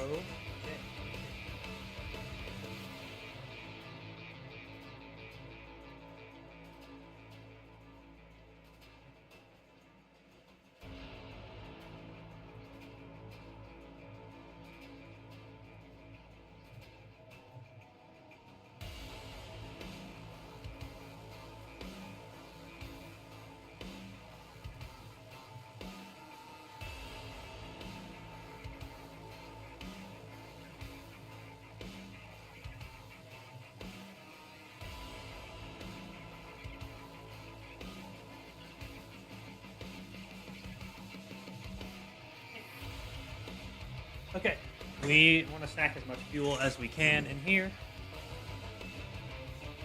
We could use Rage to actually kill this dude, but he'll get up to Gilda and it'll be fine. So we're going to prioritize.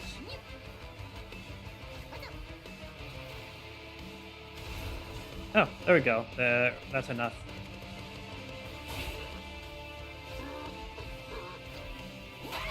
There's a hidden advantage of the Whelps as a starter card, where if they're not useful, you can burn them out. As long as you have 1 open capacity on any floor.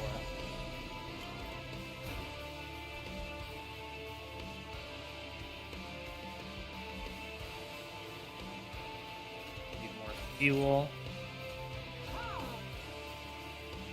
Oh, look. Free turn to play Alchemy. Cool. We might get 6 Dragon Horde on number 1 battle. That's pretty impressive, I must say. Now we just need to actually find the increased maximum Dragon Horde.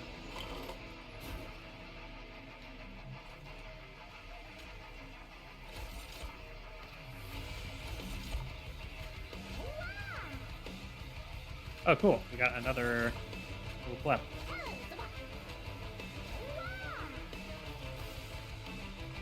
Sadly, the Titan skin prevents us from using the whelps to go down there.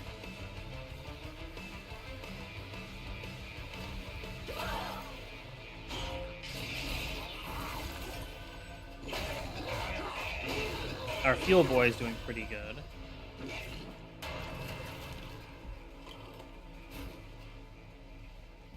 Yeah, he actually just kills the boss. He's strong. Which is perfect. We wanted to.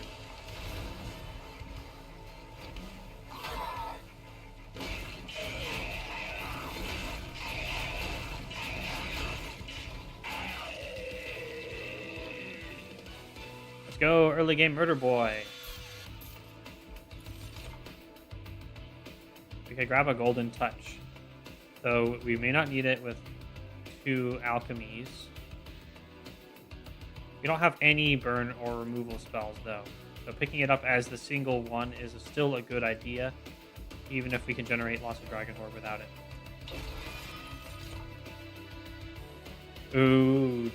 There's Space Prism for a +1 capacity. Consumes. We're going to get permanent capacity upgrades, of course, so that's less necessary. Gem Trove I really like. 3... It's AoE damage shield and 3 morsels. Plus we have... Oh wait, it's got Calcified Ember on it. Immortal Trade is also very good. You just want to use it at the end of battle. It works very well to give it Permafrost and Double Stack. The Space Prism should be less necessary. Let's take Immortal Trade so we can win long fights. Yeah, so there's no breakpoint here. It's 25 extra gold, and you get... it's still select one of 3 of the minor artifacts. So hitting 6 is exactly fine. Lose 25 gold. +2 on your first turn. Like that. Spells get an extra upgrade slot. Oh, that's really nice. There's a lot of neat stuff you can do with spells here. And that means we're going to the spell upgrades. First we see what unit is here. There's Avarice 10 Miser. Miser is a very nice unit. Magma Cultist is a super solid. They're both quite good for different reasons. I think we might need the money a bit more. We have high damage for early game. So let's take money. The Miser has a lot of utility for being one size. Hold over, hold over, hold over.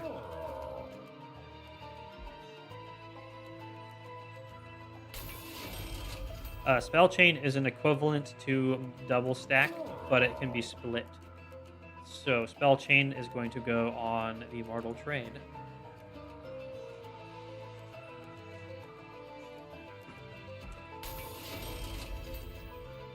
And unfortunately, that's the end of what we can afford.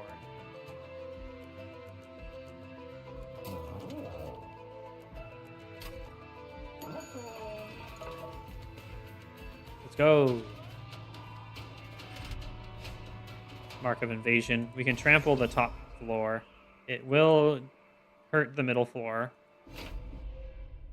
but that's fine. Time to see which floor got the bonus capacity. Middle floor.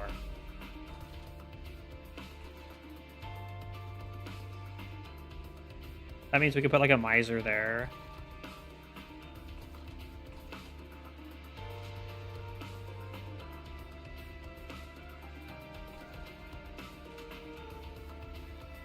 Although he's best on the bottom floor when he's guaranteed to attack. So let's just do what we did last time.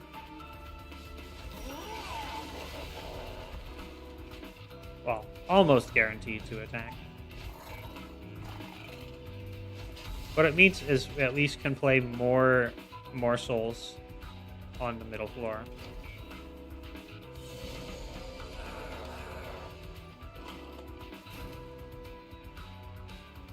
Alright. Got a bloated whelp, so we can one-shot that floor and prevent from taking damage.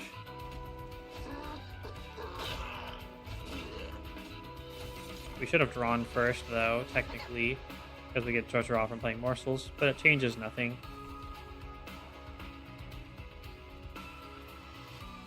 It's not time for Mortal Trade. You want to hold on to it.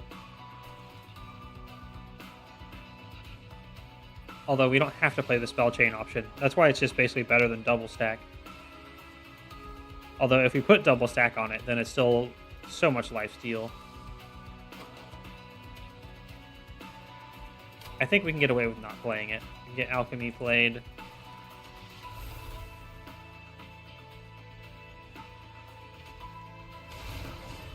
So we can put Emerald Drain in the Rage here, and then the Bloated Whelp can kill the annoying Chime Person in the back. Get wrecked, Chime Person.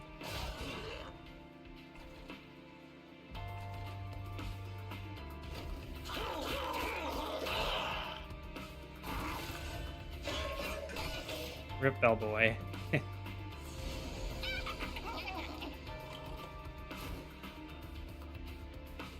Okay,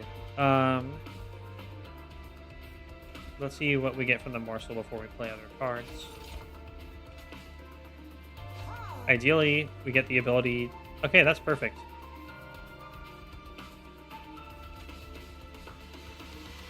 Let's start stacking some more Dragon Horde.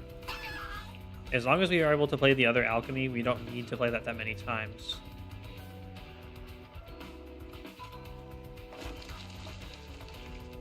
Okay, Miser is a little bit in trouble. That's fine. He's just kind of there to generate some money. He's not essential for clearing out floors or anything.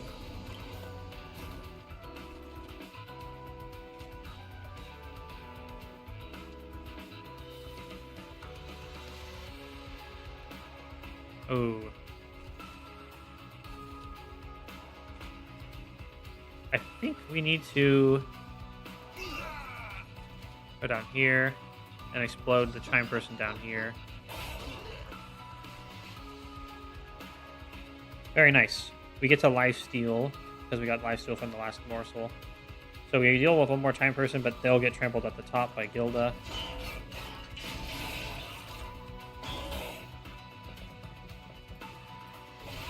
Nice. We got lots of Miser money.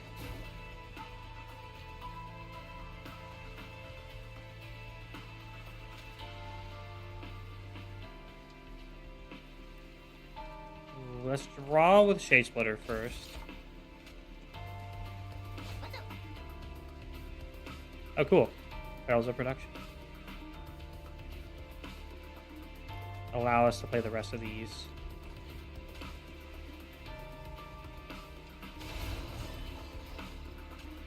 Goodbye, Chime Pleb. Makes me think of Elden Ring.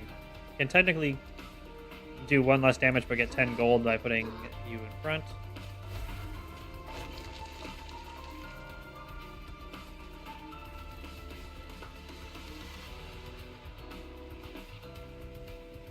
Actually, this starts at the unit's turn, so we're just giving him armor.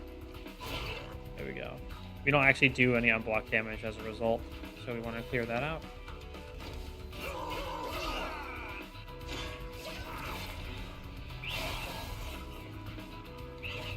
Okay, that guy's going to leak up to the top. Oh, good. We got lifesteal just in time. So let's draw first.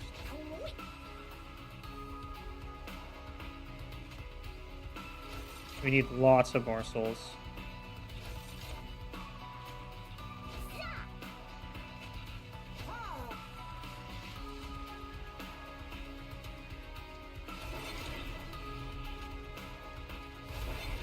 I think he actually runs out of attacks. But we don't suffer the Ember Drain as a result.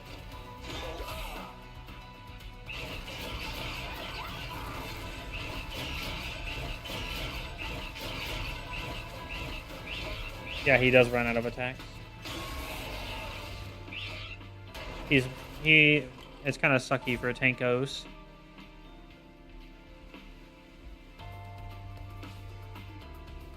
Okay. Nothing really to do here. Except rage. We get up to 7 Dragon Horde still. There's no capacity to do anything further. I think our Pyre should be able to finish this off.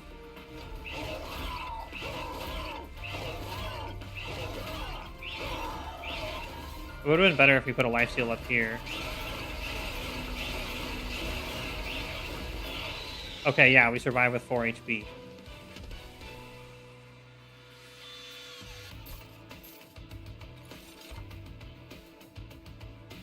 Mind Cage.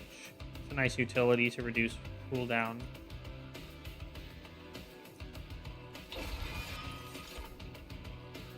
We'll take the Space Prism for sure. Because we then could have been giving morsels up top instead. That was basically the one boss that was going to punish us for having fuel. Let me do it again. Still no maximum Dragon Horde, but the Fire Gel and Ascending is just generally good. And more card draw. That's a pretty good Dragon Horde. I do not like being at 4 health. It basically means we can't skip for tempo. So the tempo loss can be very, very, very dangerous. We will forego the spell upgrades to heal and to get a room and stuff. And this random event.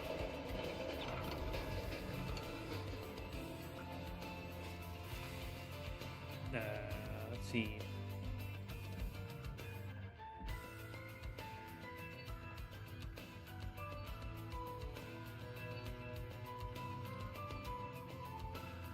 Attacks of card draws to its permanent rage.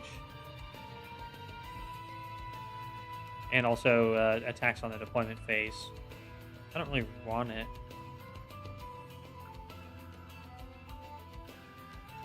But it would go so well on Multi-Strike Man. It's probably too good of an opportunity to pass up on.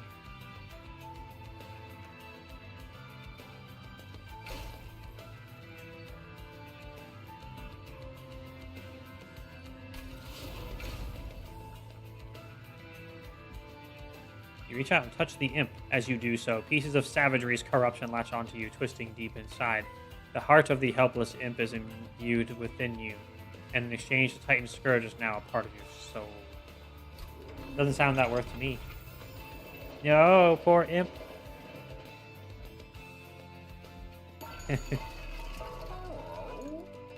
Ooh, Spell Sanctum. Spell Sanctum is Poggy's AF. We can play all of the... Just put it on basically anywhere, and then you can play all of your Shade Splitters for 0 without having to upgrade them. And when they come with card draw, this is very good.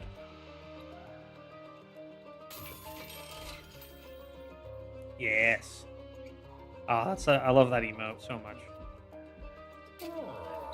We are going to make Spell Sanctum deployable.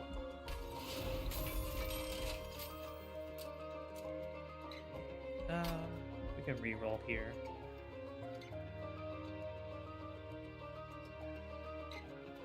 I wonder if Silence... We have to see... I have to see if the Stoic Plate Mail will get rid of the fuel, the inert. It might also kill the multi-strike, though.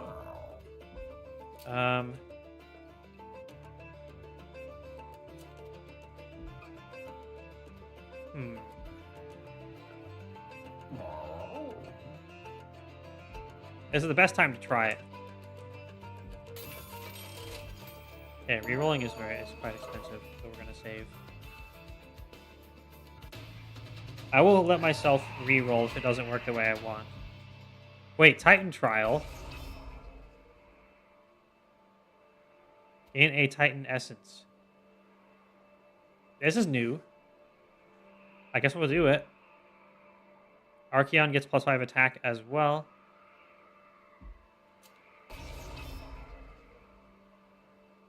Oh, I guess we have to do it to get to the Titan. Oh, they're doing it a lot more like Slay the Spire. I love that. Also, we only have 25 HP. This is bad.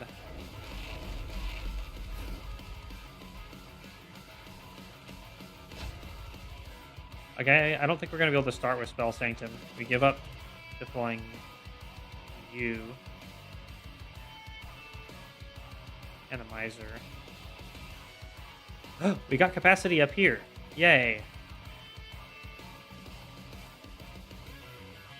Allied Construct has to be at the start of the floor. So you can't really go with anybody.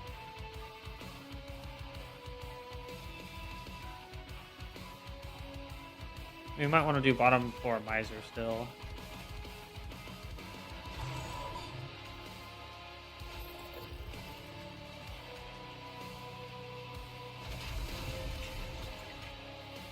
We'll at least be able to feed Lady Gilda some morsels now. Oh my god, I forgot he has multi-strike. So the +5 attack is actually a +10. Zoinks, they say. Draw first. Some fuel. Of course it would be the Savage Shackles. But, oh well, we got a new draw. Get some more fuel. The ones that don't drastically change stats are going to be ideal for fuel. Let's get rid of the healer.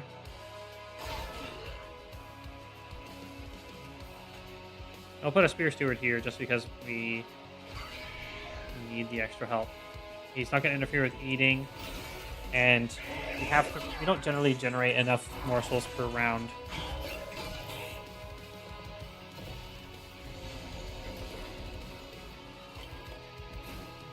Alright, time for the Stoic Plate Mail. It'll disable his Gorge as well. But if it doesn't get rid of his multi-strike. It does not get rid of his multi-strike. Now he just doesn't need fuel and has multi-strike. Lol. I'm so happy that works. If it doesn't work at the times where it would be fun and cool, then what's the point? Okay, first we need to draw. There's no incant triggers anywhere. It doesn't matter where we play these. He still does have multi-strike, so he's the best offensive option to buff. We can actually clear out the damage guy on the bottom with the Bloated Whelps now.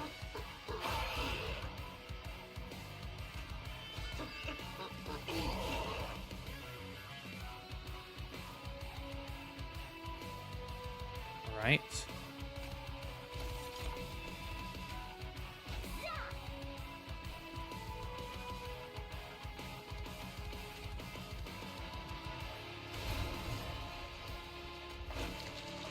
Gotta protect our precious HPs.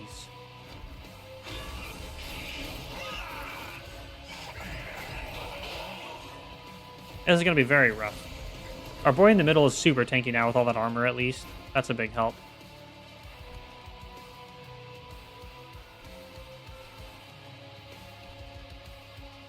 Let's get him some more capacity in here.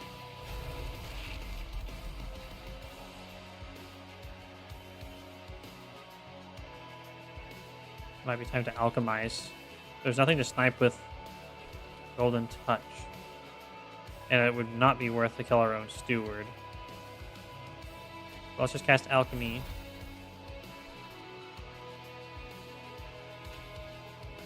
Three, 6, 10. This would keep the Miser alive.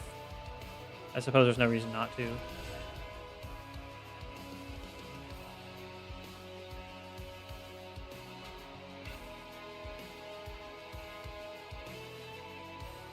Oh, this guy has multi-strike now. That's pretty scary.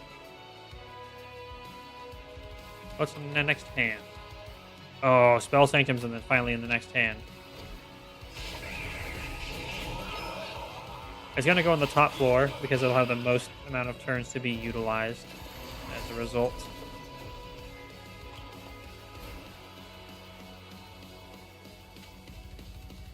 We'll come back around to Alchemy.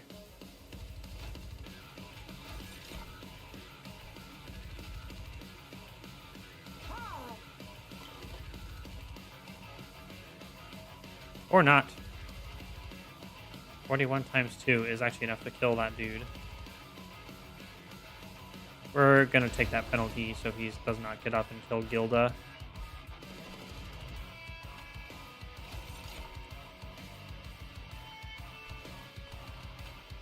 Giving Gilda damage shield will be probably wasted there. So I'll have to use it to protect his armor.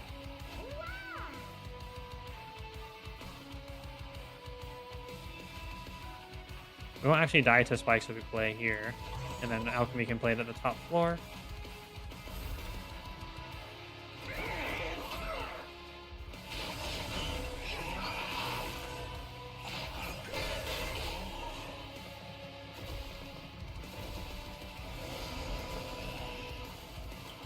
They definitely have upped the difficulty of the game, and I'm very happy for that.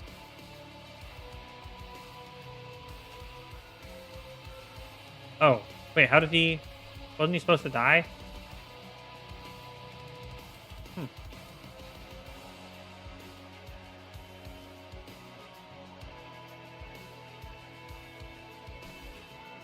Weird.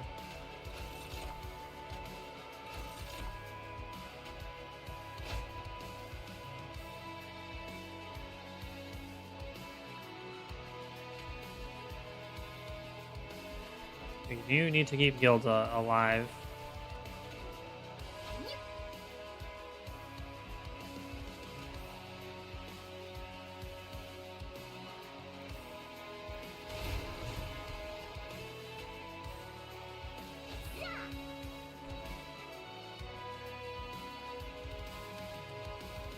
We're gonna take fire damage. Ooh, not good.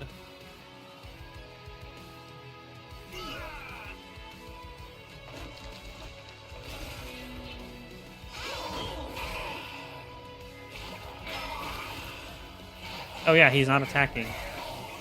So it does not work the way I wanted it to. We're getting real low. At least he has fuel now.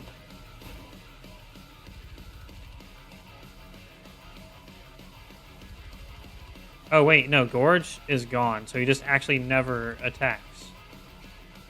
Okay, let's redo the combat then. Actually, wait, we'll check one more time if we can kill the guy up top. We cannot.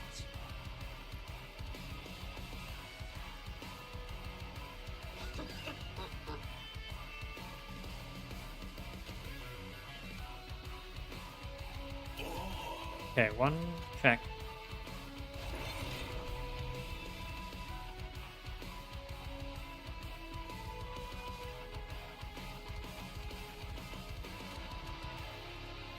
I don't know why I thought he was attacking this whole time.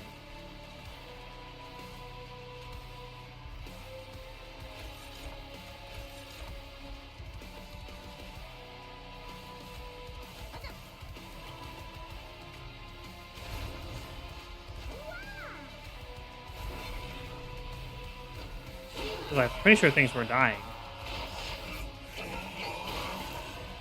Yeah, he's not attacking. Okay, we'll restart battle then.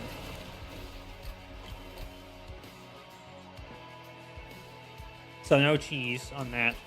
But it's also fair if it doesn't can multi-strike when they're both the yellow classified as yellow by color. So I am not mad. It's sad that my science has failed though. Rip science. Rip current science. The memes. Okay. This will be played pretty similarly though.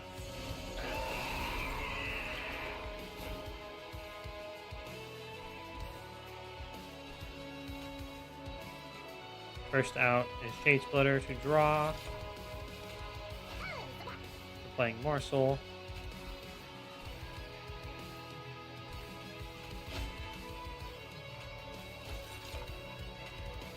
You need fuel. Kill the healer.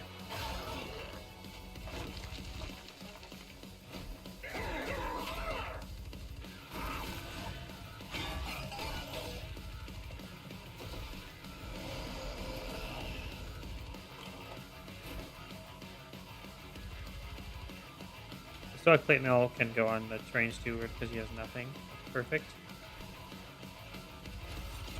We'll let Shade Splitter. We'll knock that guy off the back as well.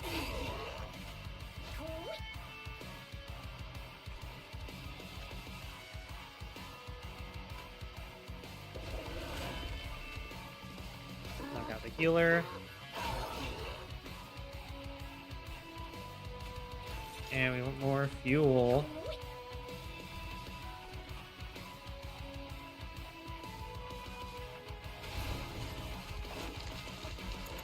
Oops, almost ended. Oh, reset.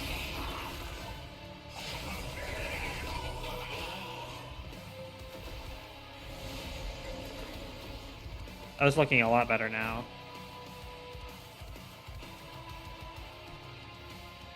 Let's open up some more space on this floor. We can put units behind him.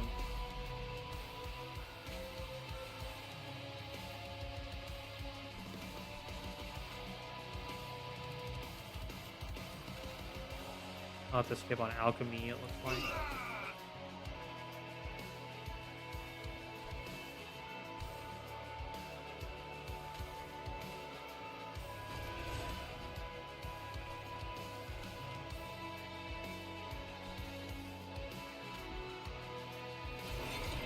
We can give them both lifesteal.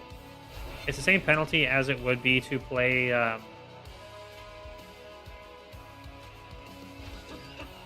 on the same target, but it ticks down twice as fast because they're on separate targets.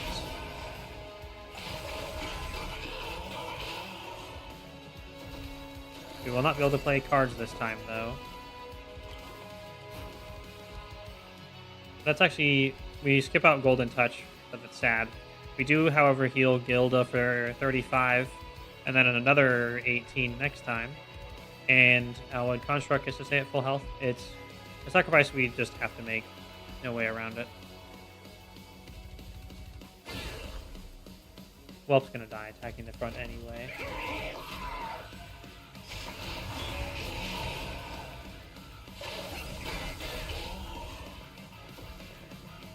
People coming up here and attacking him, giving him permanent rage is pretty bae, though. Oh, no! Wait, actually, we have Perils of Production, so we don't miss Spell Sanctum. So what we want to do is we'll do Shade Splitter first, so we can not Ember Drain more.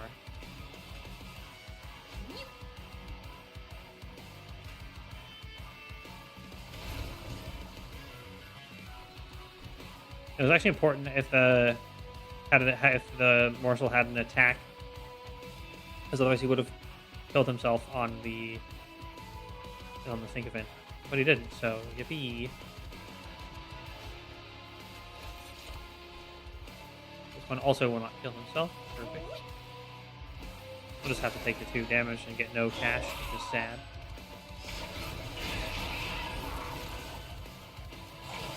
We're much more equipped for that tanky dude now.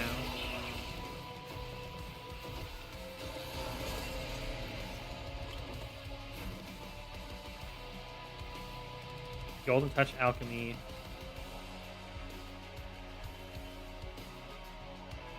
We are going to need to Immortal Trade again.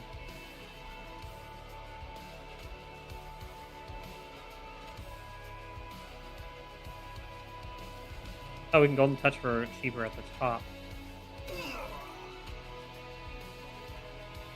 That's Alchemy as well. We even get to Shade Splitter as a bonus. Well done, us.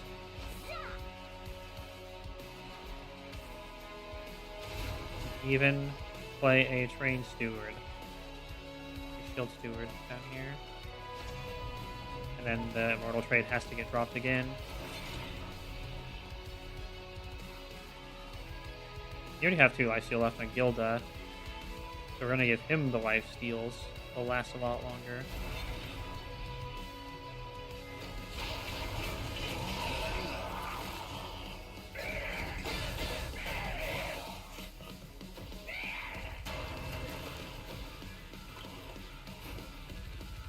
Okay, we do lose the Allied Construct into nasty. I don't know if we have the punch for the top floor. Yeah, he keeps running out of fuel.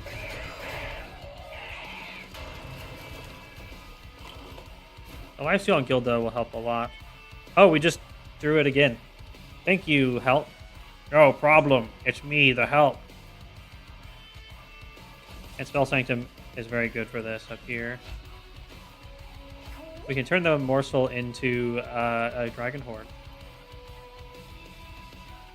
That brings up to 7, which is not important necessarily. So let's see if enough lifesteals on Gilda wins this for us. It does. That means we don't need the morsel, probably. It only adds minimal amounts of damage. Good, we don't need the morsel. Although I love the utility of morsels, and they're funny little shadow guys. And I like buffing stats.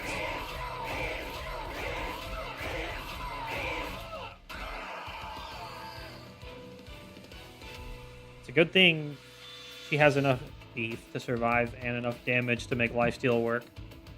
Alright, we get this Titan Shard now. I don't know what it does. Oh, wretch. Wretch, wretch, wretch. Now that's how we get enough fuel to win. Absolutely need wretch. We would stop running out of fuel if we had it. Also, Morsel Maker will passively buff people. He's a good boy. Hothead is really good. Is a good substitute for the bottom floor for Sweep.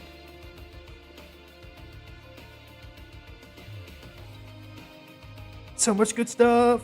Yep. Oh,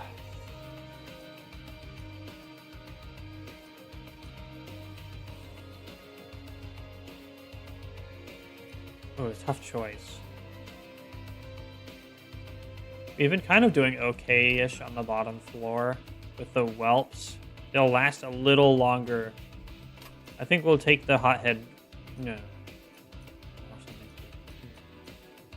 Morsel Mako for auto fuel is probably more important, but we can't deploy it easily is the issue. Neither can we deploy the hothead, so they come in later. Let's go fuel. We need the mass fuel. We might actually choose mana this time.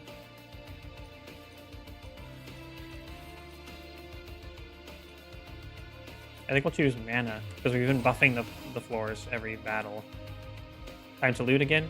Still haven't gotten max Dragon Horde, so there's nothing to wait for. Units gain +3/+3 for each of their upgrades. Fire Gel for whelps. I love a little whelp. And the Hellfire Bellows. We do have them getting Pyre Gel on Ascension, so that gets 50% better. It's worth it. Okay, this isn't very good without a cooldown to reduce. Okay, artifacts on the left. Pyre health. Oh my gosh. It's time to choose the shop instead of the Pyre health again.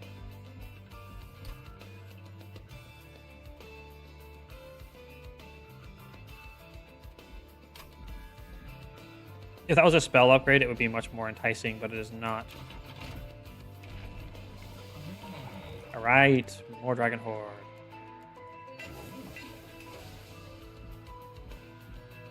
Cash. Let's see what random thing we get. It's the Inkwell portals. Friendly units gain Conduit 1 on Slay. At the end of the entire battle, gain 100 gold. Or -1 mana per turn, draw 2 additional cards per turn. Well, we did just pick plus mana. 2 cards is a lot. With the Spell Sanctum up, deck is actually pretty cheap. I actually think the 2 cards is worth it. We're going to take it. Lanky Pen. Because if the choice was between draw 1 card per turn and draw 2 cards per turn and +1 mana per turn, it would be +2 cards per turn, because that's so much better. Especially when we have the whatever it's called. We need to draw to Wretch. We can exhaust most of our deck because the imps will go out. The alchemies go out. We're gonna draw the Savage Shackles a lot, don't you? If we get high enough Dragon Horde from the shop, then we can get even more mana. So we can start with an equipment. I think we have one. Literally just the Mind Cage. Doesn't really matter what we draw. Oh yeah, we have the Stoic Plate Mail as well. Either works. Create an ephemeral copy of the first spell you play each turn. That's pretty good. It's quite good, actually. And so is the Whetstone. And we'll have to skip the Jack Strips on the hope that we can get Max Dragon Horde. We did not.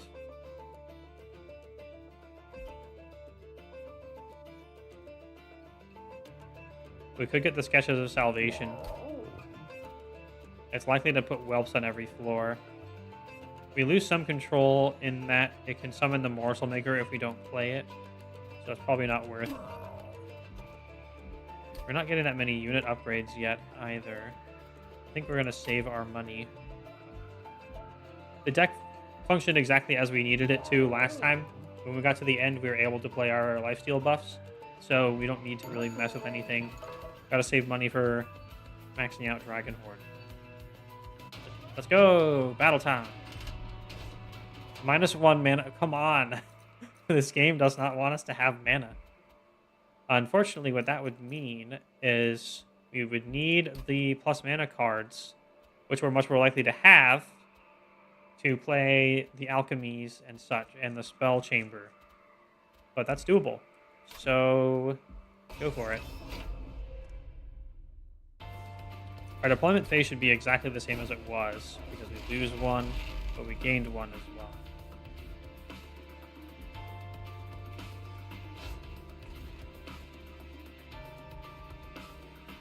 Gilda.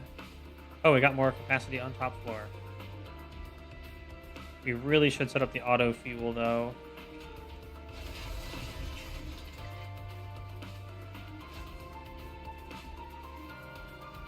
Wow, he's 30 rage from all the times he was attacked last time.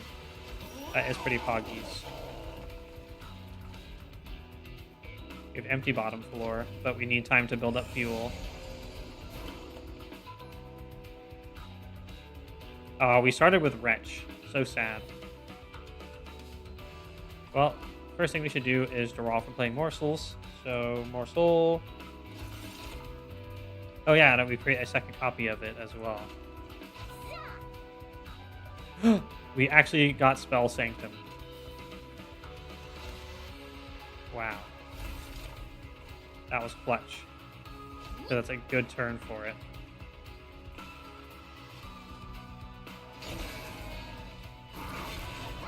Sad to draw Wretch early, but we paid the luck back, kind of, I'd say.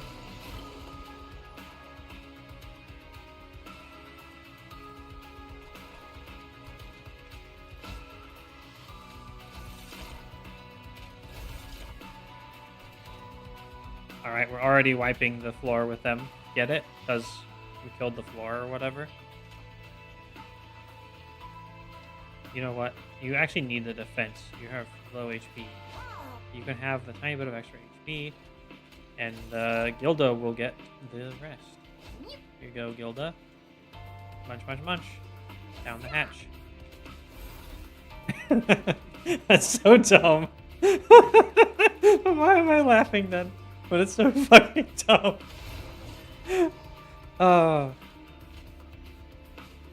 Let's make a Stoic Plate Mail guy down here, so he's out of the deck. And we also get the Meltdown. Thank you, bonus mana. Making good decisions. The permanent rage thing was really good choice to get on him. It was finally worth the cost of it. Law Space Prism. It's like a prism, but it's from space. Oh, right, we get the ephemeral copy. I think we're gonna double cast Dragon Horde, lol. Based Prism. Yeah. We'll get a little bit more choice on the artifact, so it's a little bit more likely we'll get the one we actually want.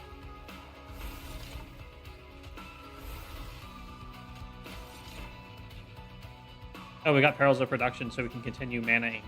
I had faith in our engine power, and it's coming to fruition. I'm so happy for that.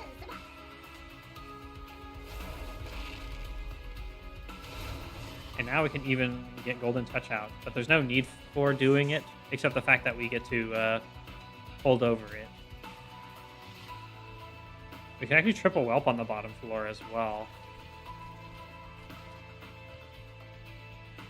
Yeah, since we don't need the Golden Touch now, let's eliminate everyone on the bottom floor.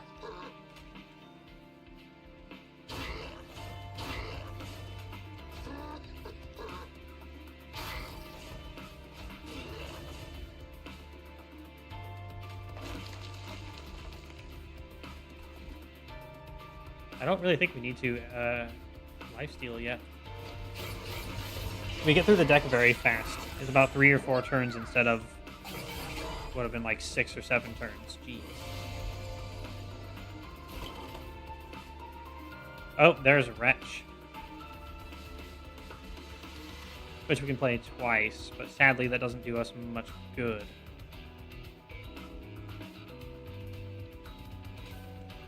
Because we need Feast to combo with it.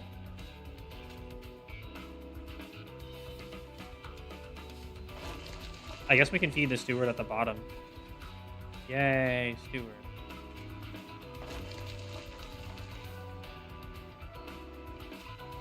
I played everything but the one I meant to play, but it doesn't actually matter. Okay, you have lots of HP. You need HP, and you need lifesteal to heal back up. That should help. And you get more HP.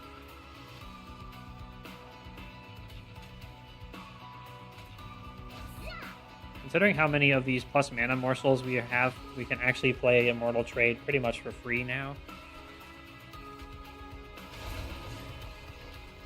Even with the double penalty to prepare all these life steals.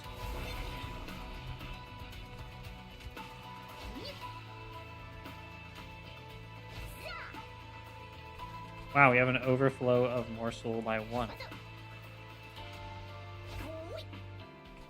That's fine. Everyone loves morsels. Oh boy, Rage Boy is real angry now. He's up to 34 Angies.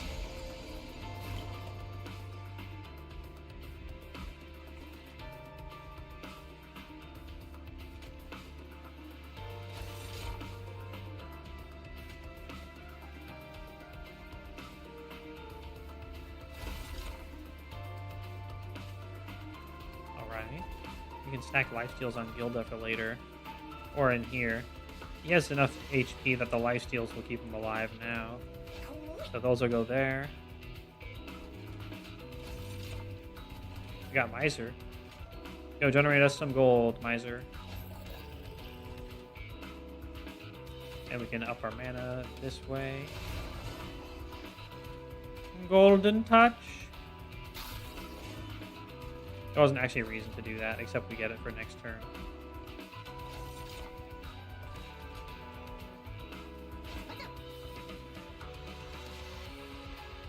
We have 9 fuels left.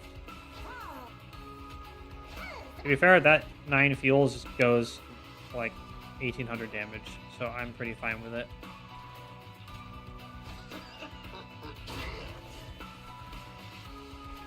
Giving him attack won't matter because the lifesteal will deal extra damage anyway.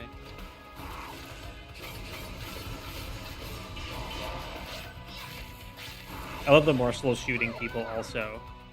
I miss them bonking with a little stone though. That's funny.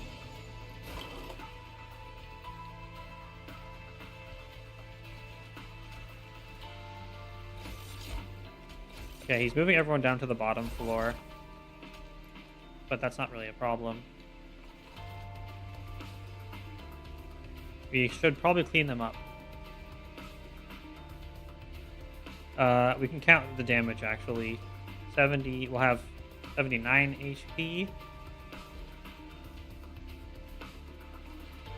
And then that's 16, 20, 16, 32 plus 15 is 47. We actually don't want to touch anyone down here in that case because they'll just add more permanent rage to the alloyed construct. So that's lol-tastic. In which case we do not touch the bottom floor. We just feed our boys.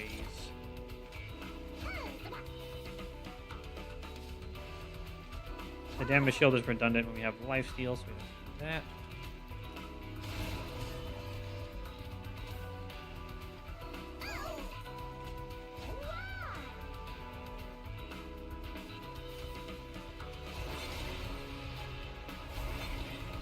Go. You don't really want to be drawing the wealth again.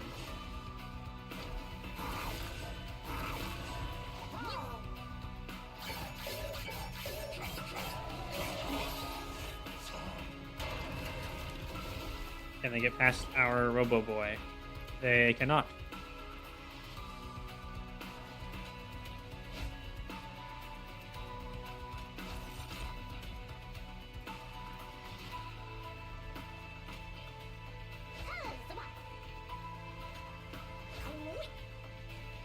Alright, victory achieved.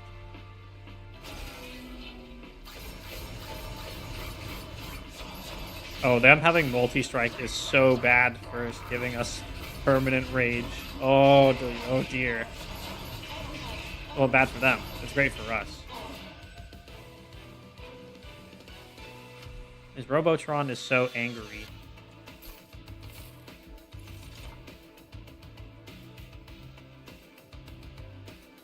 Greed is actually playable when we're not even operating on the bottom floor, really. We have the Miser down there, but that's about it. Let's take it. Not upgraded yet. Feast. Holy shit, bro. Feast. The combo is here. And we loot again. Still no Dragon Horde. We'll just give spell damage for each of their upgrades, I guess. Or take this in case we get a cooldown boy.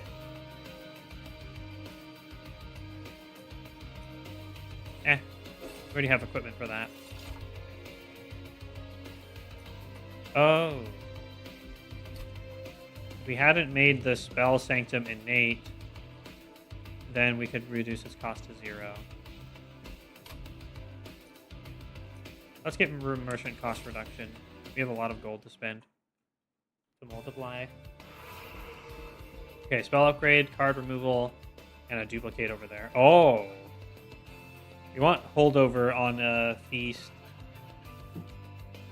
ideally. We don't have that much time to grab the upgrades for the Horde. The duplicate and the spell upgrade is definitely the way to go. As much as I want the Horde. There's Intrinsic as an upgrade.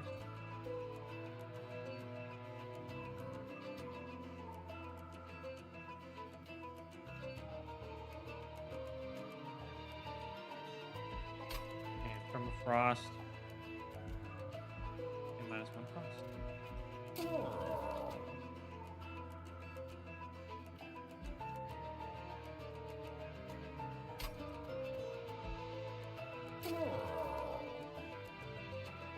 So Feast being intrinsic is actually not good unless it can hold over. Same with Wretch. Greed is not bad to start with, actually. Let's do a Space Prism, actually. That is functionally an advantage. Reduce the costs of the alchemies. Or the Golden Touch, actually. Anything worth permafrosting. Oh, the Immortal Trade is actually worth permafrosting. We can always play it at the right time, then. Then we reroll. Spell Chain.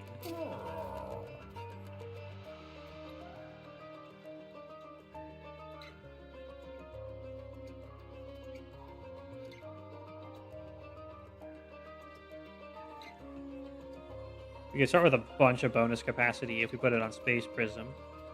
If we put it on Feast, it's much better though, because then we can have a much, much higher maximum cap of morsels on any given floor. So we will put it on Feast. Wretch is also good, but can't we pick double stack? Oh, double stack for the Immortal Trade. So now it's lifesteal 8, and we can get another copy of it, which should also have Spell Chain. So we can add probably like 60 lifesteals at any given point. That should be enough to beat basically any boss. All right, Immortal Trade is now truly making one immortal. And that's why I went this way. We get some free... A duplicate. Oh my god, do we duplicate the Immortal Trade? For the Spell Chain Feast? For the Wretch?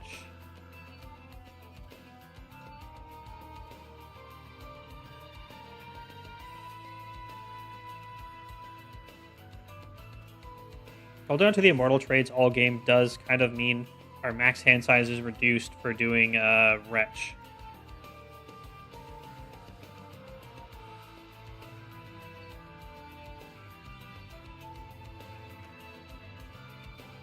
I think we could probably just use another copy of Wretch. That one single copy of Immortal Trade should be more than we need. Let's do another copy of Wretch. Maybe we'll... How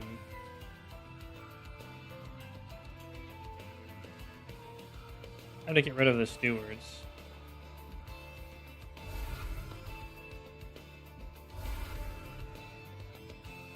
Alright, let's go.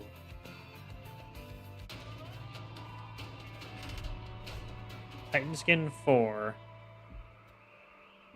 150 Gs. Should be doable. We are basically only killing on the middle floor right now. Oh, now we're not paying mana cost, so we can deploy so much more.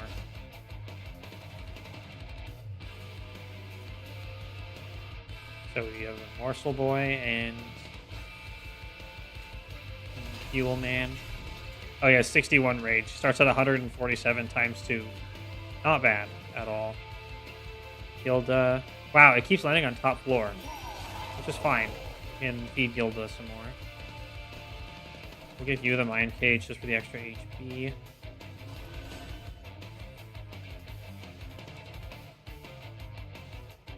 And then the Miser can chill on this floor. No.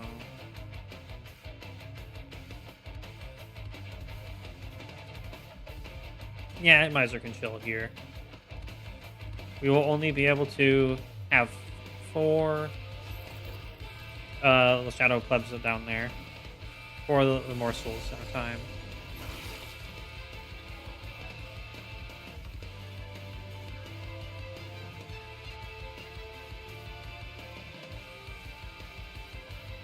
We'll get some money for the greed. Yay, greed.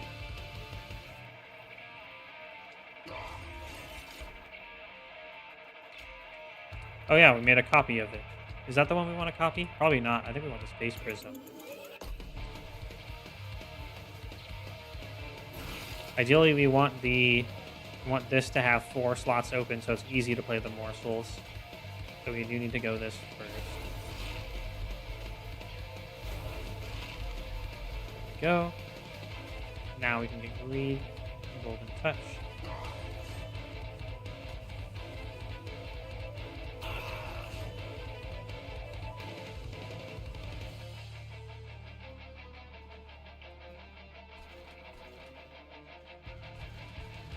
Yeah, this Undying Wretch being able to attack the construct just means more rage, so we can leave that. I think that means it's time to play Alchemy and burn it out.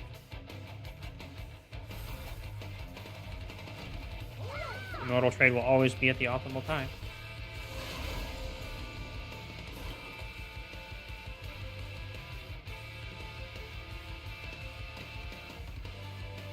Oh, it's a good thing we have Feast, because we didn't have time to get our fuel yet. That's actually really important.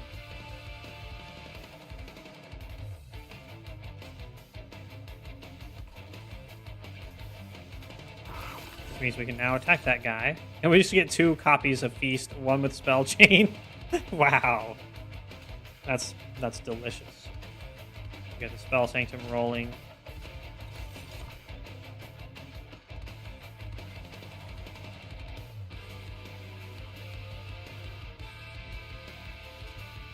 Unfortunately, I do not think...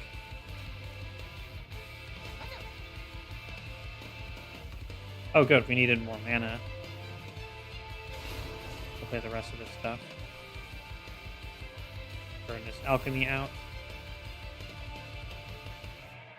And then we need to feast the Marcel Jeweler so we can actually retch something, because anything that's created without a card will not return.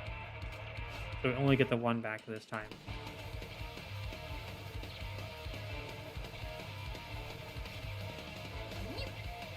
And we feast again. And we still get another copy, but there's nothing to do with it.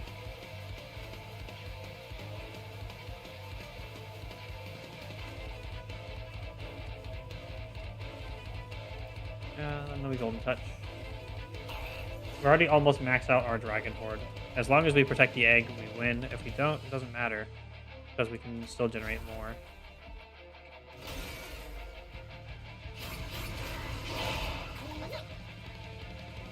Oh no, do they have 2 tanky guys? What are we ever gonna do? Mega Punch.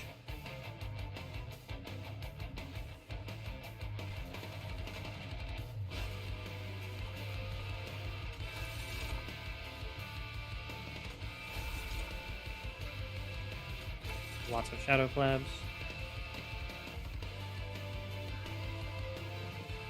We Golden Touch the money baby.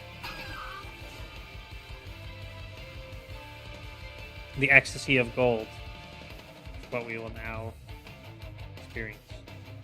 And now he just needs a large health pool. He already has enough attack, so health goes there. And I don't really have any other options. Leaving the guy in the back alive just means we get extra rage, so we leave him alive. He'll get cleaned up on the top floor.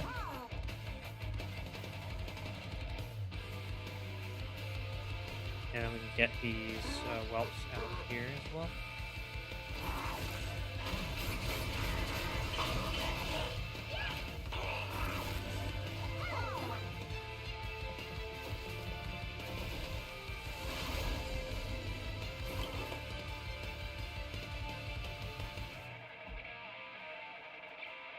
Yep, he cleans up everything there and loses 8 HPs. Oh no.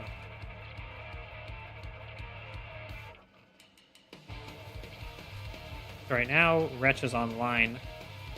So we want to empty the hand as much as possible before we play it, so we get the max number back.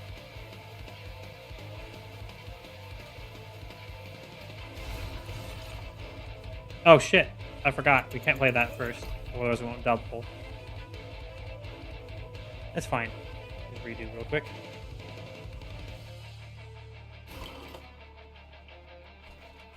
So yeah, empty the hand as much as possible of non-spells, because spells will get duped. And that's the best we can do there. So now we retch. Yeah, that was 4 guys. And then the hand is full.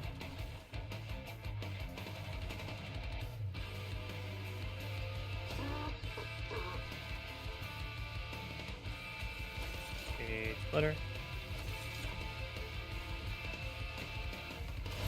So health pool and lifesteal goes down here primarily, which we do not have any of.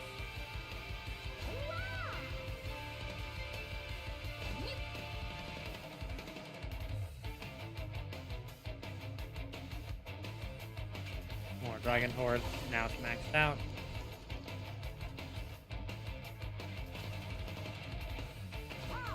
Gilda has plenty of HP, so attack goes up here.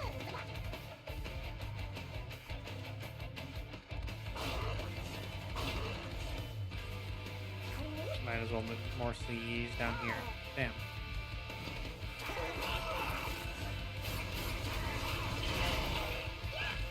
It's very dangerous that we... Oh, he's at 52 health. I was going to say, it's very dangerous. We have not gotten lifesteal on him yet.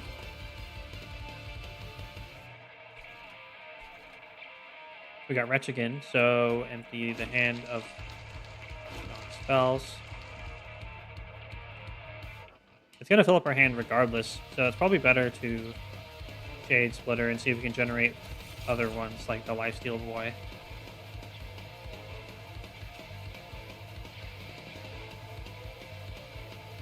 Let's get some gold down.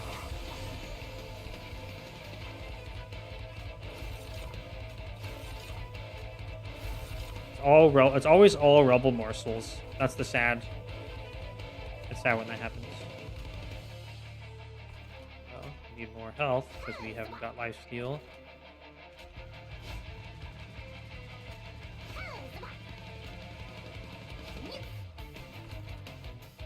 We can get you out of the pool by golden punching. We can Wretch. Alright, it's health and damage shield, guys. The damage shield will get wasted, so it's going to be health. We'll attack up here. And then we're full. We can't actually play anything else except for that. Damage shield is less likely to be wasted up here because only higher damage units from the back will ever make it up there. So Gilda can have that.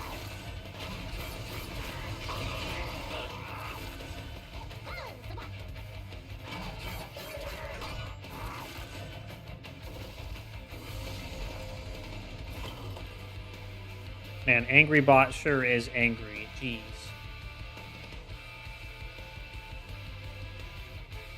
We got Feast this time. But we don't have any morsels at all. So we just need to attempt to draw morsels.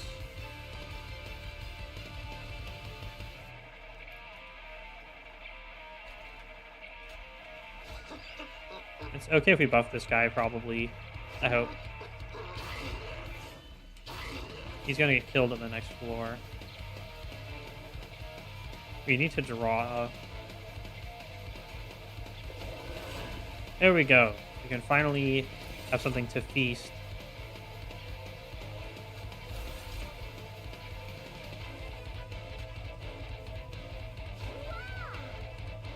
And then we got Wretch. That is perfect.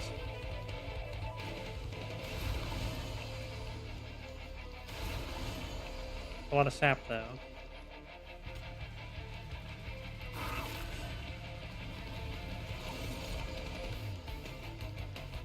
Then we Wretch. And we can play lots more of these.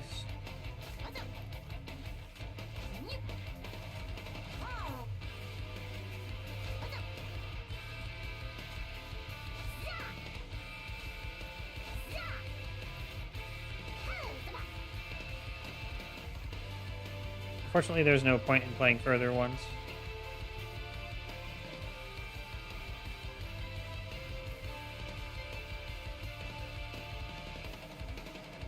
Chomp. There we go. We had 14 spare Ember. If only we had an Ice Cream.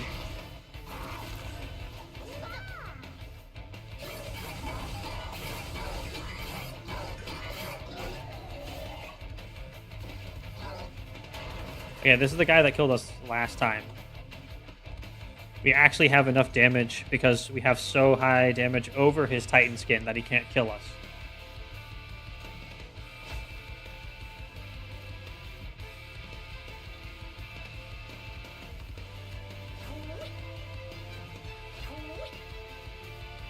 There's nothing really else we need to do here. Have 16... 24, 32 stacks of lifesteal. I think we'll be okay. Guys, I'm not sure, but we might be good on this one. Oh, I forgot to not take one fire damage.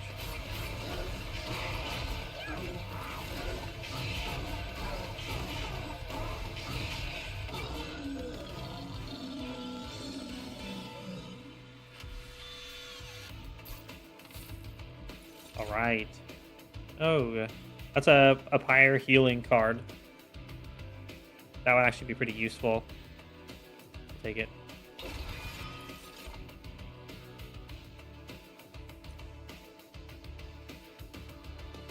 +1 capacity on this floor. Sign me up. Time to loot the Dragon Sword again.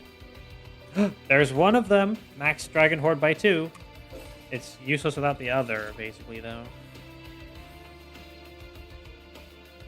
Units of the upgrades cost -1. That helps us deploy way faster. That's really good. Because that just means the deck goes around more smoothly, and we can have the Miser route generating us cash earlier. Equipment or room? And equipment and rooms. Or another duplicate.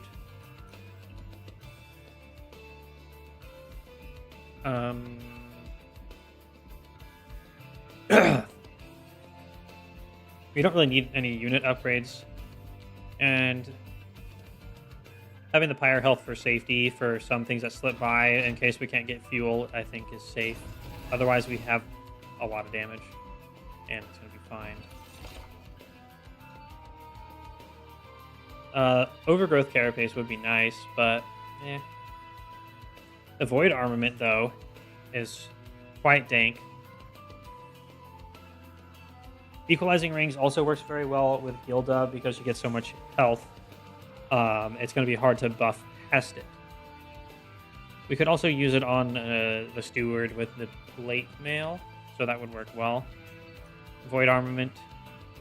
I don't have the Mastery for it yet. Let's just take it. YOLO.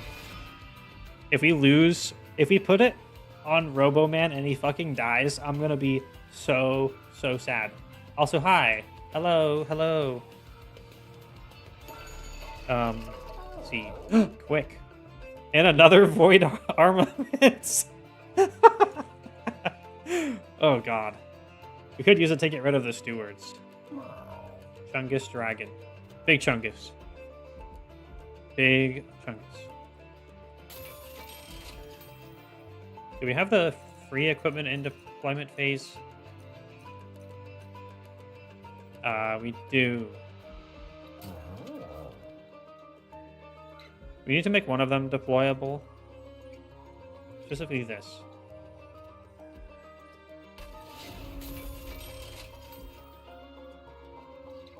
Boiler room should be unnecessary. We don't actually have mana problems. Let's reroll. Oh, wait.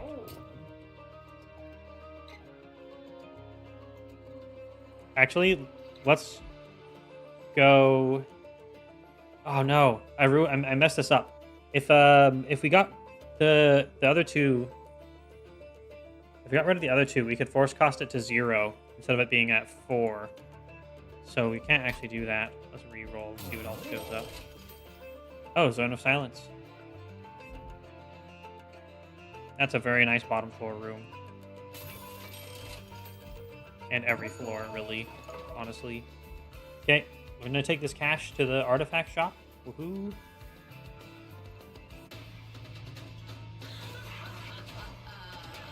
Oh no! Time for the next Titan trial. What is this? What is happening? It's 50 HP and spike 6. Oh god! We have to fucking do bottom floor. Oh no, actually we don't, because we grabbed silence floor. So as long as we can silence the bottom floor, this doesn't matter, because we can kill them on the second floor. Get wrecked.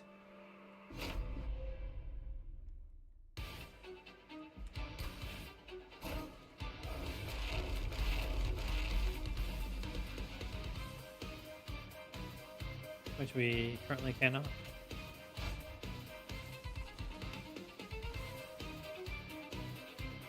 Alright, Gilda goes to the top as usual. I'm so glad our deployment is cheaper now.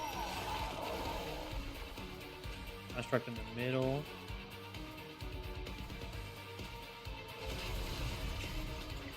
Morsel Maker for fuel. Make you quick. Actually, that's weirdly kind of bad. Now that I think about it, if we don't want to, we're probably done stacking permanent rage. Then again, there are 400 HP people. I didn't actually think about that.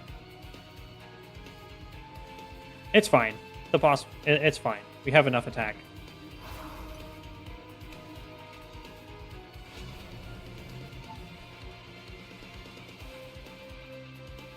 Okay, we want minimum units up there. We want cash money, obviously. There's no cooldowns to reduce or anything. Just want to burn out the Mind Cage then. We could put a shield sword up at the top, but meh.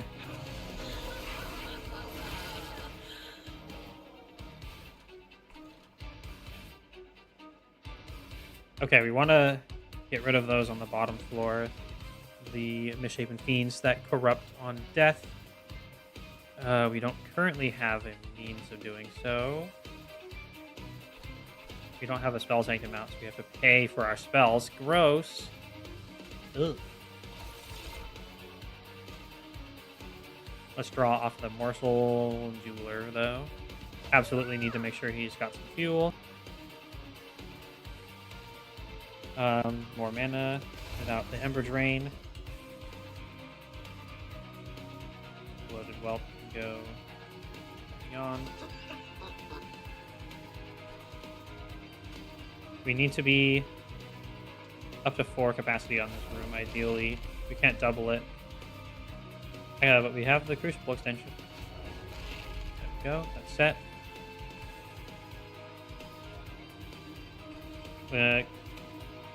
Oh yeah, the quick will actually help a lot with keeping you alive. It's very ham. But, oh yeah, we can't even do that there. I kind of regret that. It's fine.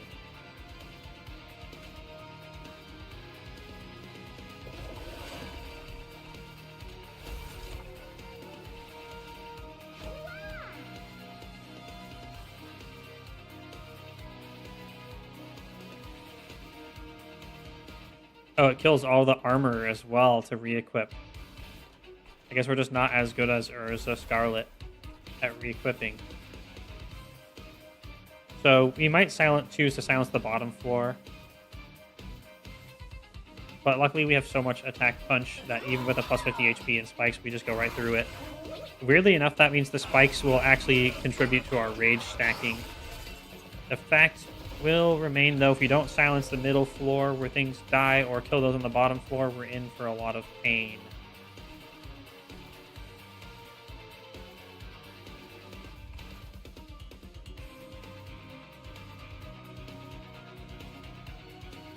Okay, still no Spell Sanctum. Play cards without spending money. There's no harvest triggers down here.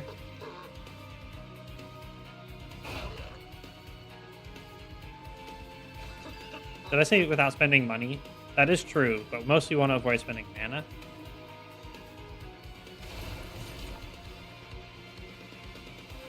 Oh, whoops. I did not mean to double that one, but that's kind of fine.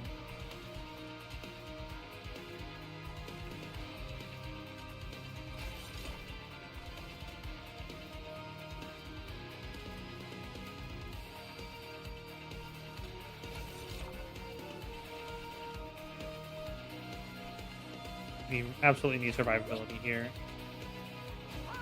Oops. That's the wrong order. It doesn't actually matter. There, not everything dies.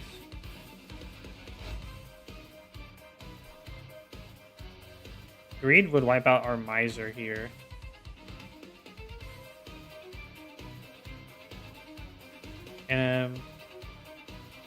Yeah, I think that's fine.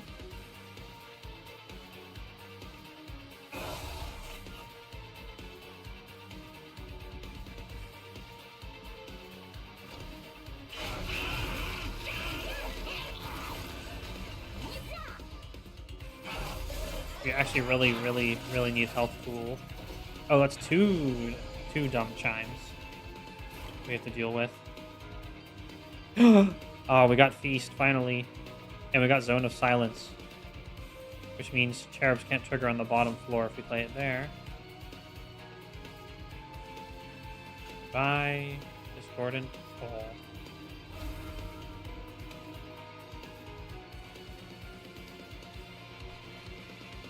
Oh! Yo! What up? Can we get a shout out, mods? I come bearing my own train. I hope it's a train of dragon. But I don't think I need to ask that question. They are not monsters. Well, soon they will be. It's fine. So there's actually an Eaten pile we can check now. It's 4 cards in there. If we play this, we have room for 4 cards. But we won't have room for the copy. So we need to Zone of Silence somewhere. Probably the bottom floor, because we're going to eliminate the middle floor. That's the play. I missed the Spell Sanctum.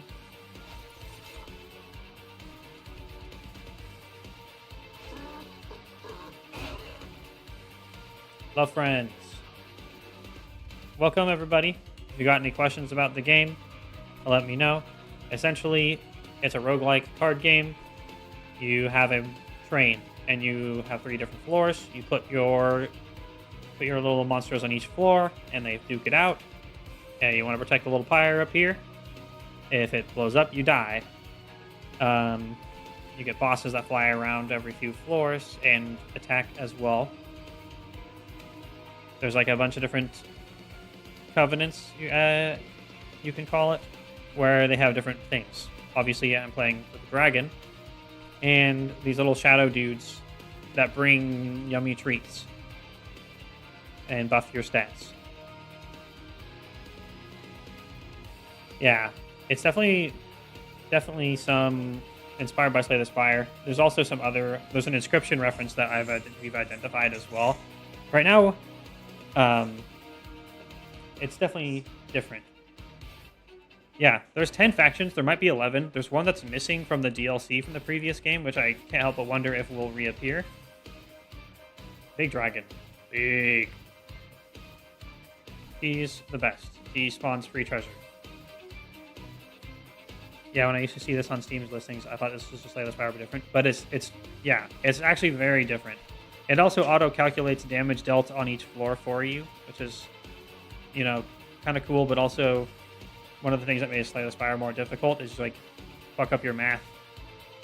Anyway, at the end of combat, these little morsels here will buff the unit at the front of the floor. Ugh, Discordant Toll. Enemies will put garbage into your deck, which is gross. Garbage. At the end of the next round of combat, specifically, we have a robot here that needs to eat them for fuel before it can attack. So we need to make sure he has plenty of fuel to kill stuff. I have currently a little upgrade on him where every time he gets attacked... oh man, I know it mess up math and leave an extra enemy with just a few health left and heckin' die. Yeah. So he needs fuel to attack. He gets fuel every time he eats something. And he has an upgrade that we got from an event where every time he's attacked, he gets a permanent stack of rage. Rage ticks down every turn, and it gives 2 times your rage value in attack. So he currently attacks for 228 times 2, because he comes with multi-strike as a reward for having to deal with him needing morsel fuel. So I have a card here that will instantly, instead of having to wait for combat, it'll instantly eat all the morsels on the floor.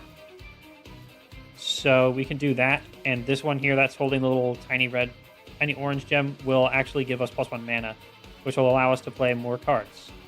Yippee, cards. And we have an upgrade on it where every time it's played, we get a copy that will vanish at the end of turn if we don't play it. So that means we can do it again.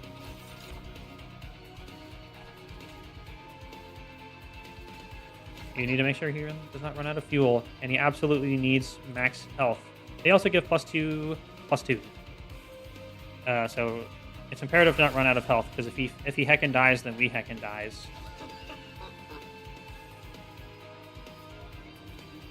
That's classic Slay the Spire. It was one of the nicest differences of this game that it accurately calculates what's going to happen when you mouse up over. Yep, there are a few things that it doesn't quite calculate, but it's not like it's unplayable without. I have a couple upgrades on this card here in my hand, Immortal Trade. It's got the one where it creates a copy. It's got this little Ice Crystal upgrade, so it'll stay in my hand until it's played.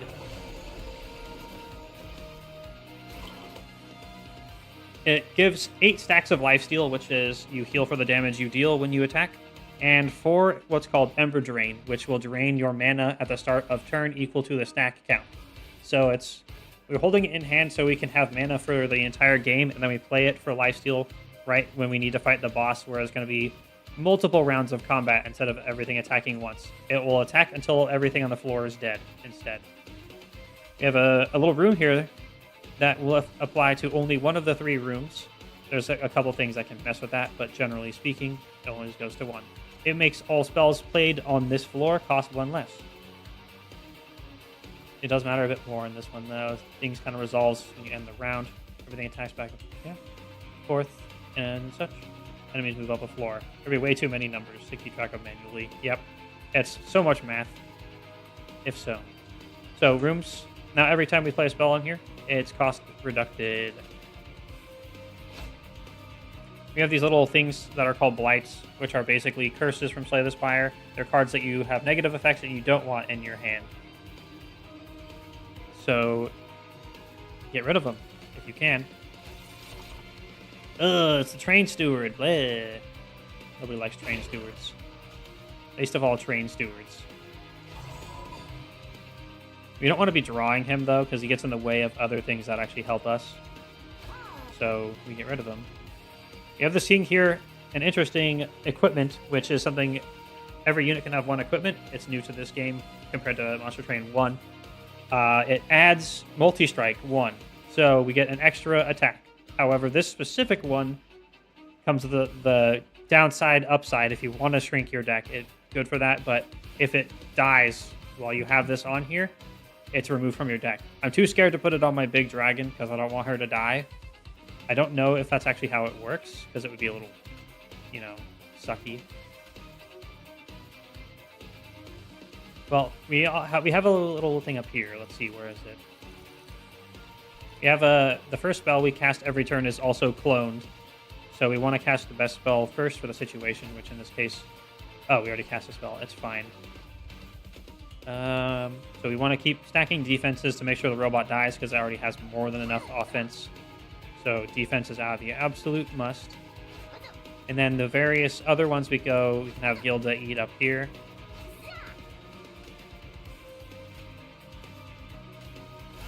We have this card here. We get little stacks of Golden Dragon Egg, which is called Dragon Sword.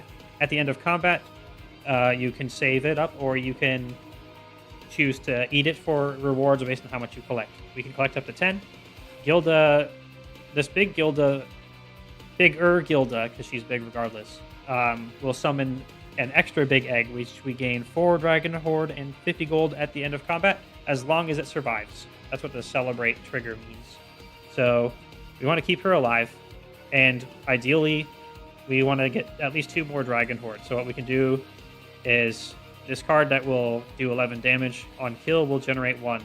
So we can snipe our own guy, which is mean. But it's Dragon Horde, baby. One does not simply not get Dragon Horde. And that's the turn. Now you can watch everything attack, everything resolves. It goes from top to bottom. Unfortunately, those weird eyeball monstrosities stack a debuff called Corruption. But we should be able to have enough lifesteal through teasing this card that it won't matter as long as we die in one single action. Okay, the first spell we cast is Duplicated. There's not really any high value spells in our hand.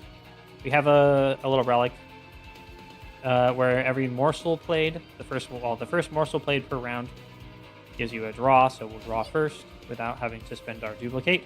There's Wretch. That's absolutely what we want to duplicate. We just want to make sure we have as many cards in hand that aren't spells. These are all spells, unfortunately. And then we'll return as many Eaten units as possible to hand. Unfortunately, we did not have room in our hand for the Ghost copy, which I forgot, but it should be fine. All defensive ones here. All other ones up here.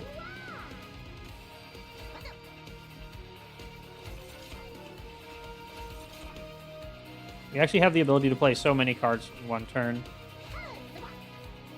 Also, I like how they say Alzaba for no reason. I don't know what it is, but if you figure it out, please tell me.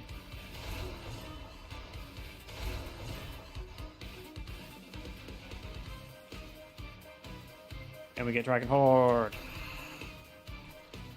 Alright, now if we win the battle, we'll have maximum Dragon Horde. It's aligned the Morsel Say in Monster Train. Oh, right. So that's what it is. A lot of the morsels give just raw stats, and then some also have additional effects. The ones that this guy summons in the back every round only just give +8 attack and +8 HP. The others, like the Rubble Morsel, when he's eaten, he gives you +1 mana. He gets eaten after combat, which is after you discard your hand to refresh your mana, so you will keep that mana next turn. Others give like damage shield or life steal, and some just has. There's a Morsel Miner, which just gives a mega chunk as well. So, very fun. We currently can fit up to 5 extra units up here. There's a cap of 7, a hard cap of 7. So we can actually duplicate this Crucible extension, and then we can fit even more morsels. We also have this card that heals our Pyre based on Dragon Horde, but it consumes. So we would want to wait. We have a couple more turns to redraw it.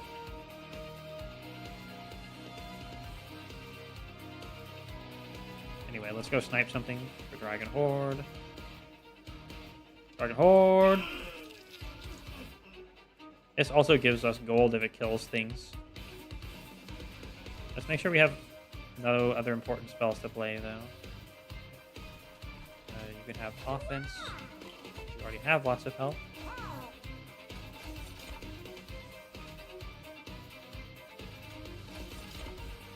Oh, there we go. There's lifesteal. Oh, he's already healed up a bunch. That's fine. He's going to have to heal some more. I think he should basically be unkillable at this point. You can restore 14 health. That's like the majority of what we're missing. So the opportunity for like a little bit more later doesn't seem that worth waiting for.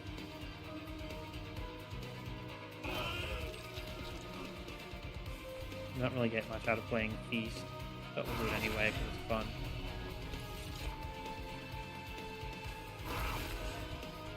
Go. It's about to be boss time.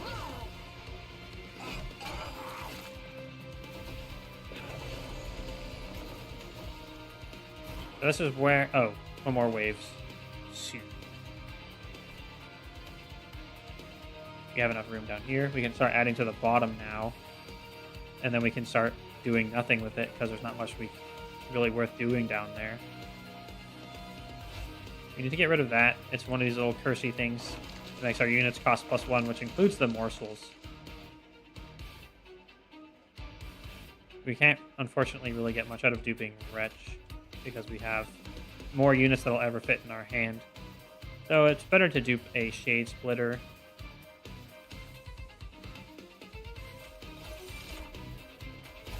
Because then we can roll for other utility effects that we might want.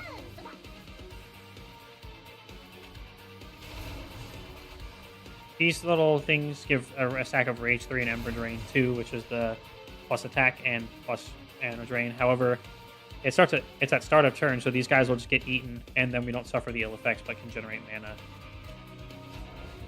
Pretty cool. More Dragon Horde. Although we're already maxed out, so that's a bit of a waste. However, we can generate a new morsel that has better stat gains. Oh boy, that's a lot of morsels. stack up some more damage shield, specifically as these guys that look like they have a plate of sand. That's how my brain kind of interprets it. Oh, there was a lifesteal one in here. That's alright. He's fine. Gilda can have a lifesteal.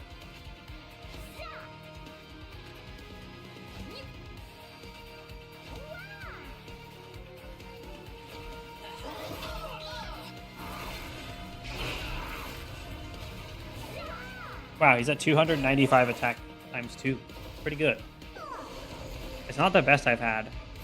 I got Gilda up to having 7 attacks one time at like 400 attack power. It's on my YouTube. Yay, YouTube. Anyway, what's the best thing to duplicate down yon? We have a Wretch in hand, but that's already gonna... Actually, our Eaten pile is only down to 8, but it's still never gonna fit because we can't empty the hand without playing enough spells. So, let's redraw. There's our other copy of Wretch. That doesn't really matter what we duplicate, because we just don't have the capacity to support more. Here, have some lifesteal. Have another damage shield. Little icons below will show what it has. Quick means we attack before the enemies, otherwise they attack first. Multi-strike is extra attacks. This is the fuel mechanic I mentioned. That's rage, and this is damage shield. We like damage shield. Damage shield, good. Anyway.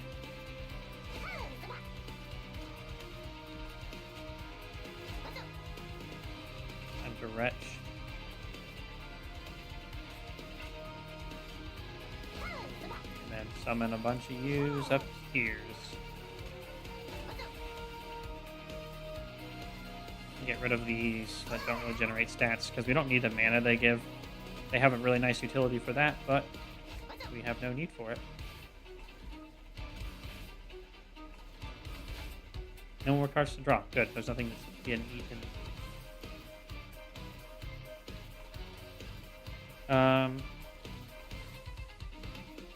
Well, let's leave the... We don't need to risk the Void Armament.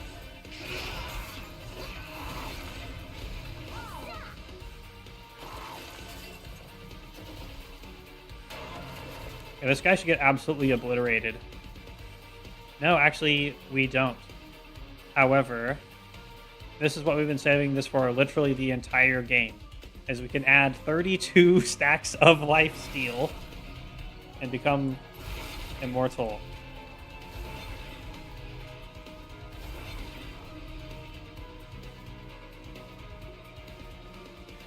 So now that the fight is already won, the focus we want to do is generate lots and lots of money. So we're going to use the greed card, kill all these morsels. Our dude should be unkillable when he has 33 stacks of lifesteal. So we're just going to throw out as much as we can down here. Greed will kill all of them. That's 1, 2, 3, 4, 5, 60 golds.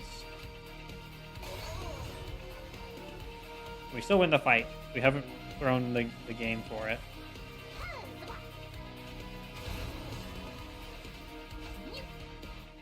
And Dragon Horde. Alright. You can watch the robot annihilate all the Charons. 335 times 2. Robo punch time. Alright, that's our second of the Titan essences, which I have no idea what does. We also get a major enhancement.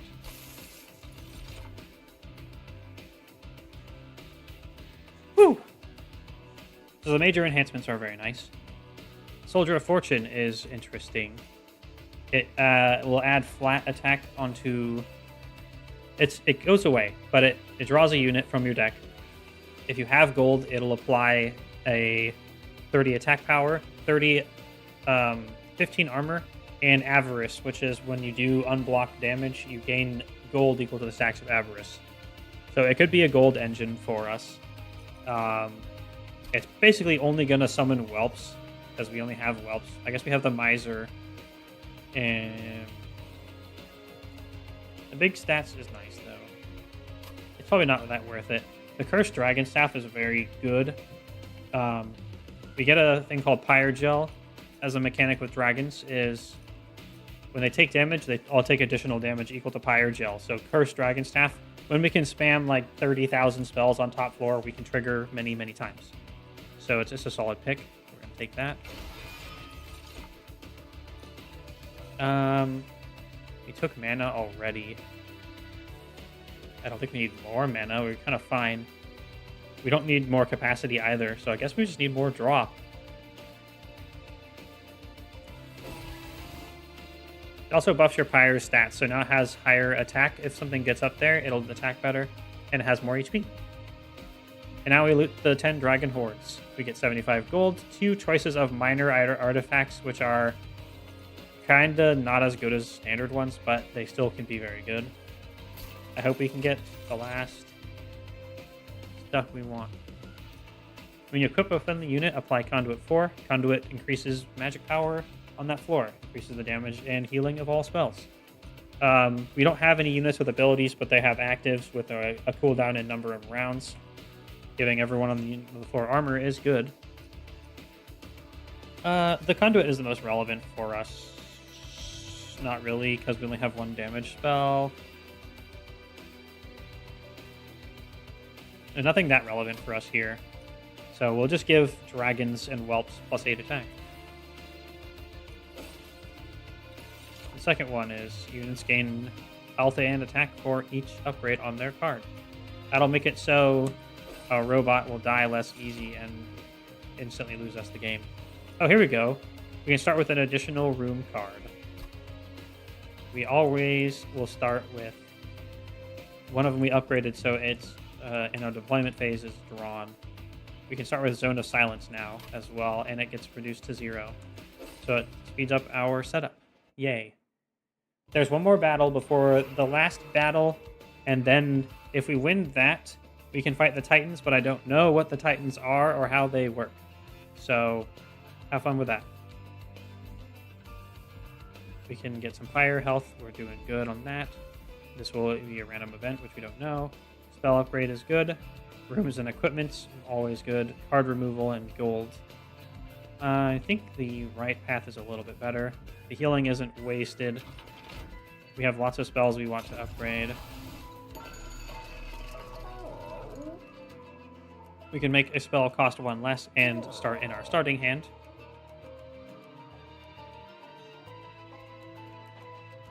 Greed is pretty good for this because it'll just use it to kill the bottom floor. Golden Touch is also good for it because it has the holdover upgrade, so it'll always be a card we draw every turn. So we can play it for free every round and just poke whatever we need to. Yeah,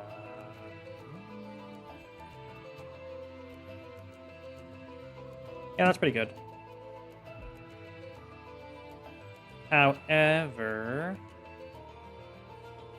having Feast be intrinsic means as long as we get a Shade Splitter, we can make sure that the robot can attack quickly. But it shouldn't be necessary. We have a lot of card draw, so it should basically not happen. Let's wait on this for a second. Spell Chain, which is gain a copy of it. Let's do the Space Prism for rapid deployment.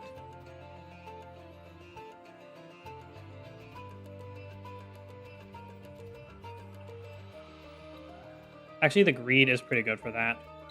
The last boss battle has a bunch of units that have a spell shield where they block the next spell. So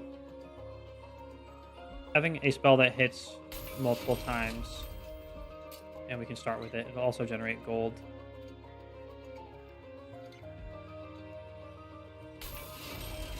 Is nice. You can also make something cost 1 less.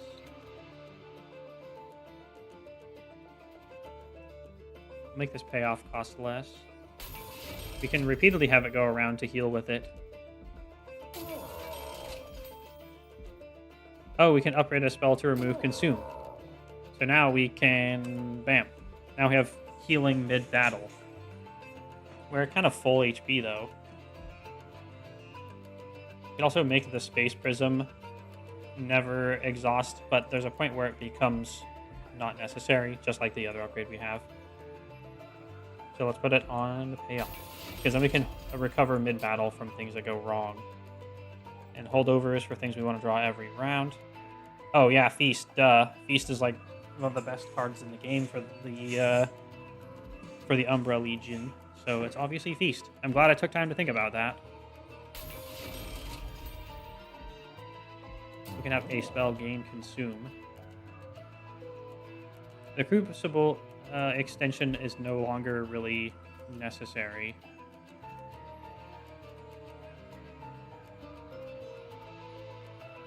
We also have a lot of Shade Splitters, so making one go away is kind of fine.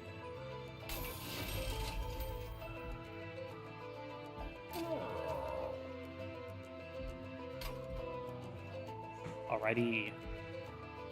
We can purge cards from our deck, but we're going to save money for the next artifact shop. Let's see what we get from this event. Oh, who dis? Arcus, Angel of Darkness, approaches the train. His once powerful form now crackles with Titan corruption. I mean no harm. The Titan's grasp is suffocating. If you help me, I will grant something powerful in return. You could offer the warmth of your pyre, but it would require a large sacrifice to fully cleanse him. You offer your pyre's warmth to this former enemy. Yeah, I remember him. I like this guy. He always looks super cool.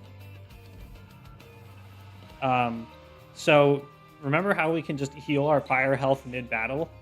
50% chance to gain an artifact. Here you go. When a card with Consume is played, deal 30 damage to the front enemy unit. Not super important, but it's free. Oh my god, we can spam this. You offer up some of the pyre's warmth. Partially cleansing the body of the Titan curse. You offer more. Yes. Volatile Gauge. We could max out our draw, but it starts randomizing the costs of things. However, zeros and ones... When we have the spell room, this is very workable, because we can reduce cost. So that our worst things cost 2, and we have things that generate mana. So we'll take it. Here you go. Here you go. Oh, it's just 20 now. There we go. When enemy unit dies, their pyre gel is spread among enemy units. Okay. That might be enough. Oh, wait. He has another thing at this. You offer up some of the pyre's warmth to the cursed angel. At long last, Arcus stands before you, fully restored. His wings stretch wide, and his form radiates with a dark celestial glow, free from the Titan's grasp. You have freed me, and thus I owe you a debt. Take this. He offers you an artifact forged from shadow, glowing with his same dark presence. So when you draw a Blight or Scourge, gain 1 mana and draw a non-Blight or non-Scourge card. We have a few of those. One of the upgrade that we took had the downside where we added one, and then we have 2 baseline from extra challenge mode. So that's very good. You take the artifact, and before you have a chance to look up, you see Arcus trudging down the path alone, edgily. That is really good. We have so much card draw that we can spam. Also, we get to upgrade our champion. We can make Lady Gilda go up to 150 HP, 100 attack, and summon even better treasure egg, but it only works for 1 more battle before the last boss. I guess technically the last boss, because now there's the Titan after, but I don't know how it works. We're about to find out. I have a feeling we can go all the way. All right, let's giggity go. There's nothing more to buy at the spell shop. Yeah, nothing that I care about. Okay, we can take -1 mana per turn to gain 400 extra Gs. Totally. We have such mana generation that it should be fine.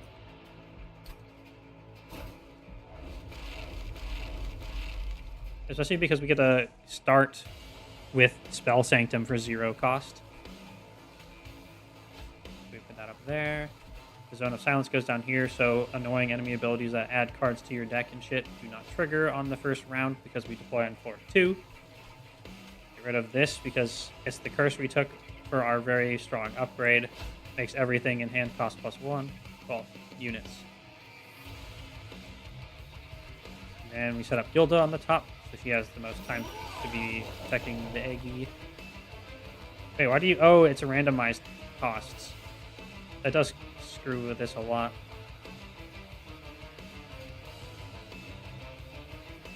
That means we don't get auto man feeding of the Alloyed Construct.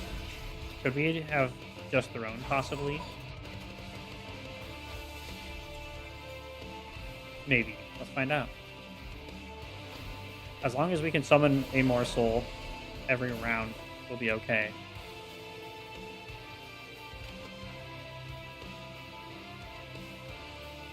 Oh, look, we got him for 0 this time. The gauge giveth, and the gauge taketh away. We also got another steward.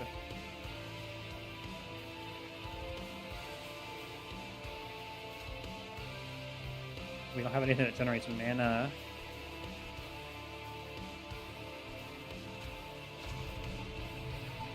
Okay, we need to get the capacity up by 2 here. This time.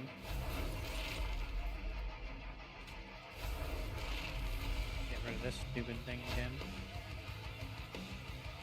We absolutely need to generate a morsel.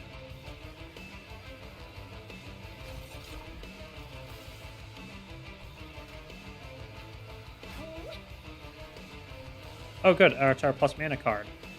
That's what was supposed to offset the risk of what we just brought into our lives. So if this Train Steward dies with that Void Armament, he dies forever. He gets purged from our deck forever. Which I am kind of fine with. He sucks. We don't have any Dragon Horde to heal with this yet, so there's no point. And he needs to make sure he no die.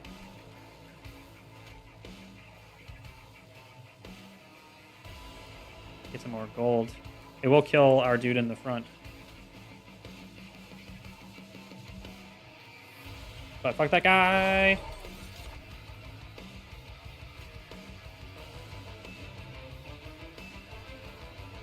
I don't think we need to play the copy. It'll vanish at the end of round. Let's get this Mind Cage out of here.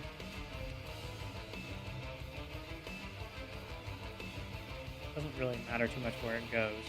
There was an equipment that we put on him last time, which was the Quick Dagger.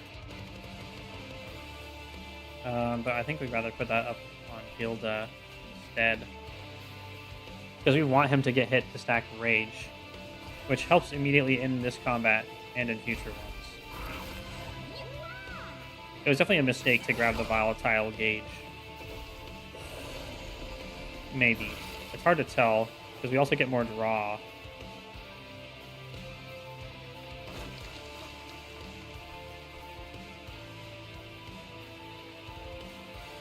Okay, let's see. We can definitely use more space up here. That's not important to do that at the moment.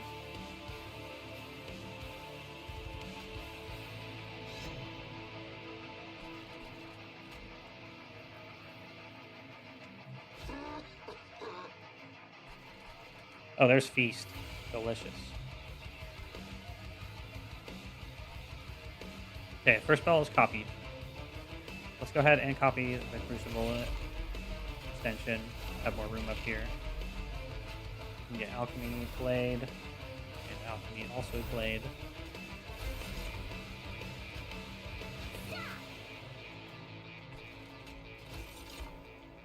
Oh yeah, these are all the mana morsels where suddenly we'll not have any problems. So we can use that to get mana back to play this Vengeful Shard so we don't take damage. And we might as well... Oh yeah, we can only play it on this floor. Okay, that's fine. We could have done this a little differently, but it doesn't really matter.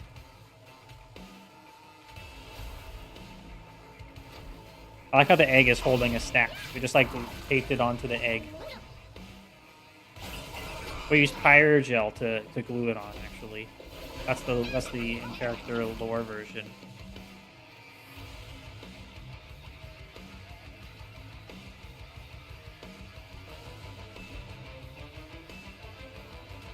Okay, first spell is duped. Remember this. We can start dragon hoarding some people.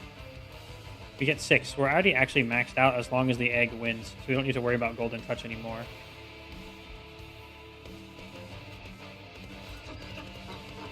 These whelps we don't have a real use for. Oh, he won't run away after combat, the little collector back there, because he has his abilities disabled.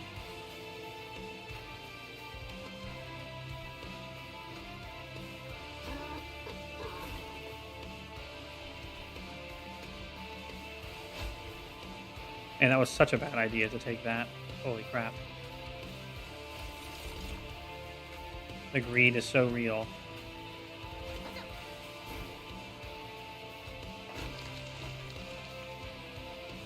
Oh, we already have enough space up there. Neato. Okay. All the defenses go down here. Absolutely. This is still a net gain of 1 mana as long as it doesn't roll 3. Then it's a net gain. We just punch right through the guy with 480 HPs. I lost a really, really good round to a floor with 2 of them in a row, which is why we need more attack power. Well, there's no need to increase the capacity here anymore. 1, 2, 3, 4, 5, 6, 7. There's not really need to put it on the bottom if you have something better to do, like playing Wretches. But we can play them on the top floor, so we might as well. Especially because... Oh, no. They're getting randomized when we pick them up here as well. That ain't good.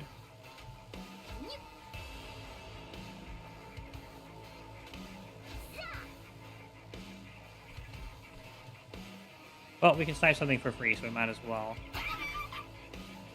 It will be forced drawn next turn as a result.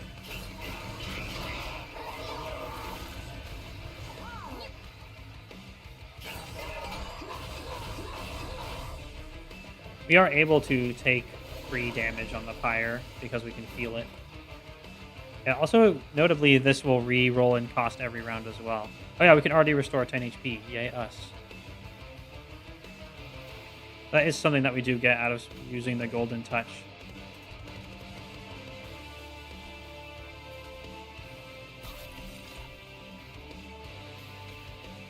Is we can heal more healths.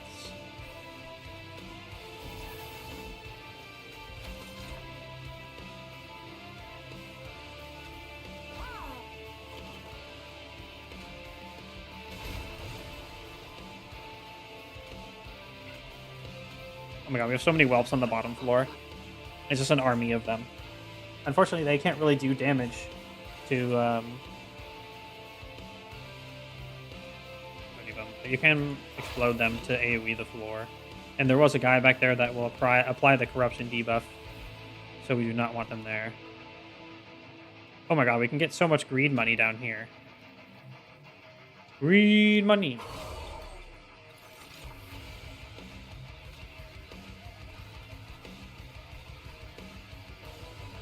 Alright, let's turn this into mana. Get the miser out of here. At least the morsels that we create immediately do not get penalized. Okay, he kind of just needs all the help he can get right now. We have to...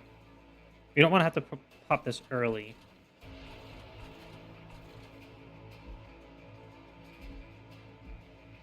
As long as he's not threatened. The amount of damage coming up next turn is almost none. So he's not threatened.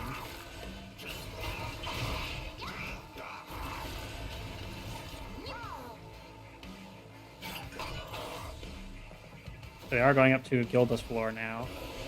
Which, luckily, we can pew-pew them for free when we play spells because we got that staff.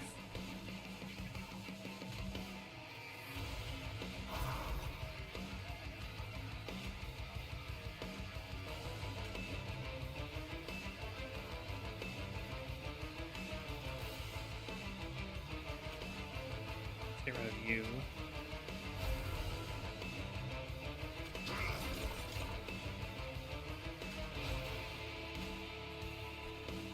We really, really need survivability down there. But we want to see if we can generate better morsels.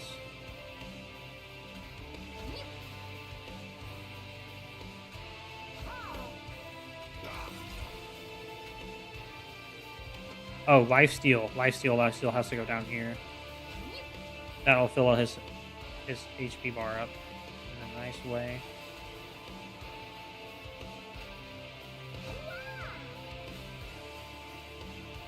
We are about to eat all these guys that generate us mana back.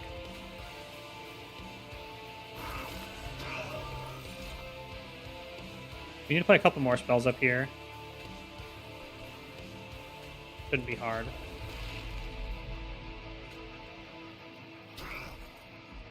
Now we can retch all units in the eaten pile back to our hand.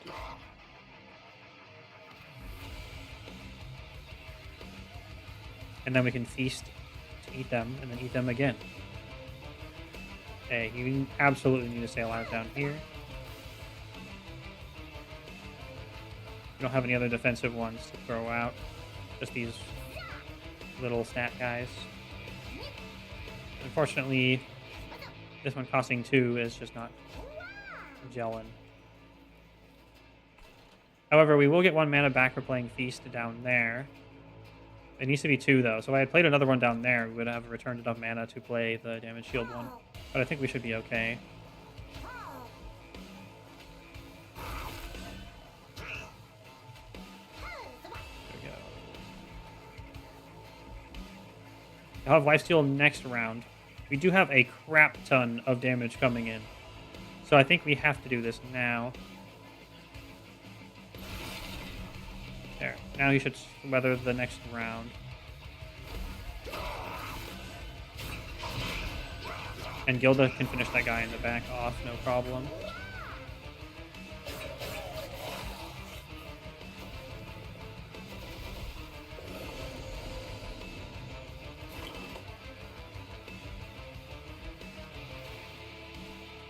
Alright. Get a bunch of healing.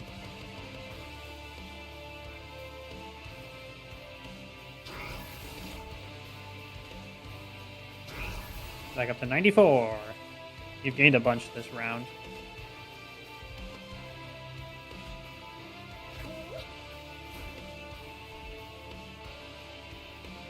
That's our plus mana card.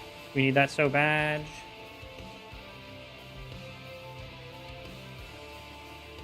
We cannot play it on our current levels of mana because I did that wrong.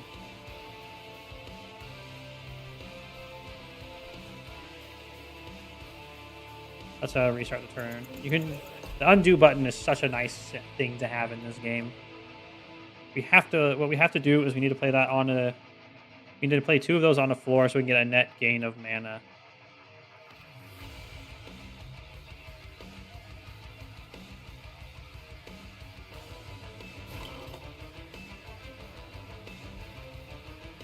Unfortunately, because of breakpoints, we don't get to do very much damage to the guy in the back at all.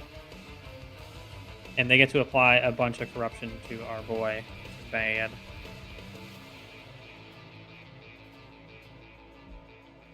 We're still going to heal our pyre.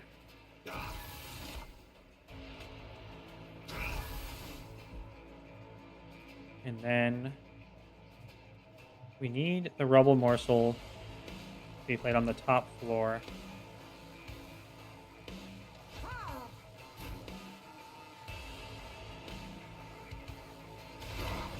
Go. Now we can add the other one here. And that one gets played for free because we can eat it. We can retch first. This one's also technically free.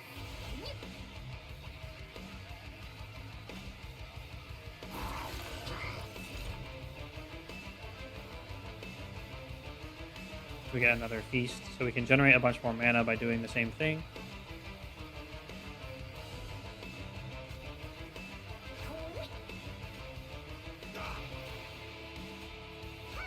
You have to leave 1 mana open for feast because of the random costs.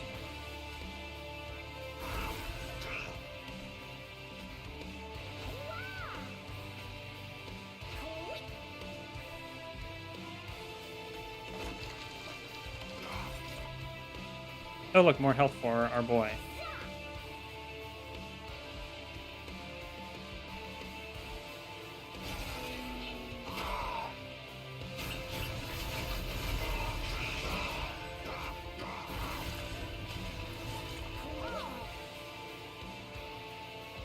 Alright. That floor we can definitely clean up by playing spells.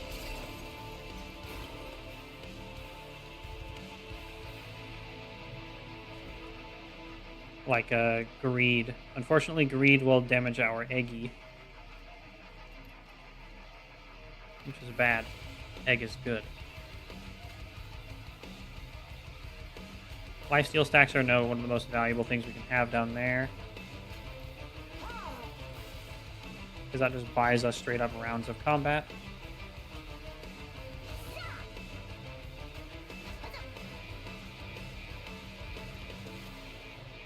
Alright, let's cast as many spells as we can up here. Feast is a high priority because we have the mana morsels. Oh my god, I messed that up again. Yeah, we're gonna have to redo that. I should never have taken the volatile gauge. If anything, it just makes it a lot less smooth to play.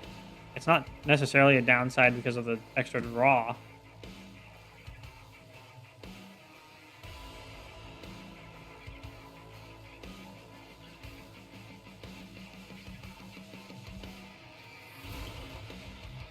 What's that? Alright. Oh yeah, we only had 1 mana. So, up to the top floor, all the morsels that generate mana go out. Then Feast gets played.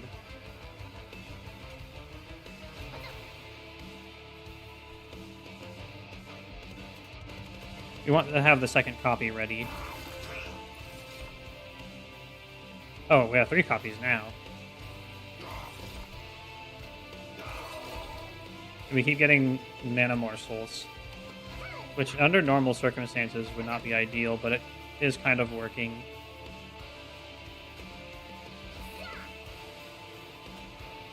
Because we need to do bulk damage to this guy. And luckily, the thing that transfers Pyrogel works really well for when floors get up with a bunch of dudes behind them.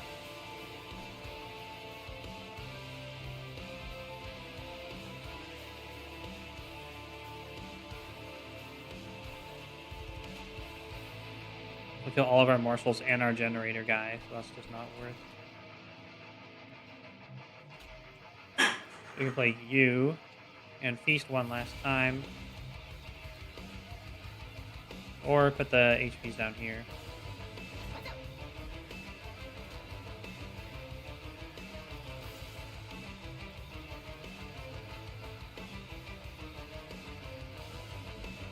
Yeah, let's just get more stats in here. We can definitely afford to take 5 damage.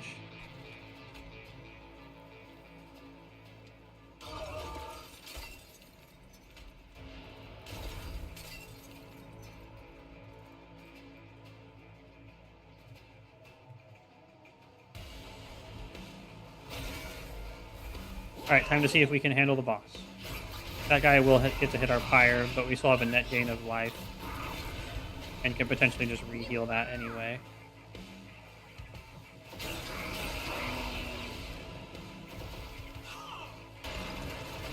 So do we handle this floor? We do. Good. The only priority now is to get bonus things out of combat.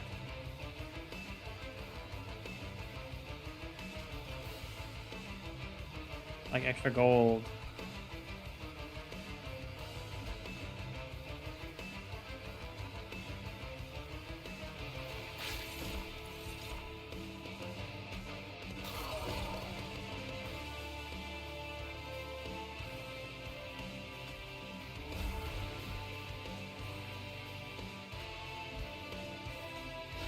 Oh, I played the wrong one. We'll turn these morsels into monies.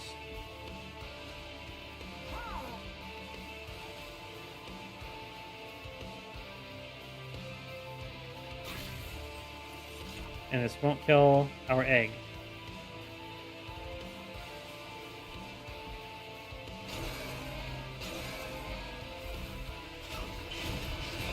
I think even with all that, we have a net gain.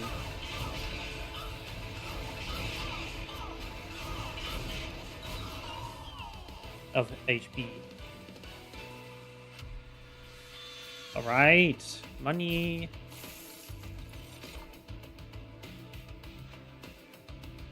Deal damage equal to 25 times your dragon horde, then lose 1. A big nuke spell wouldn't actually go that amiss. Plus, it's something I haven't gotten the Mastery Gold border for, so why not?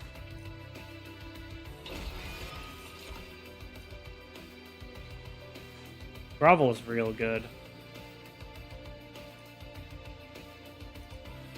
It applies a damage shield and gives you 2 uncommon or rare morsels. I think the rare morsel is the one that has huge stats on it.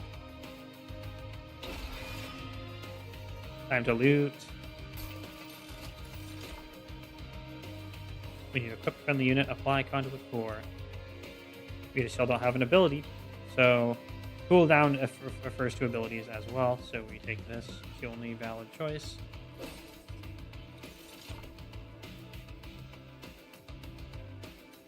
Whelps applying Pyrogel on strike kind of would work for bottom floor like we did there. So we'll take that.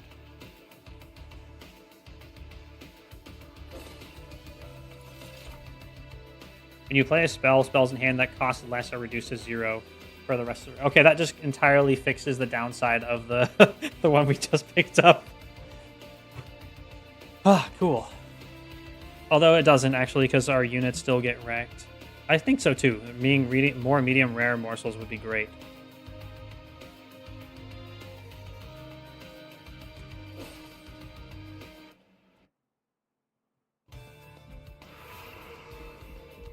Okay, we're almost going to get to the Titan.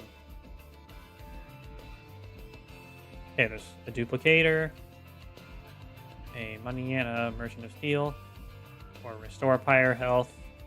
Let's go the Merchant of Steel. I want to upgrade our units now.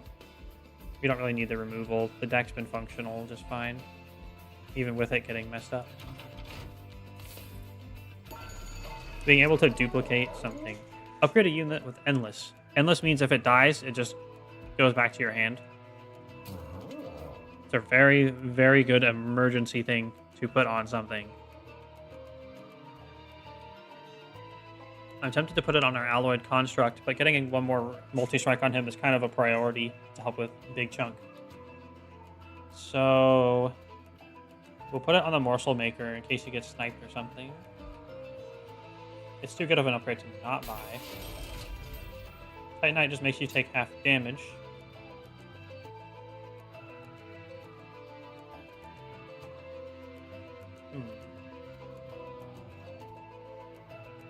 I guess also on the Morsel Maker. No, I'll put it on the Miser. In case I want to shield with him. That's only if we get another copy of it, though. Should have realistically gone on this Steward.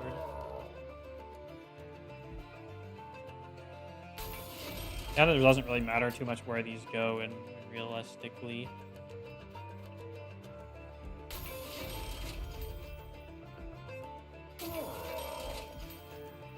Quick and plus 10 attack.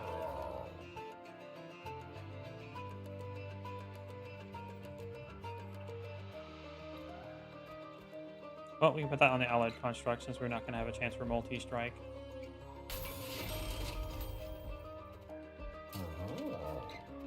You can have money generating on attack.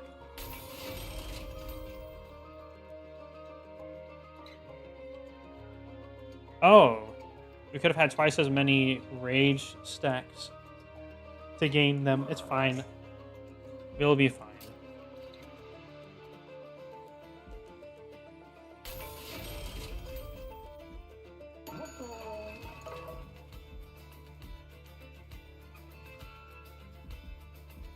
Okay. Let's look at our artifacts. Apply Pyrogel 10 to non-flying boss units. Enter the floor below the Pyre Room. Yep. Chance to 50% chance to remove buffs from enemies when they enter the terrain. Absolutely.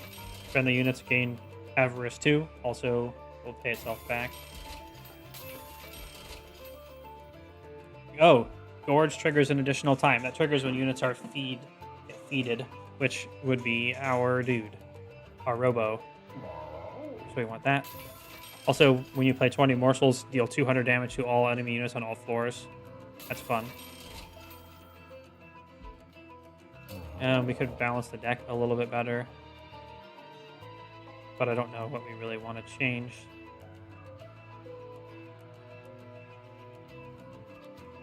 Well, we'll keep it here.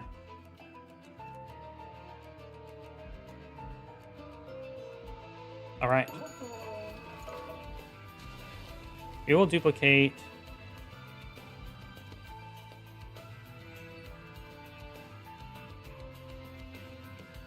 Might as well have 2 allied constructs at this point. Now that he's like been super stacked, we can just get a pre-stacked one for free. And then Gilda doesn't have to carry the top floor, but still can help. And we have the capacity to easily fit it. Okay. Drum roll, please. It's time for the last boss, except for maybe the Titans. Hiya! Wah, wah, wah, wah, wah. We should be very well equipped because we have units that have very high damage. We also have a 3rd page of relics. Thank you, I believe, too. Let's go. Oh god, we have to do extra challenge. And melee weakness is very hard to overcome. Melee weakness 2. And it gives everyone rage 6. This is going to be really hard to make our boy survive, and that's why we took a backup. You can always put morsels in front of them to stall it out and damage shield, but it's really not pretty.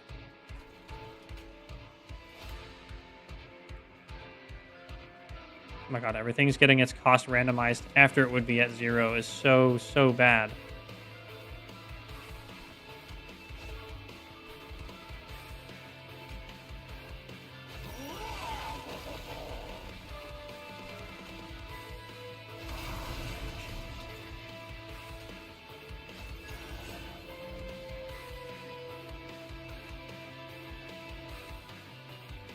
And we can't even risk putting something in front unless it's gonna, we know it's gonna die.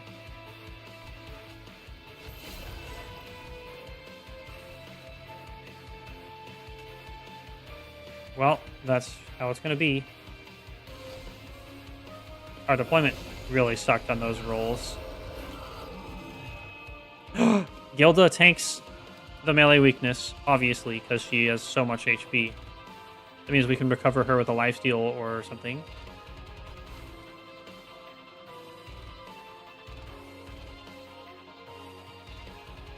Okay, we dupe the first spell cast.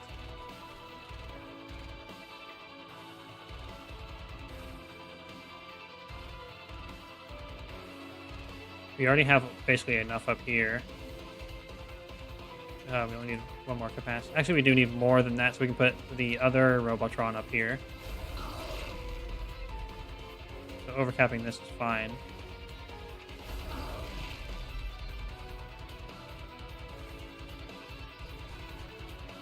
This we can just play. There's not, actually, we might as well play Shade Splitter first.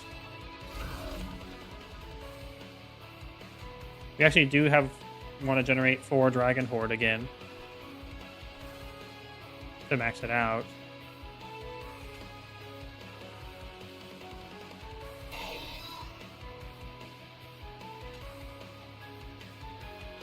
We have Whelp Supply Pyrogel on strike, so we actually do want them back here hitting things. There's a multi-strike sweep guy with 50 HP down there. Holy crap. Well, he must die then.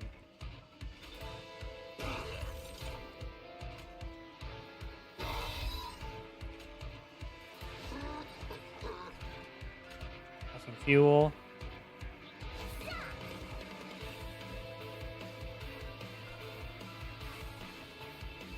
We actually don't want him to be quick. We want him to take a hit from an enemy that's not the boss. So quick would be an absolute misplay.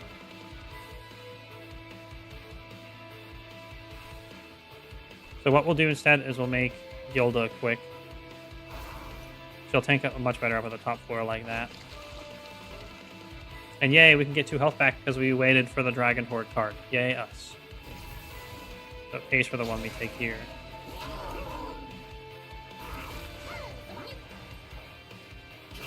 Okay, a triple hit from that guy is actually survivable. So as long as Seraph does not go into the middle floor... Oh, he also gave him Rage. Okay, that makes this more hard. Okay, we need to block 2 hits. Which we could just get 2 stacks of damage shield. But it doesn't get rid of the melee weakness, but it buys us another turn for someone else. For it to be done in another way. That's basically our only option.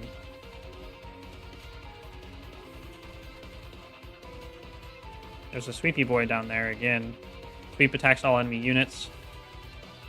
So we don't really have any shot of using the Pyre Gel bonuses there. Let's just go ahead and damage shield.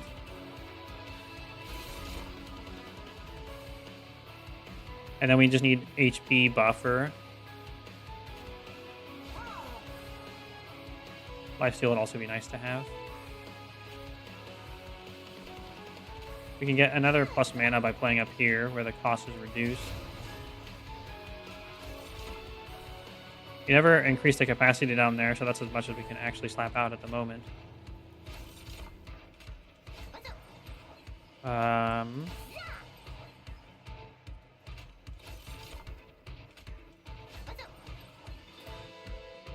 Yeah, that melee weakness hit was huge, but surviving it is also huge. We want the Train Steward to go away. He won't do us anything. We can kill one of the sweep guys. Actually, get rid of this that for later. Does Titan Skin. Since the whelps can't do anything, we might as well explode them to generate cash money.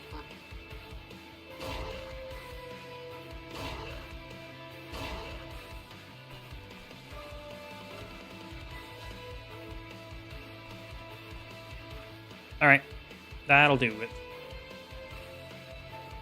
We don't lose our robot, that's the important thing.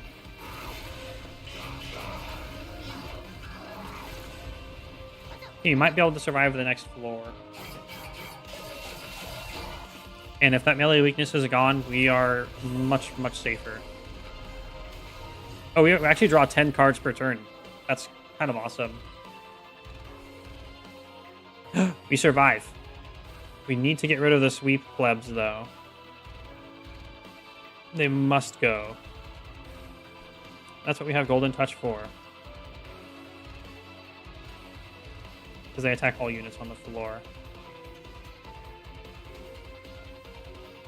And because of melee weakness, they kill everything.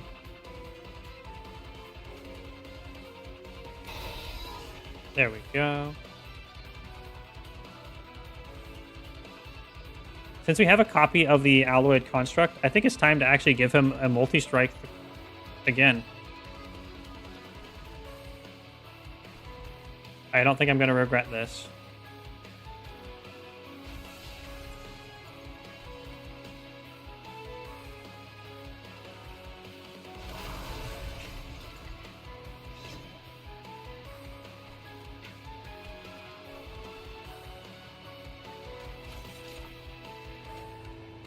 We can actually increase our mana again. We can play Alchemy, get it out of here. We don't need it.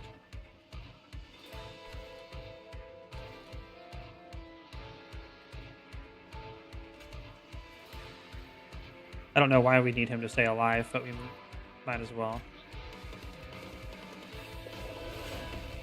Oh, he just dies anyway. That's fine. We don't want that equipment regardless.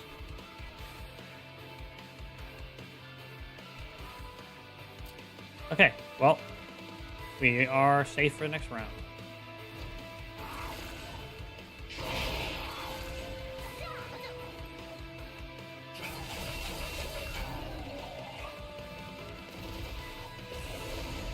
Oh wait, he's already quick. Perfect. Again, the Sweepy Boys in the back need to go. It's a really good thing we kept Golden Touch, I must say. It's what's allowing us to remove them very cleanly. And having it be doubled was actually a good idea.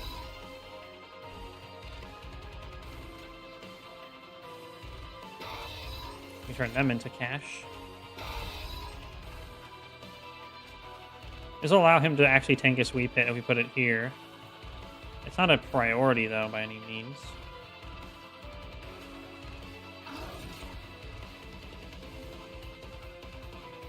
Yeah, we would need 90 health to keep that guy alive.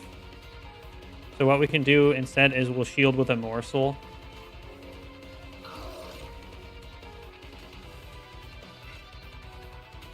This lifesteal morsel we'll have to do. And then he'll get a damage shield. This one will get killed by the attack, and he'll absorb the damage shield one. Actually, we can just pop it now with Feast. And also get a mana.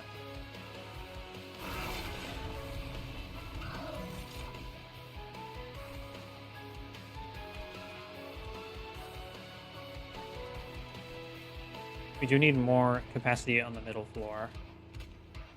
So it's expensive, but we have to play what we should play.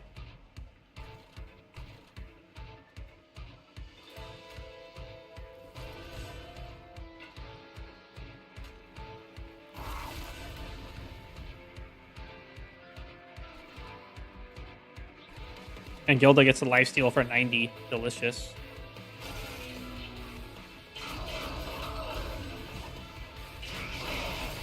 Essentially, this Seraph is all about you have to survive his melee weakness, and if you can do that, you're in it. And the damage shield was exactly what did that. Okay, we actually don't survive here, but we can play Feast or another card to survive. The Rage is very, very punish.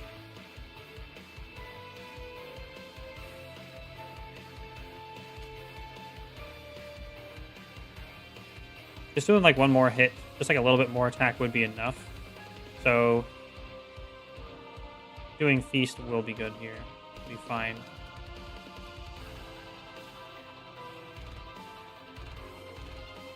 Let's we don't really want to return Eaten units to hand yet. Feast is unfortunately very expensive right now.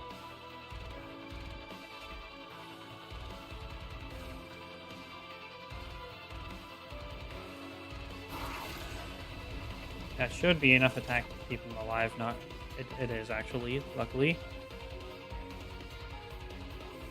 We can give him some damage shield. Or give it up here instead.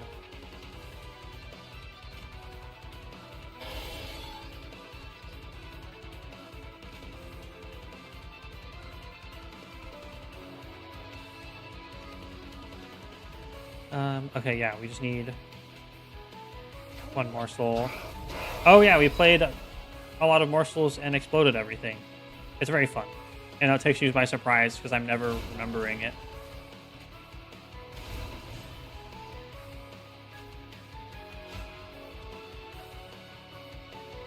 Now we can return Eaten units to hand. There's nothing we can snipe with this. We could snipe the morsel. We get a little bit more. We get 2 more HP. Not really worth it. Compared to getting an extra morsel from having more cards in hand. Actually, you know what?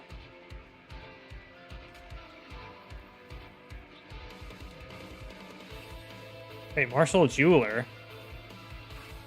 Oh, that's the damage shield one. We actually don't want to kill that one. That one's a good one. In that case, we just play Wretch. And since we have Feast at 2 cost, we want to play Mana Morsel, which is at 2 cost also. Rip.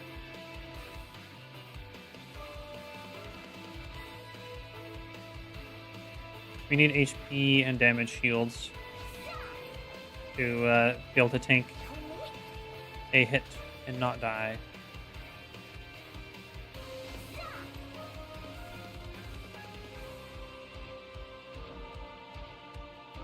might be time to give you your lifesteal.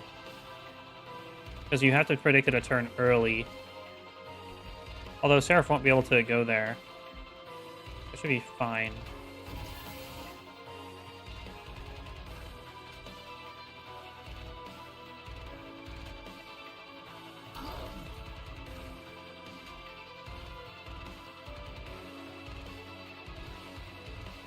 Yeah, he's going to take 15.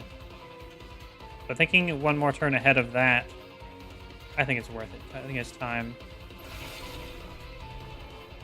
But we're probably not going to play the copy. We don't get as punished.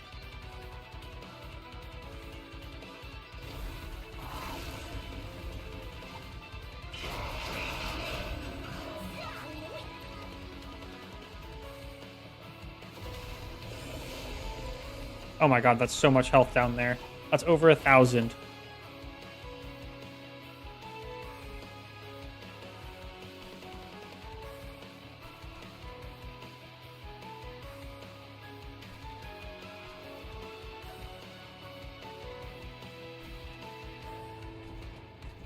I forgot he already had lifesteal.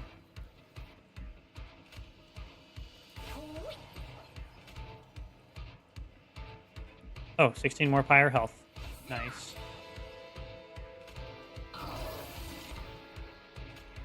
Actually, it's 32. We double it.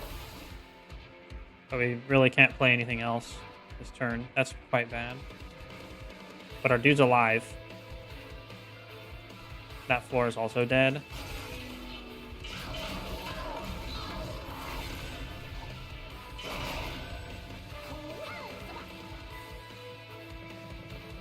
Our mana penalty goes down by 1.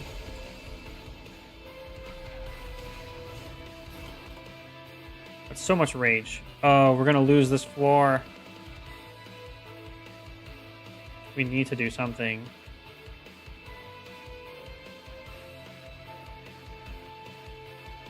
Greed will kill our Morsel Maker in the back.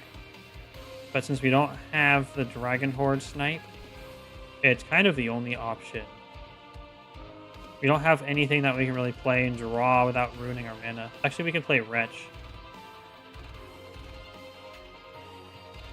We can get rid of the Vengeful Shard as well. Oh, actually, the Inequivalent Exchange is a snipe.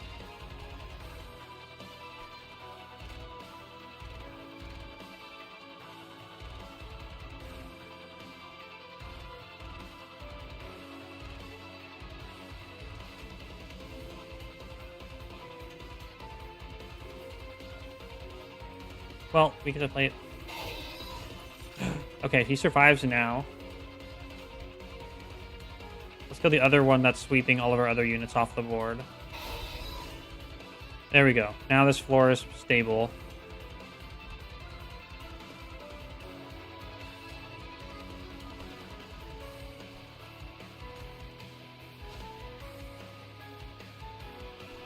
Oh, the random cost is really, really not being kind to us.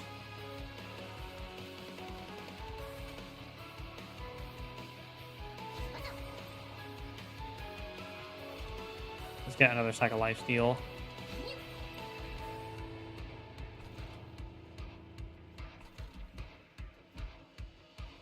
Alright. This floor is fine. We don't kill the guy in the back, but we have a dude up top to do that.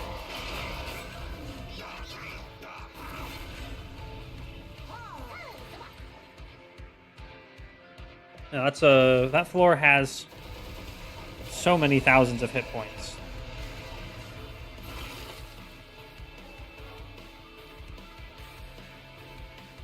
Again, there's dudes we need to snipe. We have a whelp that can do some damage.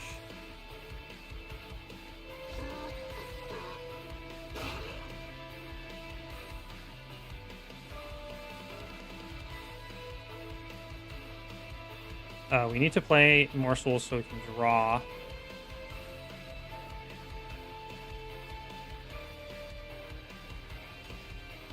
We need to make sure we have enough health pool that we don't get insta-gibbed, so that's just still the priority, so we should have enough damage.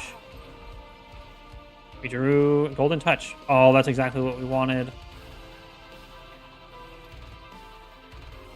There's a 7x2 sweeper in the back.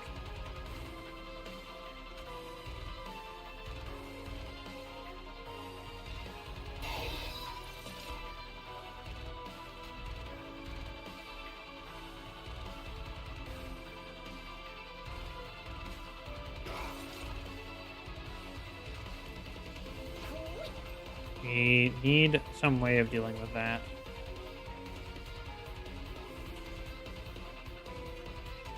You don't have enough damage to remove it like this.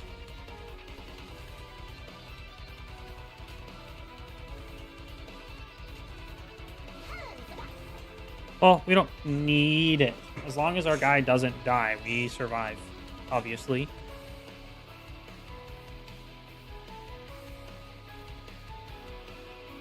We can consume all the morsels at least, because they're going to get killed by sweep regardless.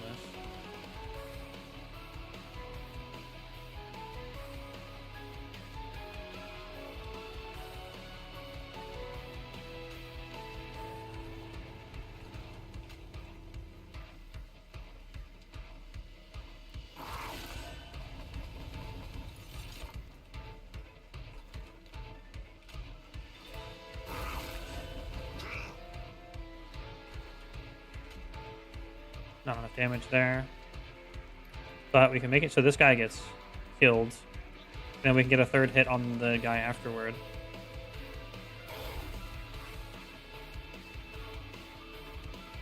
Actually, wait, no. It just doesn't round that way. Oh, another damage shield up here. And then it's time to lifesteal. Actually, we can wait one more round. Okay, the Morsel Master dying is something we'll just have to deal with. We have more than enough fuel. We have a lot. A lot of fuel. If we do die, we lose our really powerful unit, though. Oh, it's listing him as dying. We're gonna need some support on this floor.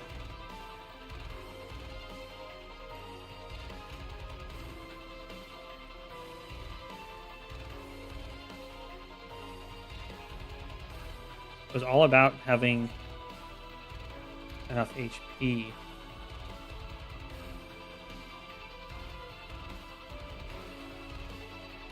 Getting rid of the 19x2 dude is the way we want to do this, but we don't have the punch for it.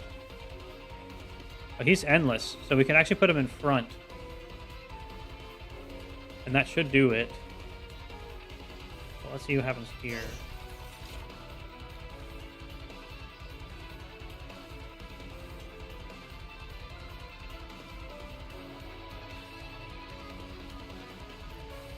Really bad hand.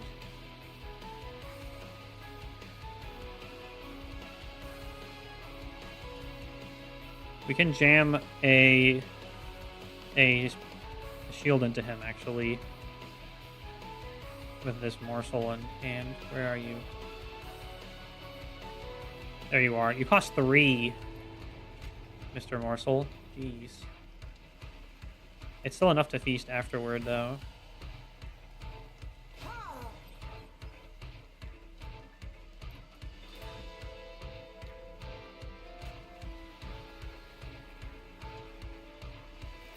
I think you in front is a better bet, though, for surviving.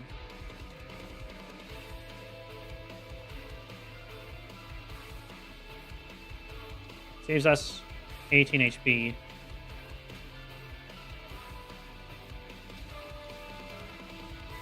Let's check. That's not enough.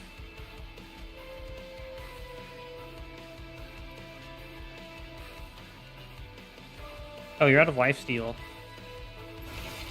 Okay, now we win. I was like, what? This shouldn't be happening. We're good.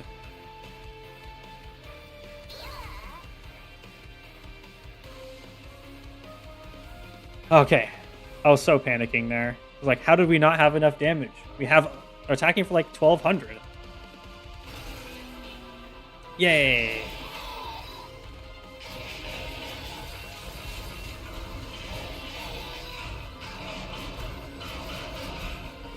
get roboed. This does officially count in my book for a win on Covenant 10. Cash in. Wow, we actually can't. There's only 2 choices now. Interesting.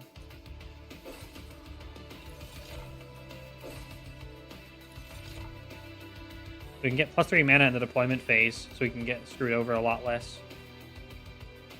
Let's find out if we can beat the Titan. I'm very curious if we can. Wait, what is this? What's going on?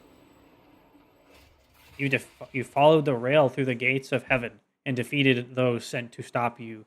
The great abyss comes into view, a truly terrible sight. Looming beyond its vast expanse, the Titans sit and wait. The essences you've gathered calls to them. Do you continue forward to the beyond? Fight the Titans. Let's fucking go!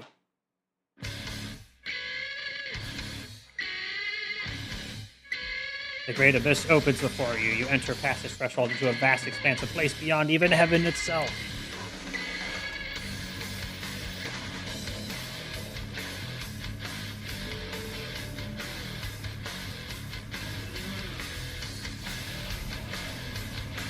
Oh my god, what do these all do?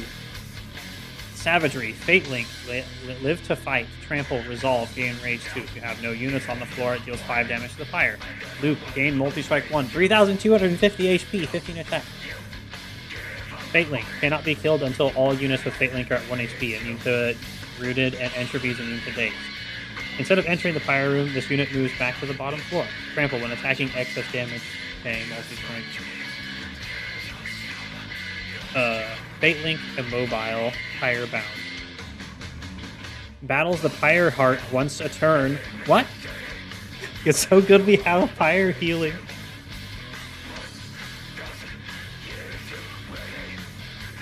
Oh, we can apply attack to the Pyre, and we can duplicate it because it's tagged as a spell. So we can actually cheese that one specifically. Apply Corruption 5 to your front unit on all floors. And what do you use? Entropy. This curses us and has a crap ton of stacks. And it's immobile.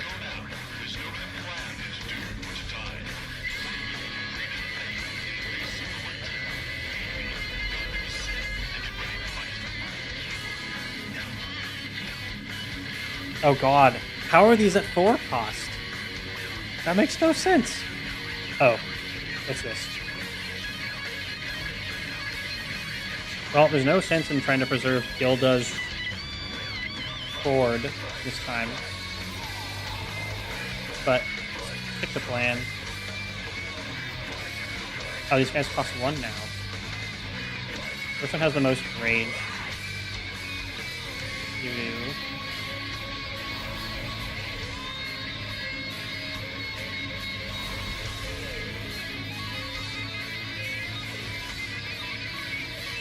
I wonder if we're going to summon ads.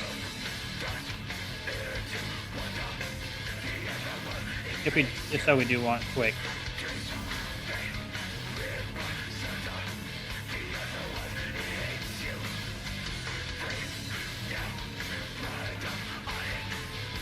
All right, let's go.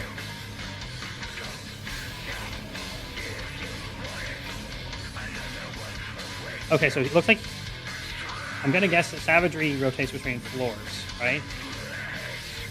Yeah, so I think it goes up and down. You have one that's just chilling there, attacking the pyre. And we have a big boy back there. Which seems like he attacks all floors. And we get the pyre burned if you don't have a unit down there. This Train Steward can tank for 1 round. Good job, Train Steward.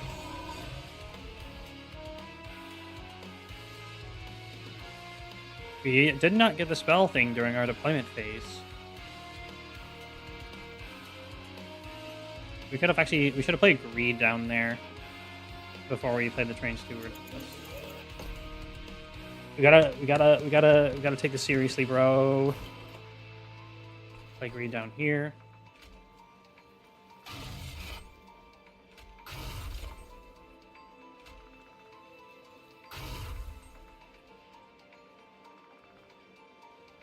Oh, every time he loops, he gains multi-strike. Savagery absolutely needs to die.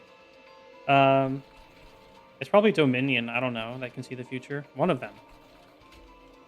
I know the reference. It's definitely an Attack on Titan. Okay. Oh god, I missed the Spell Sanctum.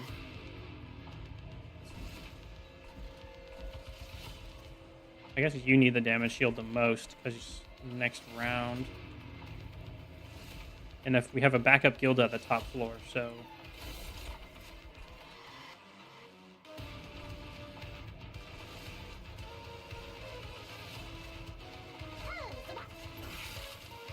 Oh, there's Lifesteal. It's so tempting to just slap that out right now. 1, 2, 3, 4, 5. We need one more capacity there. We can up to 2 here.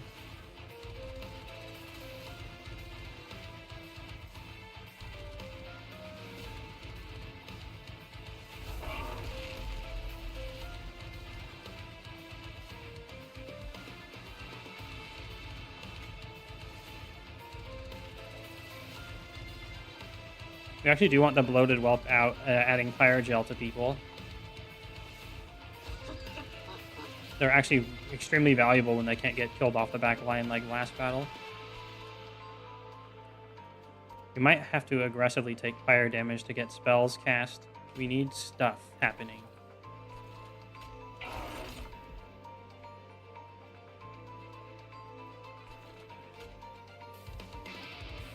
Oh, we can actually feast right now. We'll return 1 mana, which then we can play the Curse of Entropy, I suppose.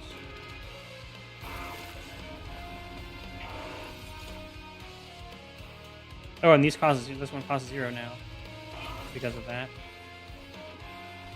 Let's buff your survivability so you can tank next turn. Perfect. And let's get rid of this. Actually, no, wait. We only take 3 damage, and it will sap all of our units on all floors. Let's not. We definitely want Lifesteal out, though. Honestly, we're just going to go Super Ham. Oh, we can't go Super Ham. That's the only amount of ham we can go. That's fine. Let's...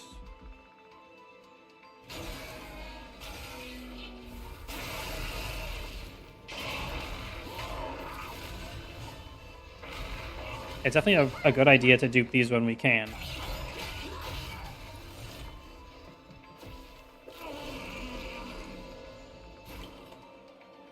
Because we can only kill them at the pyre. So we could win the siege battle. Oh god, we can't play a single card. And we lose him anyway? Oh, he doesn't have, like, Lifesteal. No, he has Lifesteal. How does it take so much damage, then? The Corruption 5. It takes 39. Okay, we'll have to not do that, then.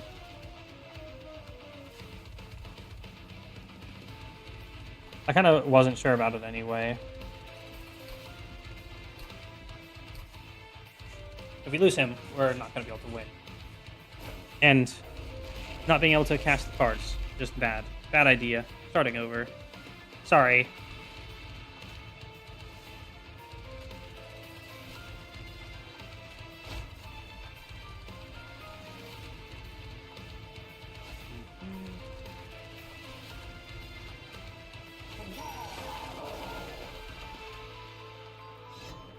Ah, my continuity.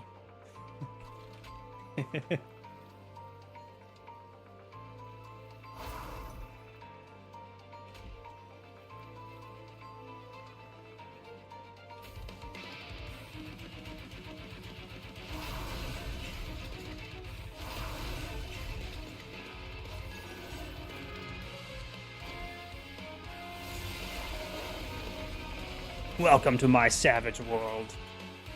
I don't want to be here. Get me out of here.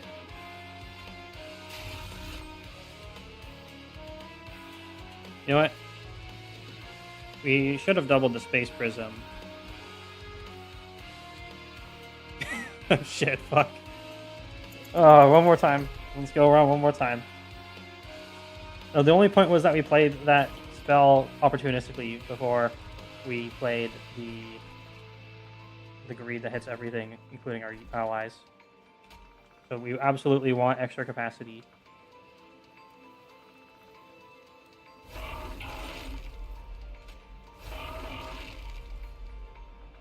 Time power, so mega lol. They don't have a time titan, which is why we stand a chance.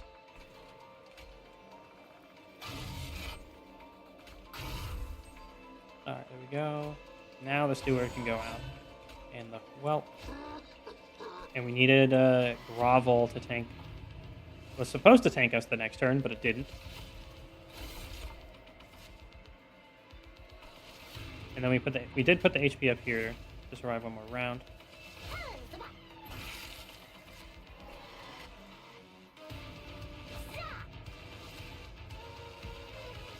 And now we actually just want to roll for more morsels.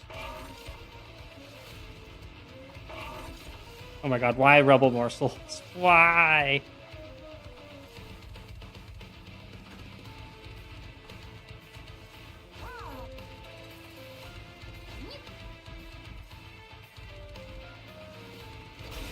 Entropy is kind of time. Yeah, I can accept that.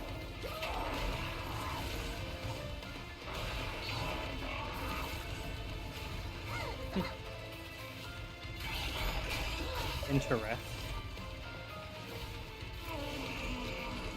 Oh god, there's so many corruption guys down there.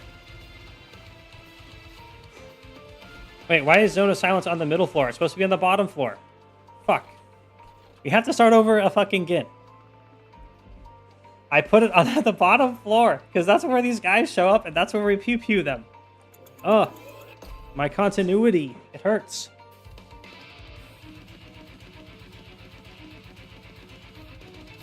Oh, that was to redo the fucking turn.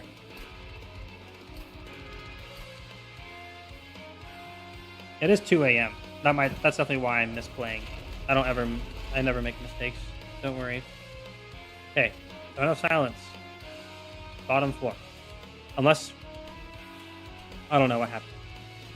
Okay, Gilda up top.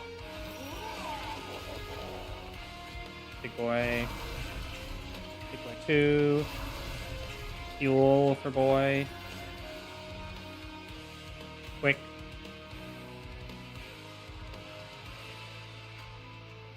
Dragon staff. Did we skip the quick?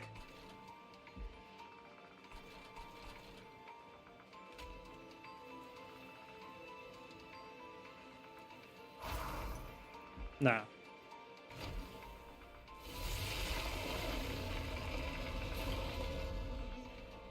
So he says, I have come from the void to restore balance to this dimension.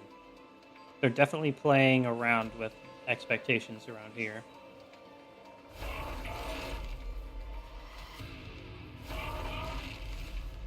I don't know what they're doing, but they're doing something.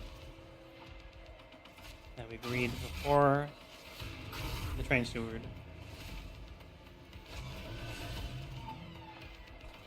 And you get healed.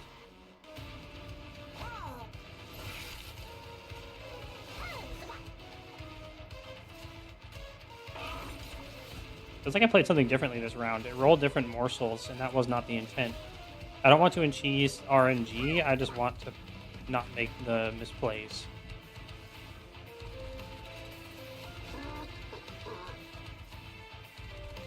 It's fine. As soon as I stop misplaying, it'll be good. Absolutely buff you on the solo floor. Give one extra turn before the Titan comes up to the top. Holy crap, having fire healing was the best fucking play for this.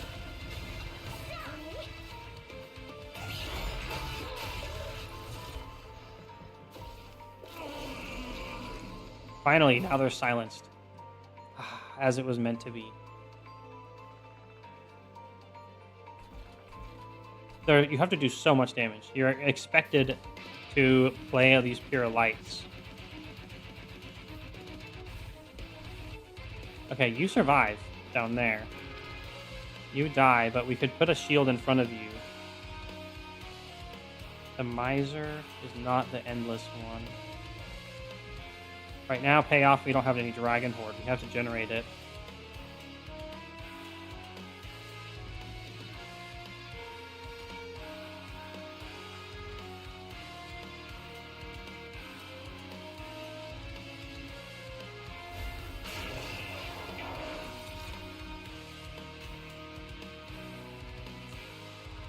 Doubling these is so cheesy. I adore it.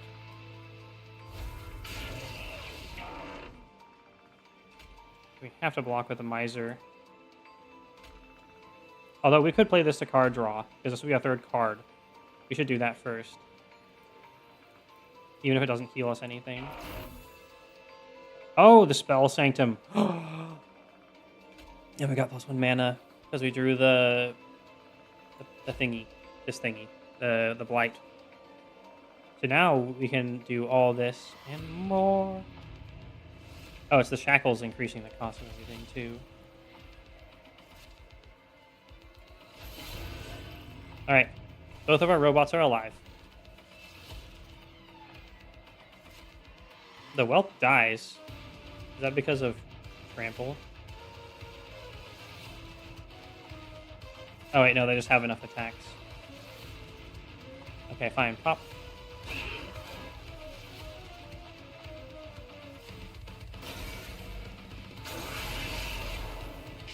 The Pyrolite, I hope it stays at 0 this time.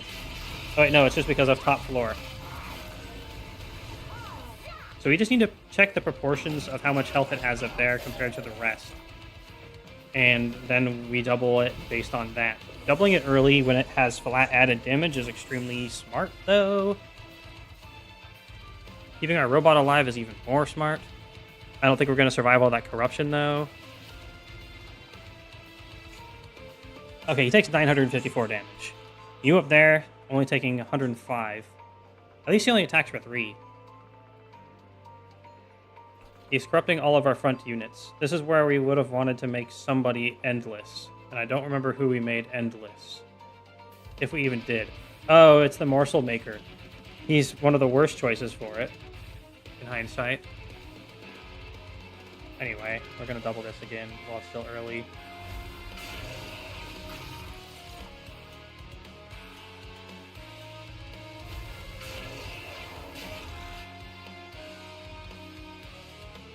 Finally, we have some like mana generation. We can put it on you. No matter where it goes otherwise. Golden Touch. We can snipe some sketchy boys. Like the sweeper down there. I think we're still on our doubling spell.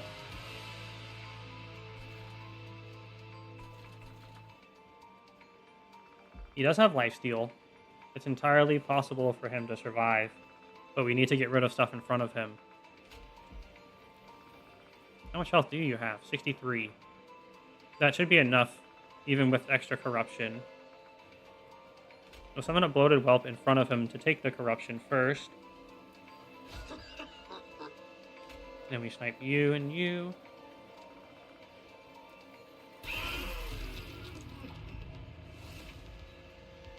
Oh. It didn't work.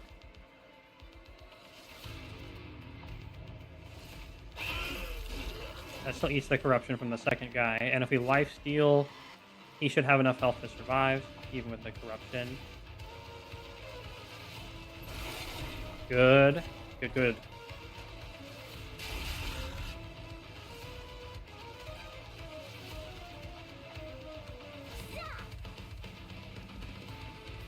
Stoic plate mail. I want to put it on.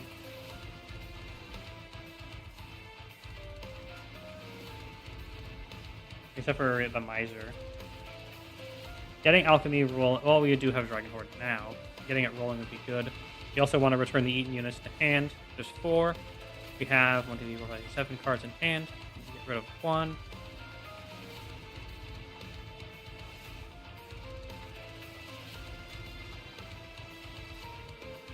We'll do Shape Splitter. The lowest investment.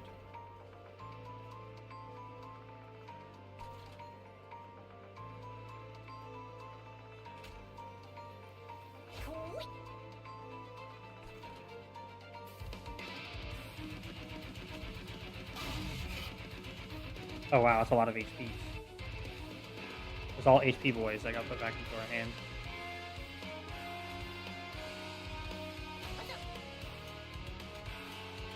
Honestly, I think we have to do another lifesteal, even if we won't be able to play cards. Oh, 7 unit limit up there.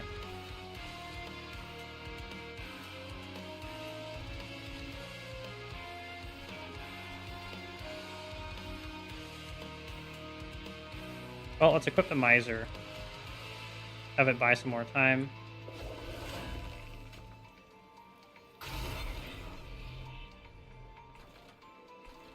It's going to be eating all the morsels now. How much fuel do we have? 1. Oh my god.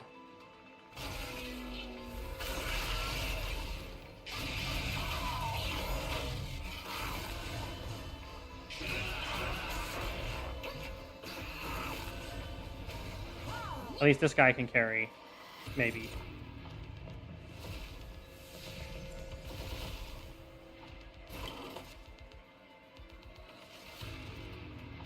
Okay, the sweep will eliminate people on that floor, but we got a mana generator at least. We're gonna have to double that so we can play cards, honestly. There we go, now we can play cards. Alchemy got made free. Thank you, Alchemy.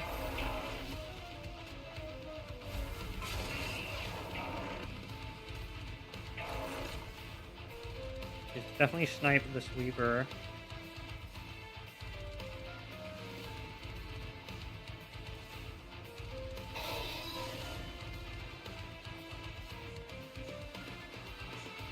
And the other sweeper, probably, too. We also need the Dragon Horde for the ability to heal.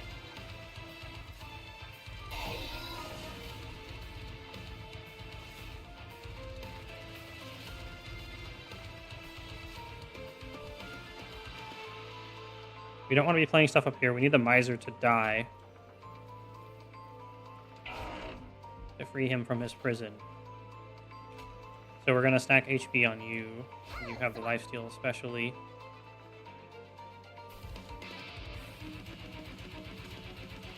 Unfortunately, this will more mana drain us if we do. But it'll give us more mana right now. Not worth.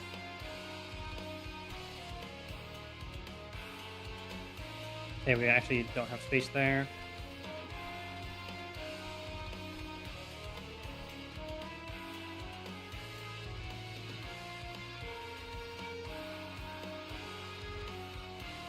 Well, I guess we have to morsel up here anyway. Let's do mana morsel. Doesn't really matter.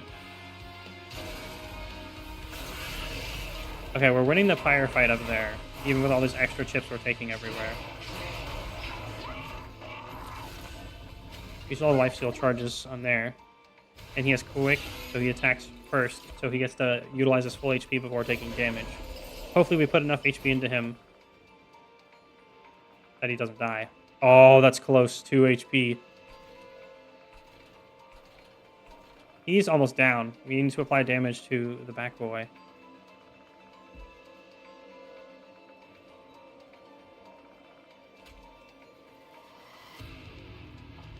Honestly, we need to get rid of you. You're preventing us from attacking at the top floor.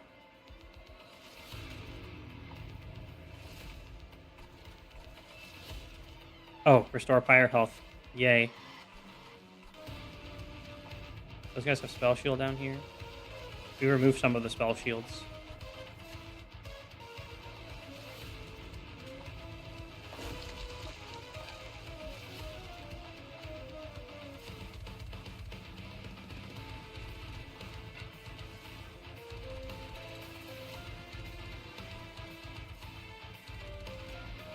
It's time for another multi-strike.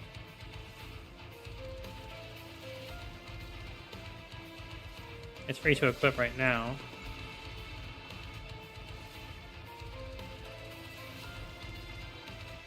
Might as well put the bloated whelp up here so it can apply Pyrogel to the guy in the back. We finally got Crucible Extension, and it's at 0 cost for the middle floor. We kept not being able to play cards there. And it's doubled. Because I forgot to play Golden Touch first.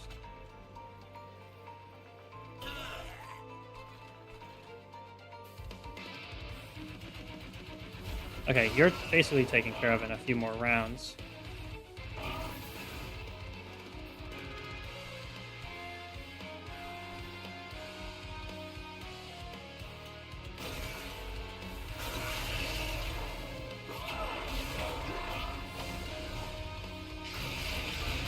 Okay, he's actually... He's at 1. We need to just damage... Morsel Blitz! Morsel! Oh, dude! We wiped the whole floor! That means we can apply damage to him in the middle floor. That's such a good opportunity. How do you not die, Miser? Why are you such a beef boy? Jeez. Anyway. We want to double... the Pyre attacking. We don't have any sort of mana generation in hand.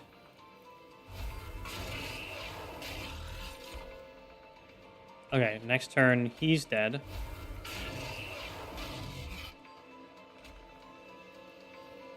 Might as well try to give you a tiny bit more health.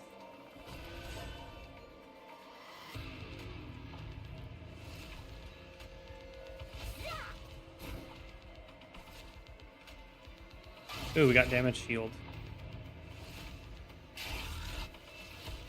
Since he tanks that with lifesteal, there's no need to damage shield him. Although it will go into next round. And we got Rubble. I'm actually happy to see Rubble Morsels. What is this? It's Rubble Morsels, baby. Never hate on the Rubble Morsels.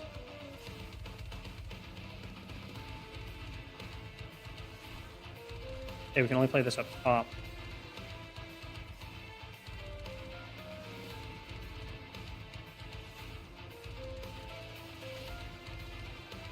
Wonder if this counts as getting a Dragon Horde. It's free to play up here. It does not. So that's kind of what we expected. Oh wait, that's the wrong target. It's fine. That means we'll get more Pyrogel. It's so sad that the Morsel Miner is going to get wasted.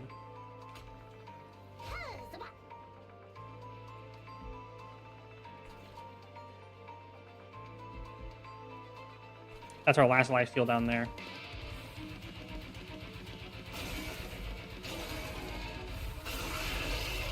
Okay, one more hit, that guy's dead. He's still got... Oh, he's down to 1,137, 1,050. We don't have to play the Pyrolites anymore. They don't matter. We actually have mana? Yeah, not being able to fuel up the boy from playing the Miser to keep him alive has cost us so much tempo here. Oh, this is 0 this time. That's very good for once. What do we want to double? Oh, he dies. We have to feast down there, or otherwise block, or kill some of these dudes. That means we have to Golden Touch. Because they apply a lot of corruption. The total amount of corruption we'll go to is 3, 6, 9, 39.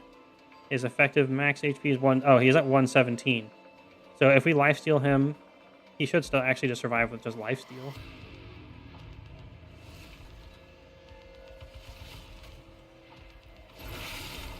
Okay, good. Good. Maybe not what we wanted to double, though.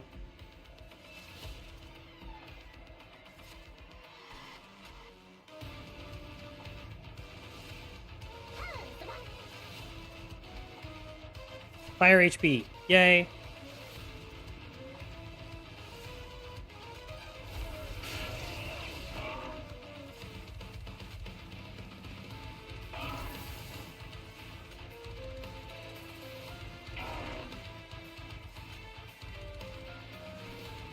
Gotta really try to keep him alive. The Miser is almost dead, Ski. That's what we want.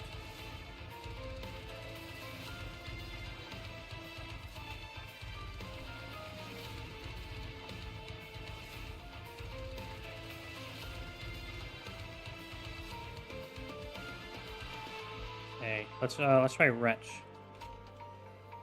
Well, actually, we need to make more room first. It was definitely a mistake to play the Immortal Trade first. Let's redo that. Because we weren't going to play more than one, and having it duplicate is a waste. We can duplicate something else that'll do more.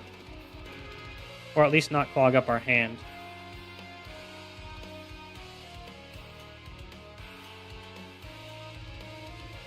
Yeah, there's a lot going on. I guess that's why it takes a while to load. I'm assuming. Okay, so it was a lifesteal that did that. So we just need to play a 0-cost spell somewhere.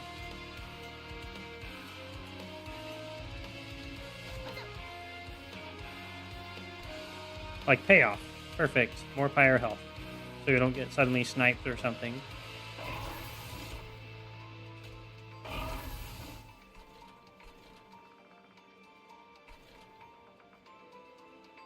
And then the bloated whelp can go out up here because we can just pop one of them anyway. Get to play Wretch for 0 now.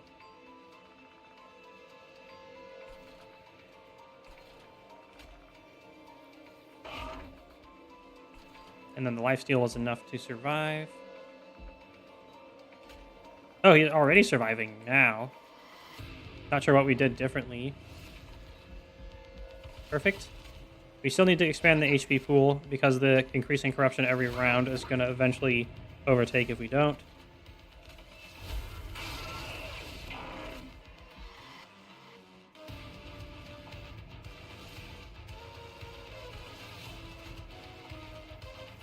So this guy has a reanimate, so he takes extra hits. He does die though, but this might make a hit go onto the back guy.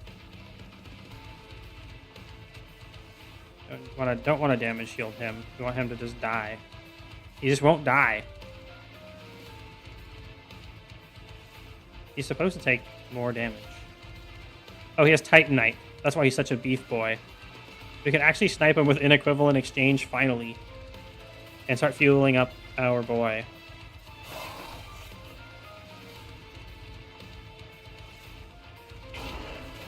Okay, now we can start playing morsels up there. What? Nah, this whelp's gonna die. He's gonna get hit and then take corruption. So he's not actually in the way, luckily for us. 1, 2, 3, 4, 5. We have enough capacity here. We do want to increase Dragon Horde because it does allow us to heal more. So shooting here is actually fine.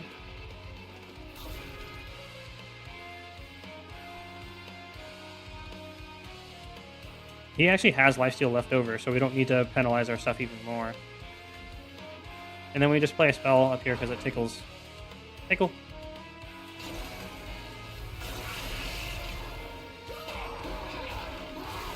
Let's get him.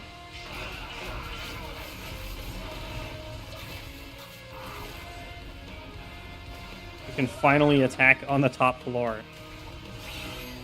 Ow.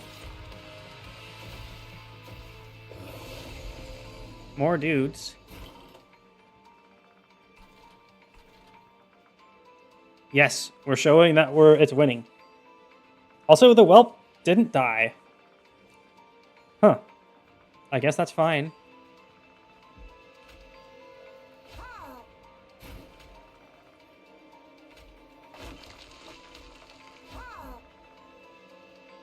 Well, we win, so I guess we can just end turn. All right. Titans defeated.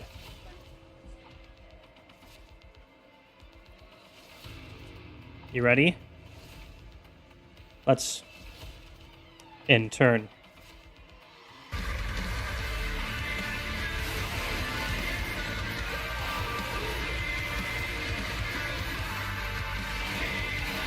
Ooh.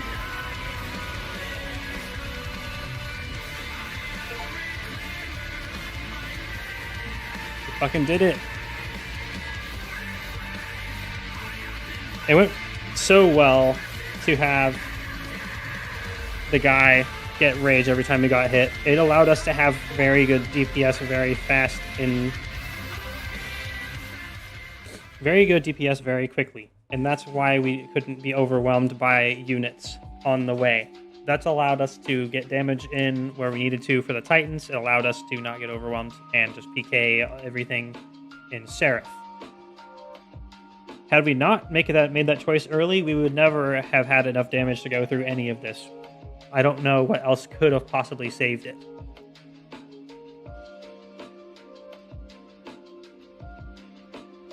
Realistically, there wasn't actually the right cards available. Yeah, we win. We beat Monster Train 2. We unlock a new Pyre Heart for this as well. What was I gonna say? Yeah. Even with taking the volatile gauge, I think that was still a downside overall. We got the card draw, but we lost a lot of turns because we had things that draw additional cards anyway. So maxing out the hand isn't necessarily good. Yeah, King of Games. It's nice to draw more cards per turn, but considering it also randomizes the morsels that put out, there is only one time that the volatile gauge is going to feel worth it to me now, and that's when you have the one item that allows you to play cards for Pyre health if you run out of mana, because then you can play essential cards and not miss them. Even with reducing costs of other spells to 0, it's still wasn't that good, honestly. Do I want to skip the credits? Yeah. Let's let them have their moments. I can't believe I fucked up the top so hard with that.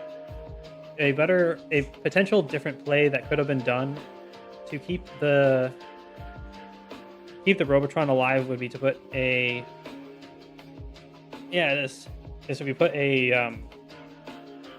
put a morsel in front to tank it.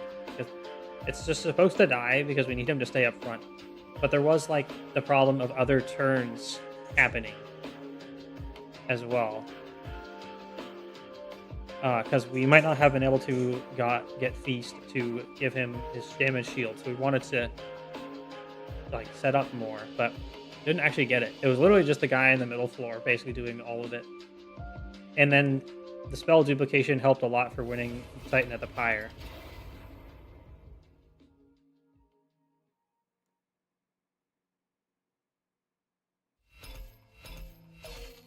Right, big score. And we finally unlocked the second Umbra hero. Engine upgrade. Oh, yes. I've been wondering where this card was. Hell yeah. Teeth of Gold, we already have that. Hell yeah. And Primordium. Alternate champion, and the start runs with them and their starter card. Wonder how different he is now. Deck size on victory was 41. Wait, Pyre of Savagery. Friendly units gain Slay +1 attack permanently. That's my favorite mechanic from Phoenix. And I can stack Gilda now without having with like more options. I love stacking my dragons. Hell yeah. Pyre of Dominion. Remove Train Stewards and starting cards. Immediately draft 4 packs and double each card picked. Fun. That's interesting. Pyre of Entropy. Add a Vengeful Shard to your deck after each battle. Draw 1 extra card for every 2 Blights in your deck. That is terrible. That is fucking garbage. After each battle. And they don't go away. And eventually, even if you're drawing an extra card, you will just draw all Blights. Don't like it. Don't like it at all. Bone Shaker. Room unlocked. Hell yeah. Mastered cards. We even took the Stoic Plate Mail, which I took literally just to get the Mastery and a couple other cards as well. That's pretty ballin'. Like the Void Armament was actually pretty clutch there. Like there's no risk equipping it in the last fight, and then we did it.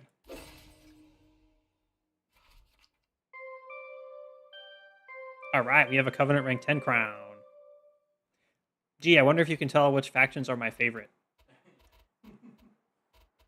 I don't think it's that obvious. I want to master all the dragons. All right. That was really fun. The last battle is super cool. Wait, there's more unlocks. Defeat the Titans with all clan combinations at Covenant 10. There's 180 combinations. Okay. Master all cards. What is this going to unlock? I have to know. I must. No. Run summary.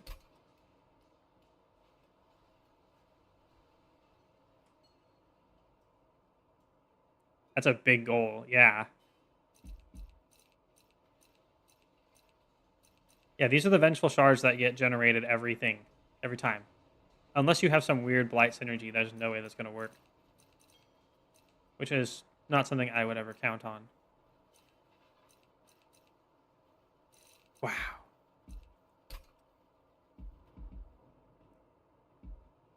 Alright, back to Outpost. Oh. That was... Oh, story stuff. Yay. Well, did we do it? Is it over? Our victory against them certainly weakened them, but it's not over yet. Far from... Don't tell me this isn't the end of the game. I'm just going to keep playing it anyway. It's fun. But I'm still curious what the story goes. We need to keep fighting. Each victory against them, no matter how small, brings us closer to getting rid of them for good. They are Titans after all. I didn't expect us to take them down that easily. Well, I guess that means I got more work to do around here. I better prepare the train for the next assault.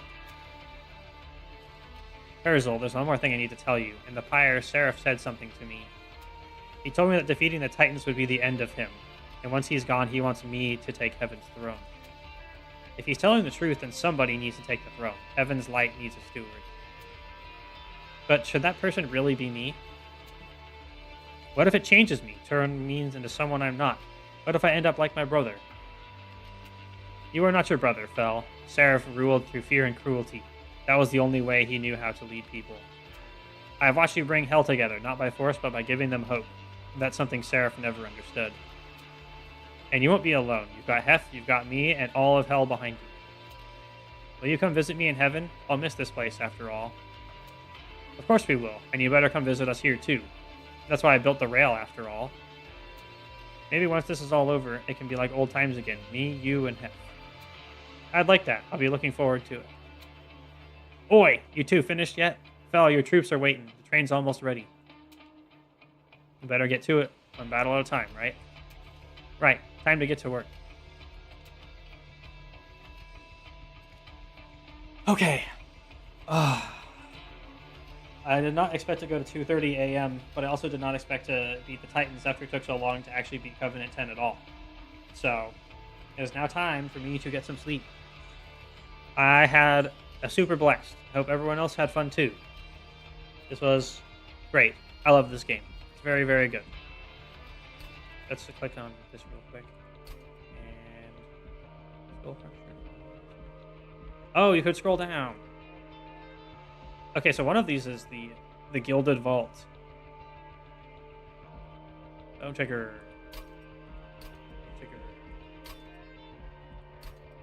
Actually, yeah, let's have one of each. Skull Crusher at the bottom. So yeah, thanks everyone for watching. I will probably be... I don't know when I'm streaming next. Let's see. Probably not Friday. We got plans on Friday. Probably maybe Sunday. Otherwise next Wednesday. Sunday or Wednesday. You're welcome. Thank you for watching my streamo. I'll see y'all next time for more exciting adventures, card games, RPGs, fun stuff, you name it. Ta-ta for now.